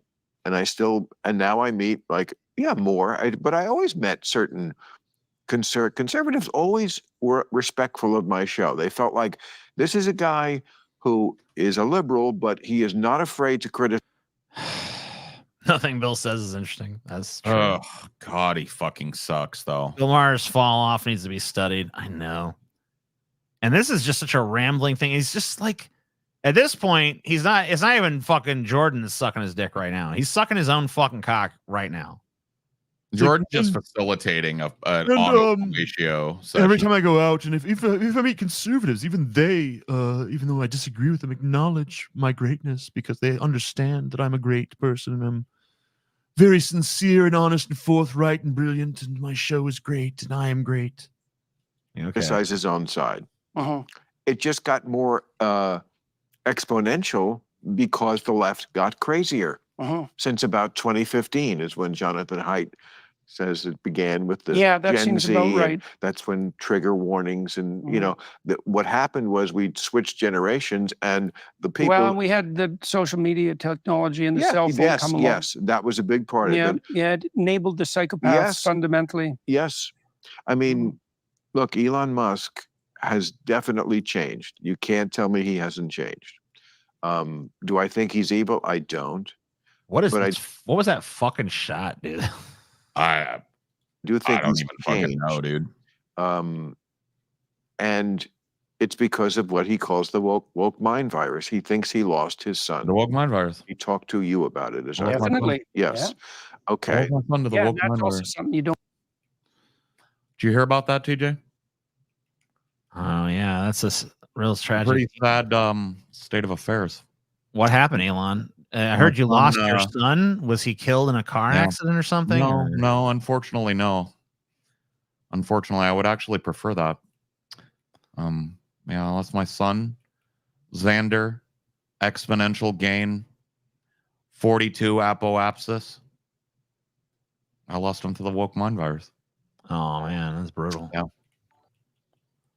I'm so sorry, dude. Me too. What happened? How'd the woke mind virus get him? Well, I sent him to one of those highfalutin liberal schools, you know? Yeah, I mean, that's what you're supposed to do, right? We're always told we're supposed to do that. And he got into this class where they convinced him that his penis was not necessary. Oh my God. Wow. That's what the class was called. And The that killed necessity him? of the penis. And then he died? Well, I mean, technically he cut his penis off. So he became my daughter, so. Oh. So you didn't really, like, lose him, I guess. No, I lost him. Oh. Xander, 2.78 periapsis, 97.2 is gone now. Oh, well, I guess that is pretty tragic. Yeah. Don't forget. Well, you know, I can't endorse where he's gone. I can't endorse voting for Trump in any possible way, and he's for Trump. And I think he did a great thing in taking over Twitter because. And so you think that the you think. Oh, you. So wait a minute now. Hold on. It's kind of weird. I've never thought I'd be saying this, but like, let Jordan talk. Yeah. Could you give Jordan Peterson a fucking inch here? Please? Like, I literally never thought I'd ever fucking be saying that. Like, about isn't he your guest on your show? Or are you supposed to be interviewing him? No. He's just supposed to validate Bill Maher's cry sesh about how great he is, I guess. the moderate left is recoverable? Yeah. You think the universities are recoverable? No. Why not? They Okay, have- so how do we you have draw? to go in there with Dude, you know what this whole university shit is really about with Bill?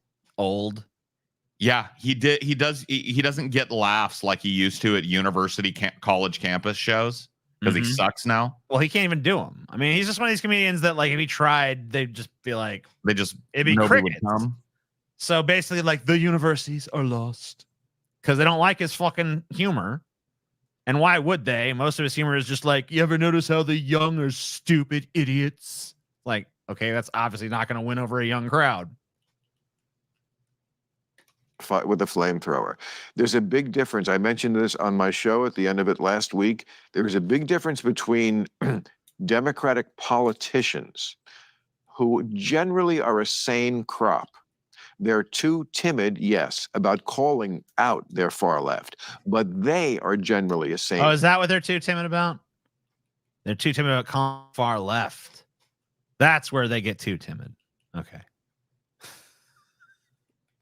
I can think of a few other places where they might be a little too timid that I would place before that one, but hey, yeah, maybe like a couple thousand more places that I would go to before that. But yeah, okay, fair enough.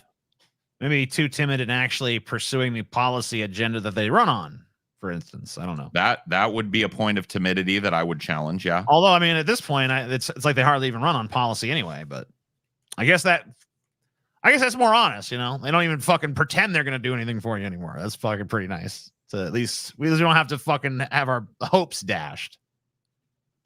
Crop. They're not for and would not get on the page with legislatively, for example, defunding the police. They've been pretty useless on the trend. Bill Maher has said he doesn't do comedy clubs or colleges because he wants the audience there for him. So basically, he only wants like a hug box audience that's already that he already knows is going to. He doesn't want people to enjoy anything else. But yeah, on butchery side of things. Like I say, not what's he doing now? Like, what kind of venues does he do? Is it like Indian casinos? I would imagine. Let's see. Where is he playing? Is Bill he still getting Maher big venues? Tickets. Let's see. Bill Maher official site. Bill Maher. Okay, he's got some dates here. He is doing. I'll go to the buy tickets and see like what kind of venue size I'm looking at here. Okay, I guess it doesn't like my browser, so hold on. I'll just go look up. All right, so his next show is at the Orpheum Theater in Memphis, Tennessee. Memphis, Tennessee. Capacity. Looks like there's a capacity of about 2,500 people for that theater. That's still pretty. That's better than I would have given him credit for. I gotta say. I mean, I don't know if he's going to sell it out or anything, but he does. It is that size theater, so they must expect he's going to do at least that kind of business. So he's doing the Taft Theater in Cincinnati after that. Let's see what that capacity is. Cincinnati. Also a 2,500. He's doing the David Copperfield Theater at the MGM Grand in Las Vegas. I can tell you from going to that it's about the same size. Sure. He's doing actually 2 shows there in a row. So Vegas casinos. I look forward to the let's see how he's doing a New York City gig. So let's see what kind of fucking venue he's doing in New York City. I've heard of this theater, so I'm thinking it's probably a little bigger, maybe. Oh, it's about 3,000 people. So yeah, I mean, he's playing decent sized fucking theaters and stuff. It's not huge, it's not arenas. But man, I look forward to the days, bro. I look forward to the days. Not too shabby though. Stuff. Exactly. I mean, I'm sure his audience is going to be dying off pretty soon. He's going to have a little harder of a time. I want the fall. You're right. 8,000. That's 8,000 double mastectomies of minors so far. Compared to the worst Republican politicians. Why do they care so much about minor tits? I don't know. They're obsessed. Ever wondered about that? I don't even think that statistic is true, but even if it was, yeah, like you realize you can have tits put back in, right? People do it all the time. You want them. I guess they won't produce milk, but you realize most women don't breastfeed anymore, right? Not even close. The Republican politicians are way worse. You could. It is mostly for cis boys. Are you serious? Is that true? Are they using fucking statistics of Are they teenage using boys who are getting gynecomastia? gynecomastia corrected to fucking skew the Bro, statistics? am to make I it part seem of like that there's an epidemic? statistic? If that's fucking true, that's insane. Yeah, if that's actually true, that's literal fucking gobbledygook. Oh my god, are you It's fucking literally shitting me? gender affirming surgery that nobody should have a fucking problem with, morally or otherwise. Boys with giant tits getting, oh my god. So when a fucking kid like me who has giant man tits, because I had giant man tits even as a kid, goes and gets fucking surgery for gynecomastia, which is the condition that causes you to have giant man tits. So when that kid goes and gets his tits fucking reduced as a procedure, they're counting that and not even letting you know that and trying to make it seem like that's just teenage girls transitioning and becoming trans boys. Yep. What a fucking dishonest fucking hack piece of shit. If that's true. I mean, if Krista's saying it, I'm assuming it's fucking true. I fucking trust her, but I'll have to do research independent. I don't have time to fucking do the research now. Well, I don't know who said it, but yeah. I mean, I I don't just want to know if that's true. Like, as if you can show me somehow that that's true, it's fucking I like actually staggering. Yeah, I'm fucking flabbergasted that this motherfucker would be. I mean, I guess I shouldn't be flabbergasted at that level of dishonesty, but I am. Say, and I would agree with you if you did, that there are crazies on each side. I would add to that, and in the Republican side, they have found a place for them. Unfortunately, it's in elective politics. But the people, not just the politicians on the far left, they're the ones who are. Bill Maher needs to give a fucking course on how to fucking talk when Jordan Peterson is in a room, because I've never fucking watched a clip that contained Jordan Peterson for this long and not seen it just be dominated by him just going. I barely heard Peterson chime in at all. That's crazy. It's unbelievable. Because I've never thought of Bill Maher as being like super, it's literally unbelievable. Yeah, like I've never seen this before. I've watched so many Jordan Peterson clips. I have never seen someone talk this much in Jordan Peterson's presence. Like I've never seen someone have the chance to. Are so obnoxious. The ones who control culture, the ones in the media, the ones on what used to be on Twitter.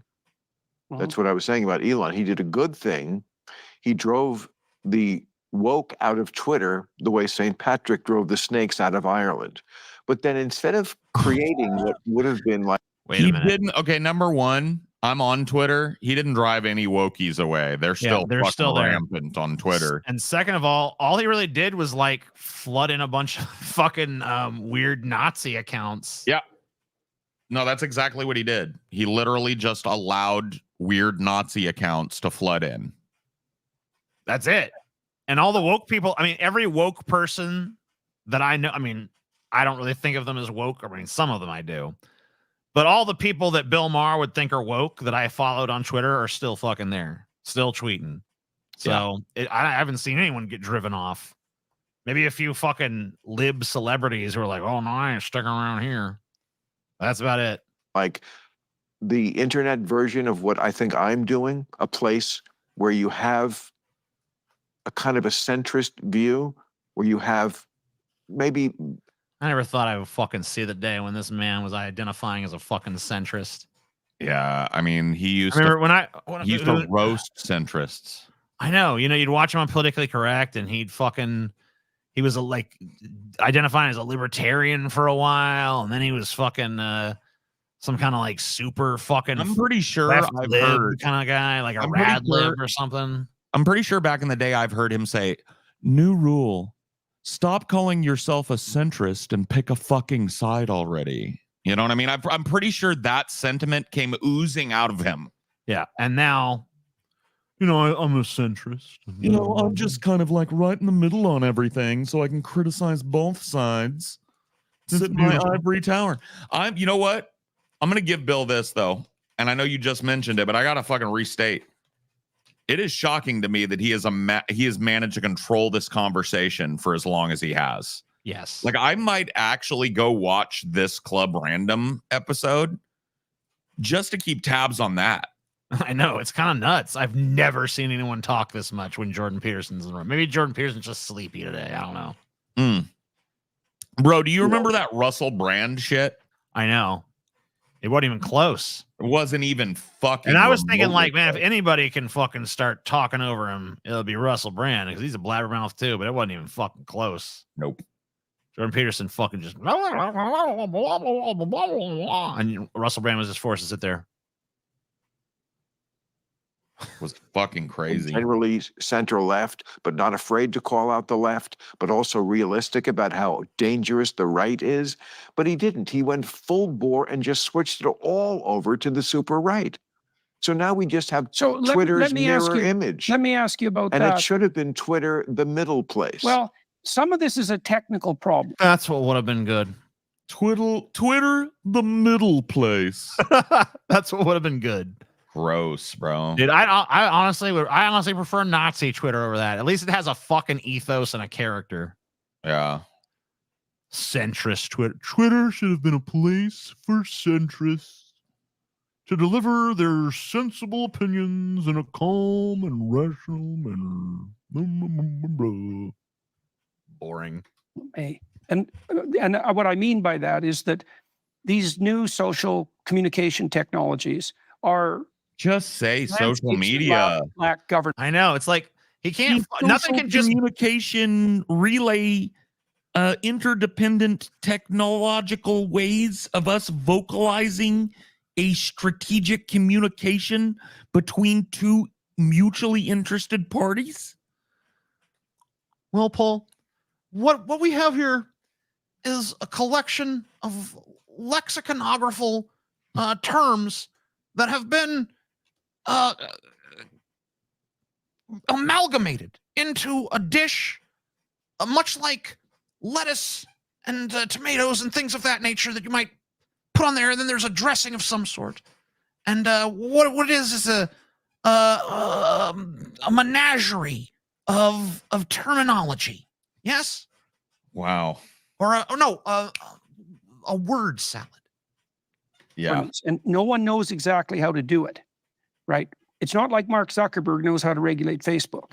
No, I'm serious. It's really okay. No, but there's some. So funny. That was rye. Delicious. I'll be sure to tell him that. Oh, that was so He's a friend of mine. I know him well. delectably subversive. Mark Zuckerberg does not know how to moderate his forums. Oh, delightful. Oh, you're such a pill, Jordan. You're such a pill. Reasons for that too. You're right. So the anonymity that the social media platforms allows the psychopathic narcissist types that are all a real danger to civilization. It allows them free reign, and they're amplified because they what would you say? They parasitize negative emotion, and they're amplified. And now it's the case that throughout history, when the psychopathic minority, which is about 4% of the population, gets the upper hand, that all hell breaks loose. This happens all the time. Well, then shouldn't you be concerned that there's so many in like CEO positions and so many of our politicians and religious leaders and stuff like that? Like, wouldn't that be the bigger concern than them having unfettered access to social media? Nuh-uh. Oh, okay. Sorry, my bad. Nuh-uh. Got it. Nuh-uh. And what I see happening in the social media world is the rise of exactly those sorts of people. They'll say anything they can possibly imagine, regardless of political orientation, because they're just using that as a weapon to draw power and resources to themselves. And there's plenty of them. And they have come out in staggering numbers on the far right in the aftermath of October 7th. And it's a seriously ugly thing to see. But it's also, we're trying to solve that. So tell me what you think about this. We tried to solve that with Peterson Academy. So we built a social media network into it. No There's a couple of differences between it and Twitter. And the first difference, and I really want to know what you think about this, is there's a price of entry. You have to pay $40 a month. Dollars. So here's a hypothesis. $40.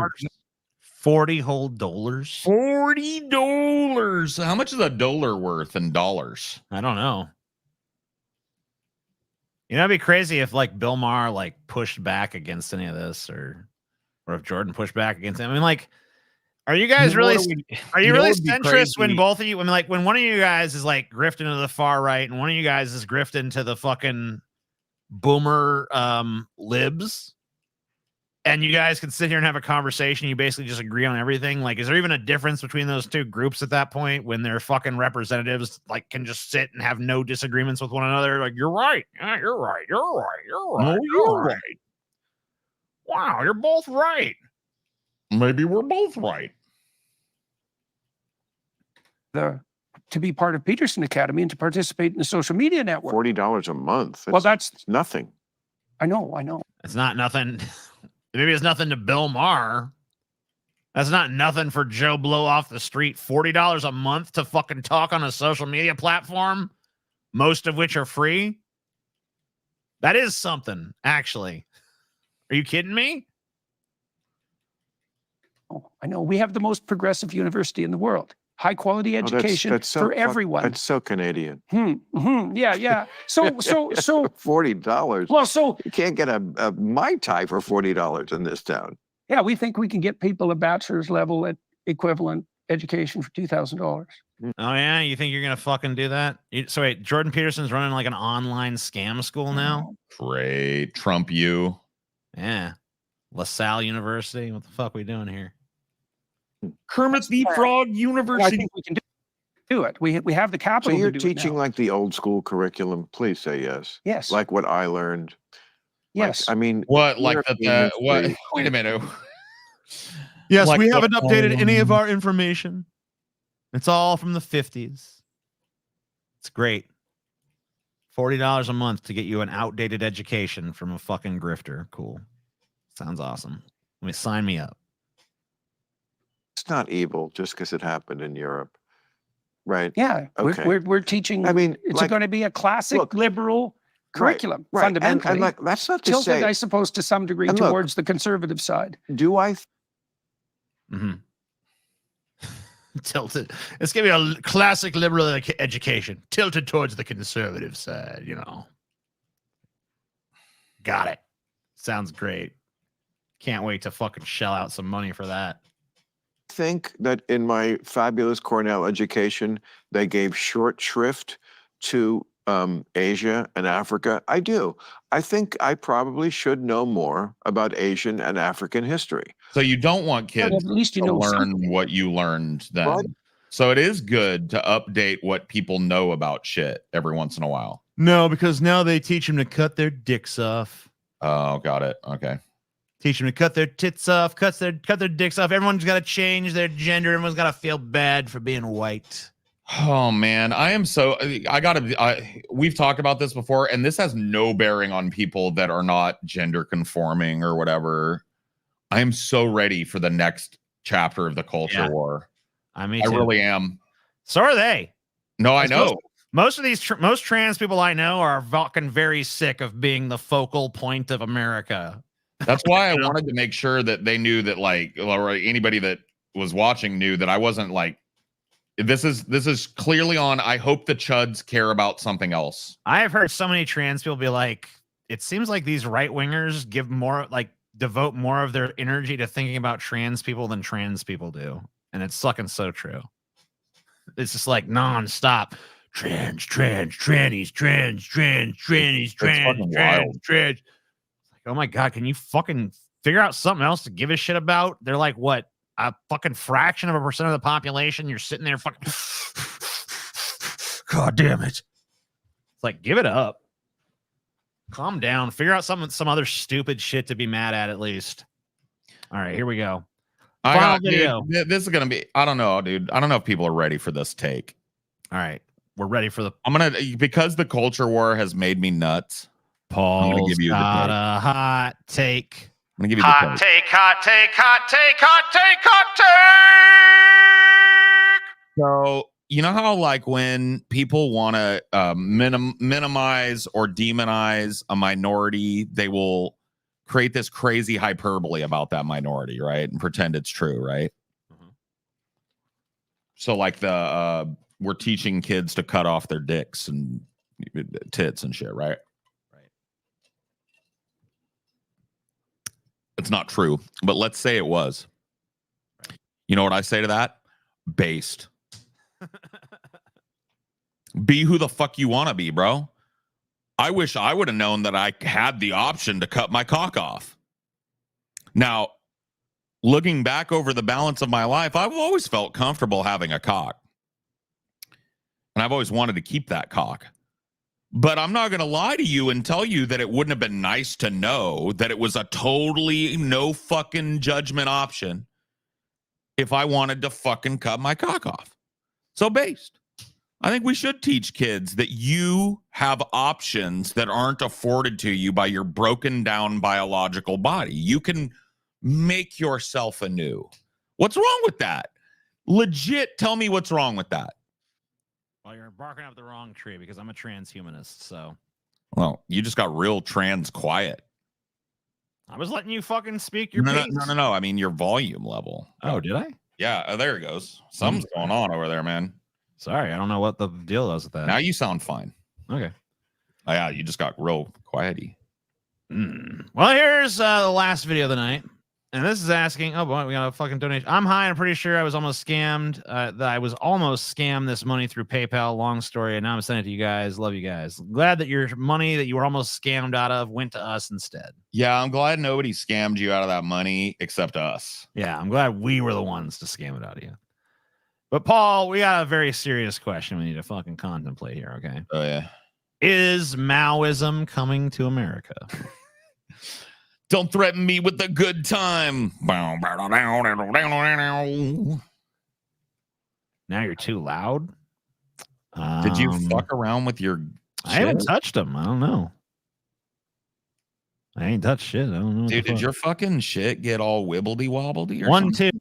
2, 1, 2. I don't seem like I'm hitting that high. In fact, I mean, you sound okay to me, but I'm deaf. You know, so I don't know how well you could trust that. Well, whatever. They're gonna have to just deal with whatever the fuck's coming out. Yeah, I'm fine Your with audio that. is fine. They're just messing with you. I knew it. Here you go. What? But Krista wouldn't do that. Mao Zedong. She might. You think? She might. She's a fucking psycho. She's crazy. Jesus. The murderous dictator of communist China from 1949 to 1976 was probably responsible for more death and misery than any single human being ever. Sick. That son of a bitch. That's fucking based. If you think Like, Mao's you know what, dude? I hope somebody talks about me with such glowing reverence someday, dude. Yep. Dude, brain is. Can I tell you something, dude? Yeah. Mao Zedong was right. Was he? I'm a Maoist now. Yeah, cool. He was right. I mean, it is We coming can to stop America. all this individualism and start building the state, man. Fuck all these goddamn effete intellectuals. We need to get back to the business of making America actually great. We need a Maoist. We need a Maoist. Mao, You know what? This whole fucking housing crisis, over. We get a Maoist in office. Over. Anybody that ever once called themselves landlord would rue the day they ever had the fucking idea to profit on other people's fucking misery. Didn't you used to be a landlord for a second? Shut up, TJ. You shut your mouth, sir.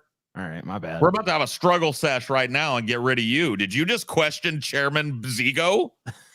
I guess I did. My bad. You in trouble now, boy. Booger Bob? The booger eating slob? What about him?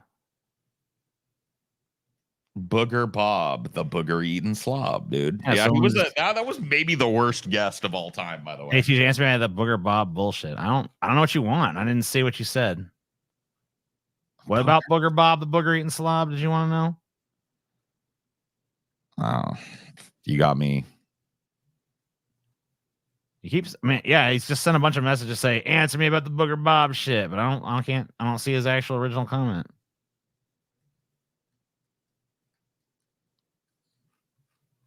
Oh well. Is ancient history and has no relevance to the world we live in today? Think again. The tactics Mao used to take over and ruin China in the middle of the 20th century are the same tactics the modern left is using to take over and ruin America in the 21st century. Mao called this Based. Oh God, fucking based. Oh shit. Oh fuck. How can I take PragerU seriously when they can't even pronounce Zao Dadong correctly? I don't know. Oh fuck, dude. Marxism with Chinese characteristics. What we now call woke, the radical leftism that tells us men give birth, that to be colorblind is to be racist, that social workers should replace police officers, could easily be called Maoism with American characteristics. No. Marxism with American characteristics. How could you call it? I mean, like, none of that shit was part of Maoism, though, like, or even remotely similar in ideology or anything. Like, what? I don't understand. So let's define Maoism, and then we'll get to its American characteristics. In 1949, Mao took over China and held power for 3 decades using a very simple tactic, the dark art of demonizing your enemy. I call it hatecraft. What Mao did was divide everyone in China into 2 categories, the people, who agreed with his agenda, and the enemies of the people, who did not agree with his agenda. Was that the distinction between them? Is that the only distinction? Was there something else too, maybe? There might have been a couple other things, but I think that pretty much covers it enough. I see. The enemies, no quarter was given. They were blocking progress, so they had to be destroyed. They weren't even considered people.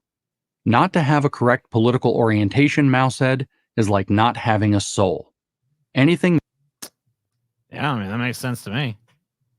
This guy's selling me on Maoism pretty fucking effectively.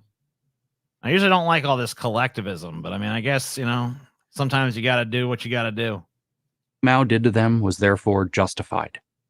These enemies, prosperous farmers, landowners, and other so-called counter-revolutionaries, were prohibited from earning a living, were subjected to random arrest. Oh, that's a good slogan. Be based or be waste. Damn, that does hit pretty hard. I'm not going to lie. That is pretty good. I like it. So his video is doing now. I mean, I love that too. Like, yeah, that's great. One of the characteristics of Maoism is it divided people into different groups. It's like, doesn't every fucking political affiliation do that? Yep. Like, this isn't doing that right now. And had their property confiscated. Many went to thought reform prisons to wash their brains of their incorrect values. And those were the lucky ones. Countless more were simply executed for having the wrong opinion. America is not Mao's China. No one is being lined up and shot for their counter-revolutionary beliefs. But the tactics, the hatecraft employed by the American left borrow heavily from Mao's playbook. Here are some examples. Okay. COVID-19 was a health catastrophe because anti-vaxxers selfishly ignored the safety of their fellow citizens and wouldn't get the vaccine. Yeah, that was one of the reasons. There were a lot of villains of COVID-19, turns out. The people versus the enemies of the people. Our planet is at risk of total destruction. Wait, was there? That's it? You're just gonna say that, and there's no attempt of like refutation or like reasons why. No, I think that's what he's gonna do. I think he's making the point that like the planet itself wasn't ready to deal with this, so blaming the whole thing on anti-vaxxers is stupid. But nobody blames the whole thing on anti-vaxxers. That's the retarded thing. Because climate change deniers won't acknowledge the obvious fact that fossil fuels are putting too much CO2 in the atmosphere. The people versus the enemies of the people. So basically, we're just going to say all this. I mean, maybe is refutation forthcoming? Like you're going to actually say something against this stuff, or you're just not in a satisfying manner. Okay. Even our democracy is threatened by those. What is this weird fuck? What's this Bobby Glick rape shit that this dude is just fucking saying in the chat and getting weirder and weirder with? Why is this person not banned? Can we fucking ban him? Oh yeah, seriously, dude.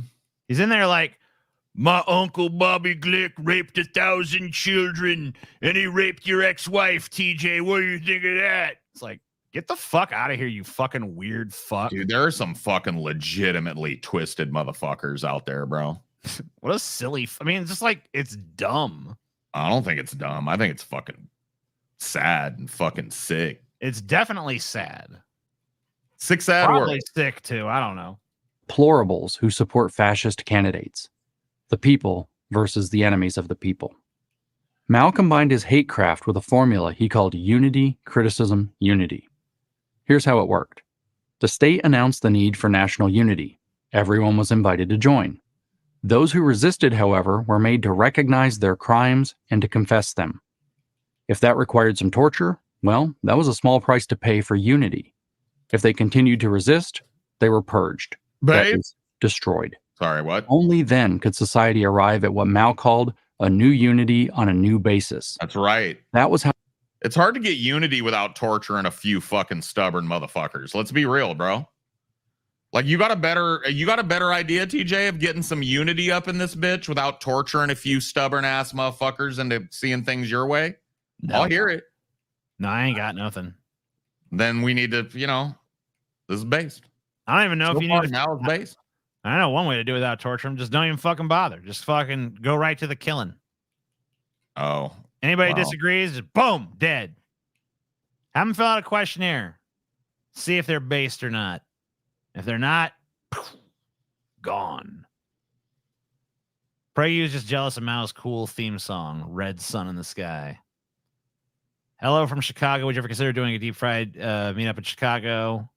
Welcome to see some of my work. Dude, what the fuck kind of backwater town is Chicago even? I've never even heard of that. Chicago? Chicago? Are you sure? Yeah. Chicago. Chicago. What a little shit whistle of a town, dude. It might be pronounced Chicago because I know. Dude, that, do we even rent a fucking donkey cart to take us to that fucking town? I don't know. Is there an old toothless fucking inbred farmer with a donkey that'll let us fucking traverse the dirt road to that fucking shit hamlet? Or what? No idea. How progress was achieved. Today, the same formula is in play. We might imagine a diversity, equity, and inclusion DEI coordinator in a business or university saying, "We just want a place where everyone feels like they belong, but because of systemic racism and sexism, some members of our community don't feel included." But who's responsible for that systemic racism and sexism? Answer: anyone who doesn't agree with the DEI worldview, which would include most of the people in the room. This privileged majority must acknowledge their. What does any of this have to do with Maoism again? I don't know. They're very distractible, these types of people. This just seems like your guys' standard playbook of grievances, but you've just slapped Maoism on. Is this a case of like Marxism ain't getting the old heart pumping like it used to in terms of like generating fear? So now you're like, you know what? Let's try out Maoism. Let's call it Maoism now. Where are you going to go from here? What's next? Like after Maoism is no longer fucking getting you scared, what are you gonna fucking call it after that? Here's why you shouldn't believe in the Khmer Rouge. Their own complicity in this systemic oppression. Here's why Montezuma was not based. What percentage of normies do you think even know who Mao was? Probably not many. Or if they do, it's probably pretty cartoonish. Wow, can't believe there's another person here from Chicago. I probably know him. There's only like 6 people here. Jeez, Yeah. wow. Aren't you guys all related out down that way too? That's what I've heard. Or Heard risk the gene pool is quite shallow. Oh in my that god, it's tiny like little fucking shithole. it's not even really a gene pool, it's a gene puddle. Or, in today's terms, canceled. Only then can we all. So being purged in Mao's China is the same thing as being canceled in today's America. Yeah. I feel like that's like, if anything, that you're just diminishing what happened under Mao at that point. Because being rounded into a camp and killed is not really the same thing as like people on Twitter don't like me. I lost my job because it turned out I fucking my N-word laden rant was discovered. Like what? Huh? It's not the same thing. I don't think it's equivalent. All move forward together into a new, sustainable, and inclusive future. In Mao's China, the process was so vicious that people would do almost anything to avoid being tagged an enemy of the people. Thus, they were made to conform. Today, in America, you you're mean not like people that can't say what they fucking think anymore because they're afraid to be canceled? Man, I hope America never goes down that dark fucking road. Give me a break. Dude, social pressure has always existed. It's always been a thing, dude. Conformity has been something that pretty much every empire that you can think of has absolutely required. Pointing it out like Maoist China was somehow Mao invented that shit, dude. Before that, somehow different than every other civilization in the history of the world. Because it's the only one that really rigidly expected you to conform to the norms of that civilization. We're not fucking expected to conform to any norms here in America. And it's definitely the only civilization that if you decided not to conform to those norms, you were fucking socially punished and people would really rather not do it. And so people were forced to conform. Mao invented this shit. What an evil fuck. Give me a break, bro. Called an enemy. Look at the way you dress. Like, honestly, like, look at the way the dude on here is dressed. You're dressed like fucking middle class white women want you to dress. 100%. Yeah, look at him. Look at that, dude. No dude in America chooses to wear a fucking blazer with a blue fucking shit underneath it, dude. No dude ever. You were dressed by a woman. Today in America, you're not called an enemy of the people. You're called racist or transphobic or homophobic or something phobic. And the fear of that is enough to make most people conform. No, it doesn't. Actually, like 50% of America wears that shit with a badge of honor, retard. Yeah, I mean, like, the people, I mean, like, there's of the two major political parties that exist in this country, which are currently competing to see which of them gets to have their person in the White House, and it's a fucking razor thin race that's literally a coin flip at this point by most people's fucking reckoning. And one of those parties is the party that you're making this video content for. So, like, how the fuck is this some like downtrodden group of people? It's not. There's plenty of people who fucking, like Paul said, are perfectly proud to be like, damn right, I'm racist. Dude, they sell t-shirts. Damn right, I'm sick. Damn right, I'm transphobic. Damn right, I'm homophobic. Damn right. Proud homophobe. Like, so this is not some, I mean, like, you're acting like this is some kind of like, oh my God, it just destroys a person socially when they're called these things. It doesn't. It doesn't have that kind of power in our society. Pure Maoism. So basically, leftists criticizing right-wing ideology is Maoism, but PragerU constantly criticizing left-wingers is not. No. They're just standing up for common sense. Right-winger, freaking millennial snowflakes need to take responsibility. Also, right-winger, after they do something stupid, why are they canceling me?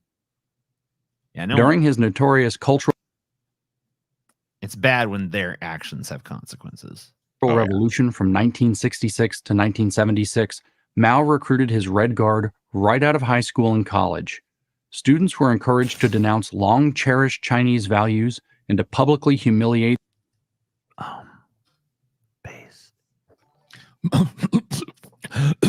Base. Excuse me. I wish someone would do that in this country. Dude, I mean, not necessarily all the shit Mao did. I'll drop the kayfabe, but I really do think it'd be great if we had an aggressive fucking stripping of all these dumb cultural values that are useless to us. Yeah, not only that, but like this, what they're talking about, like public humiliation and shit, is so much cheaper and less fucking inhumane than prison for minor infractions that I don't understand why we just don't do it. Like, it is way worse not to be accepted in your town or to have your town know that you're a transgressive piece of little fucking shit who steals shit than it is to throw somebody in the fucking prison so they can learn how to steal shit better from hardcore criminals who know how to steal shit. It doesn't make no sense. Their rightest teachers and professors. Even family members were not immune to their attacks. The students did all these things and more, including desecrating historic and religious sites. The parallels to modern American campuses aren't exact, of course, but they're close enough for alarm. Mao's been dead for almost half a century, but Maoism is alive and well in America. We call it woke, but it's really Maoism with American characteristics. Shut up. Fucking crybaby bitch. Man.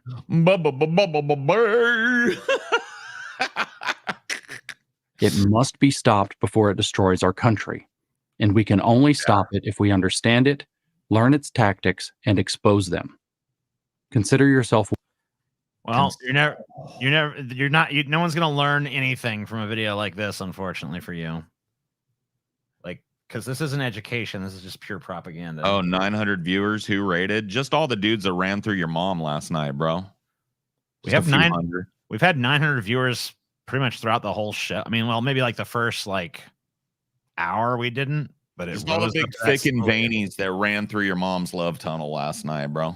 We were up to 950 at one point, but I mean, it's really 900 is a pretty typical amount, like a pretty typical that's range about what we get every goddamn night. Yeah, I mean, like sometimes we'll get a little less, a little more, but usually that was a sneak diss, bro. It was a sneak. No, I'm just correcting. Like, it'd be one thing. You got to respond with mom jokes. That shuts them up, dude. They don't know how to handle mom jokes because they're too pussy about it. Nobody talks about each other's moms anymore. Dude, I've been doing it on Ideology, bro. They get flabbergasted when you start. You just got to get dirty and filthy about their mom. You know what I mean? And hoist their own petard. So like if whatever they used on you, counter it immediately and brutally with some sort of like bragging about how hard you fucked their mom or how many dudes fucked their mom. You know, it's like really slut shame their mom is what I'm saying. All right. I'll do that from now on. You should try it. I'm just letting you know it works. I do it sometimes, but I don't fucking, it's not my go-to, but you know what? I'll take your advice and see what it's like to just make it my go-to thing. You know? I tried it on one. Well, I feel kind of bad, but on Ideology, this dude came in and he was like, "Hey man, you want to fucking debate me? I'll get on Discord right now." And so I got my other phone and I was like, "All right, bitch, let's debate." So I got on Discord with him. And like, instead of listening to him for the first like 2 minutes, I was kind of sizing up, like, what do I think this guy? And I heard his voice crack a couple of times, and I was like, this guy's real fucking touchy about his voice. So I was like, dude, why is your voice all wavering and cracking and shit when you're talking to me, bro? Are you excited? Are you okay? You want to drink a water or something? He's like, "Oh, fuck you, bitch. I'll meet you in real life, motherfucker." Dude, it was like just pushing the dummy button. You know what I mean? It's so easy sometimes because people just wear it on their sleeve, you know? Yeah. It was great though. That poor guy. He just wasn't prepared. Just wasn't ready. You should do that sometimes, TJ. You should like go on, do a stream and be like, anybody in the chat wants to talk shit, send me your Discord credentials and I'll add you and I'll fucking roast your ass, dude. It's fun. I bet you'd be good at it too. You'd probably come up with some pretty decent roasts. I would imagine, knowing you. Nuggy wants to know when you did that. It was on a Ideology recently. I can't remember which one, but it was in the last couple of days, so it won't be like, yeah, I can't remember what the dude's name was, but he was a salty lad, you know. Someone hooked Nuggy up. Yeah, somebody tell Nuggy what the name of that fucking stream was, because I can't remember. Well, anyway, that brings us to the end of this show. We have no more content left to go over. Thank you guys for helping us reach all of our goals tonight.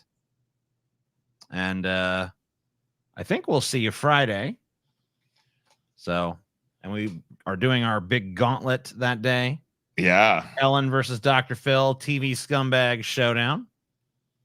So stay tuned for that. Hope you guys enjoy. Yeah, have a great night. Thank you guys for watching. Thank you for donating to everybody who donated, and fuck you to everybody who doesn't. Yeah, fuck you. Fuck you, man.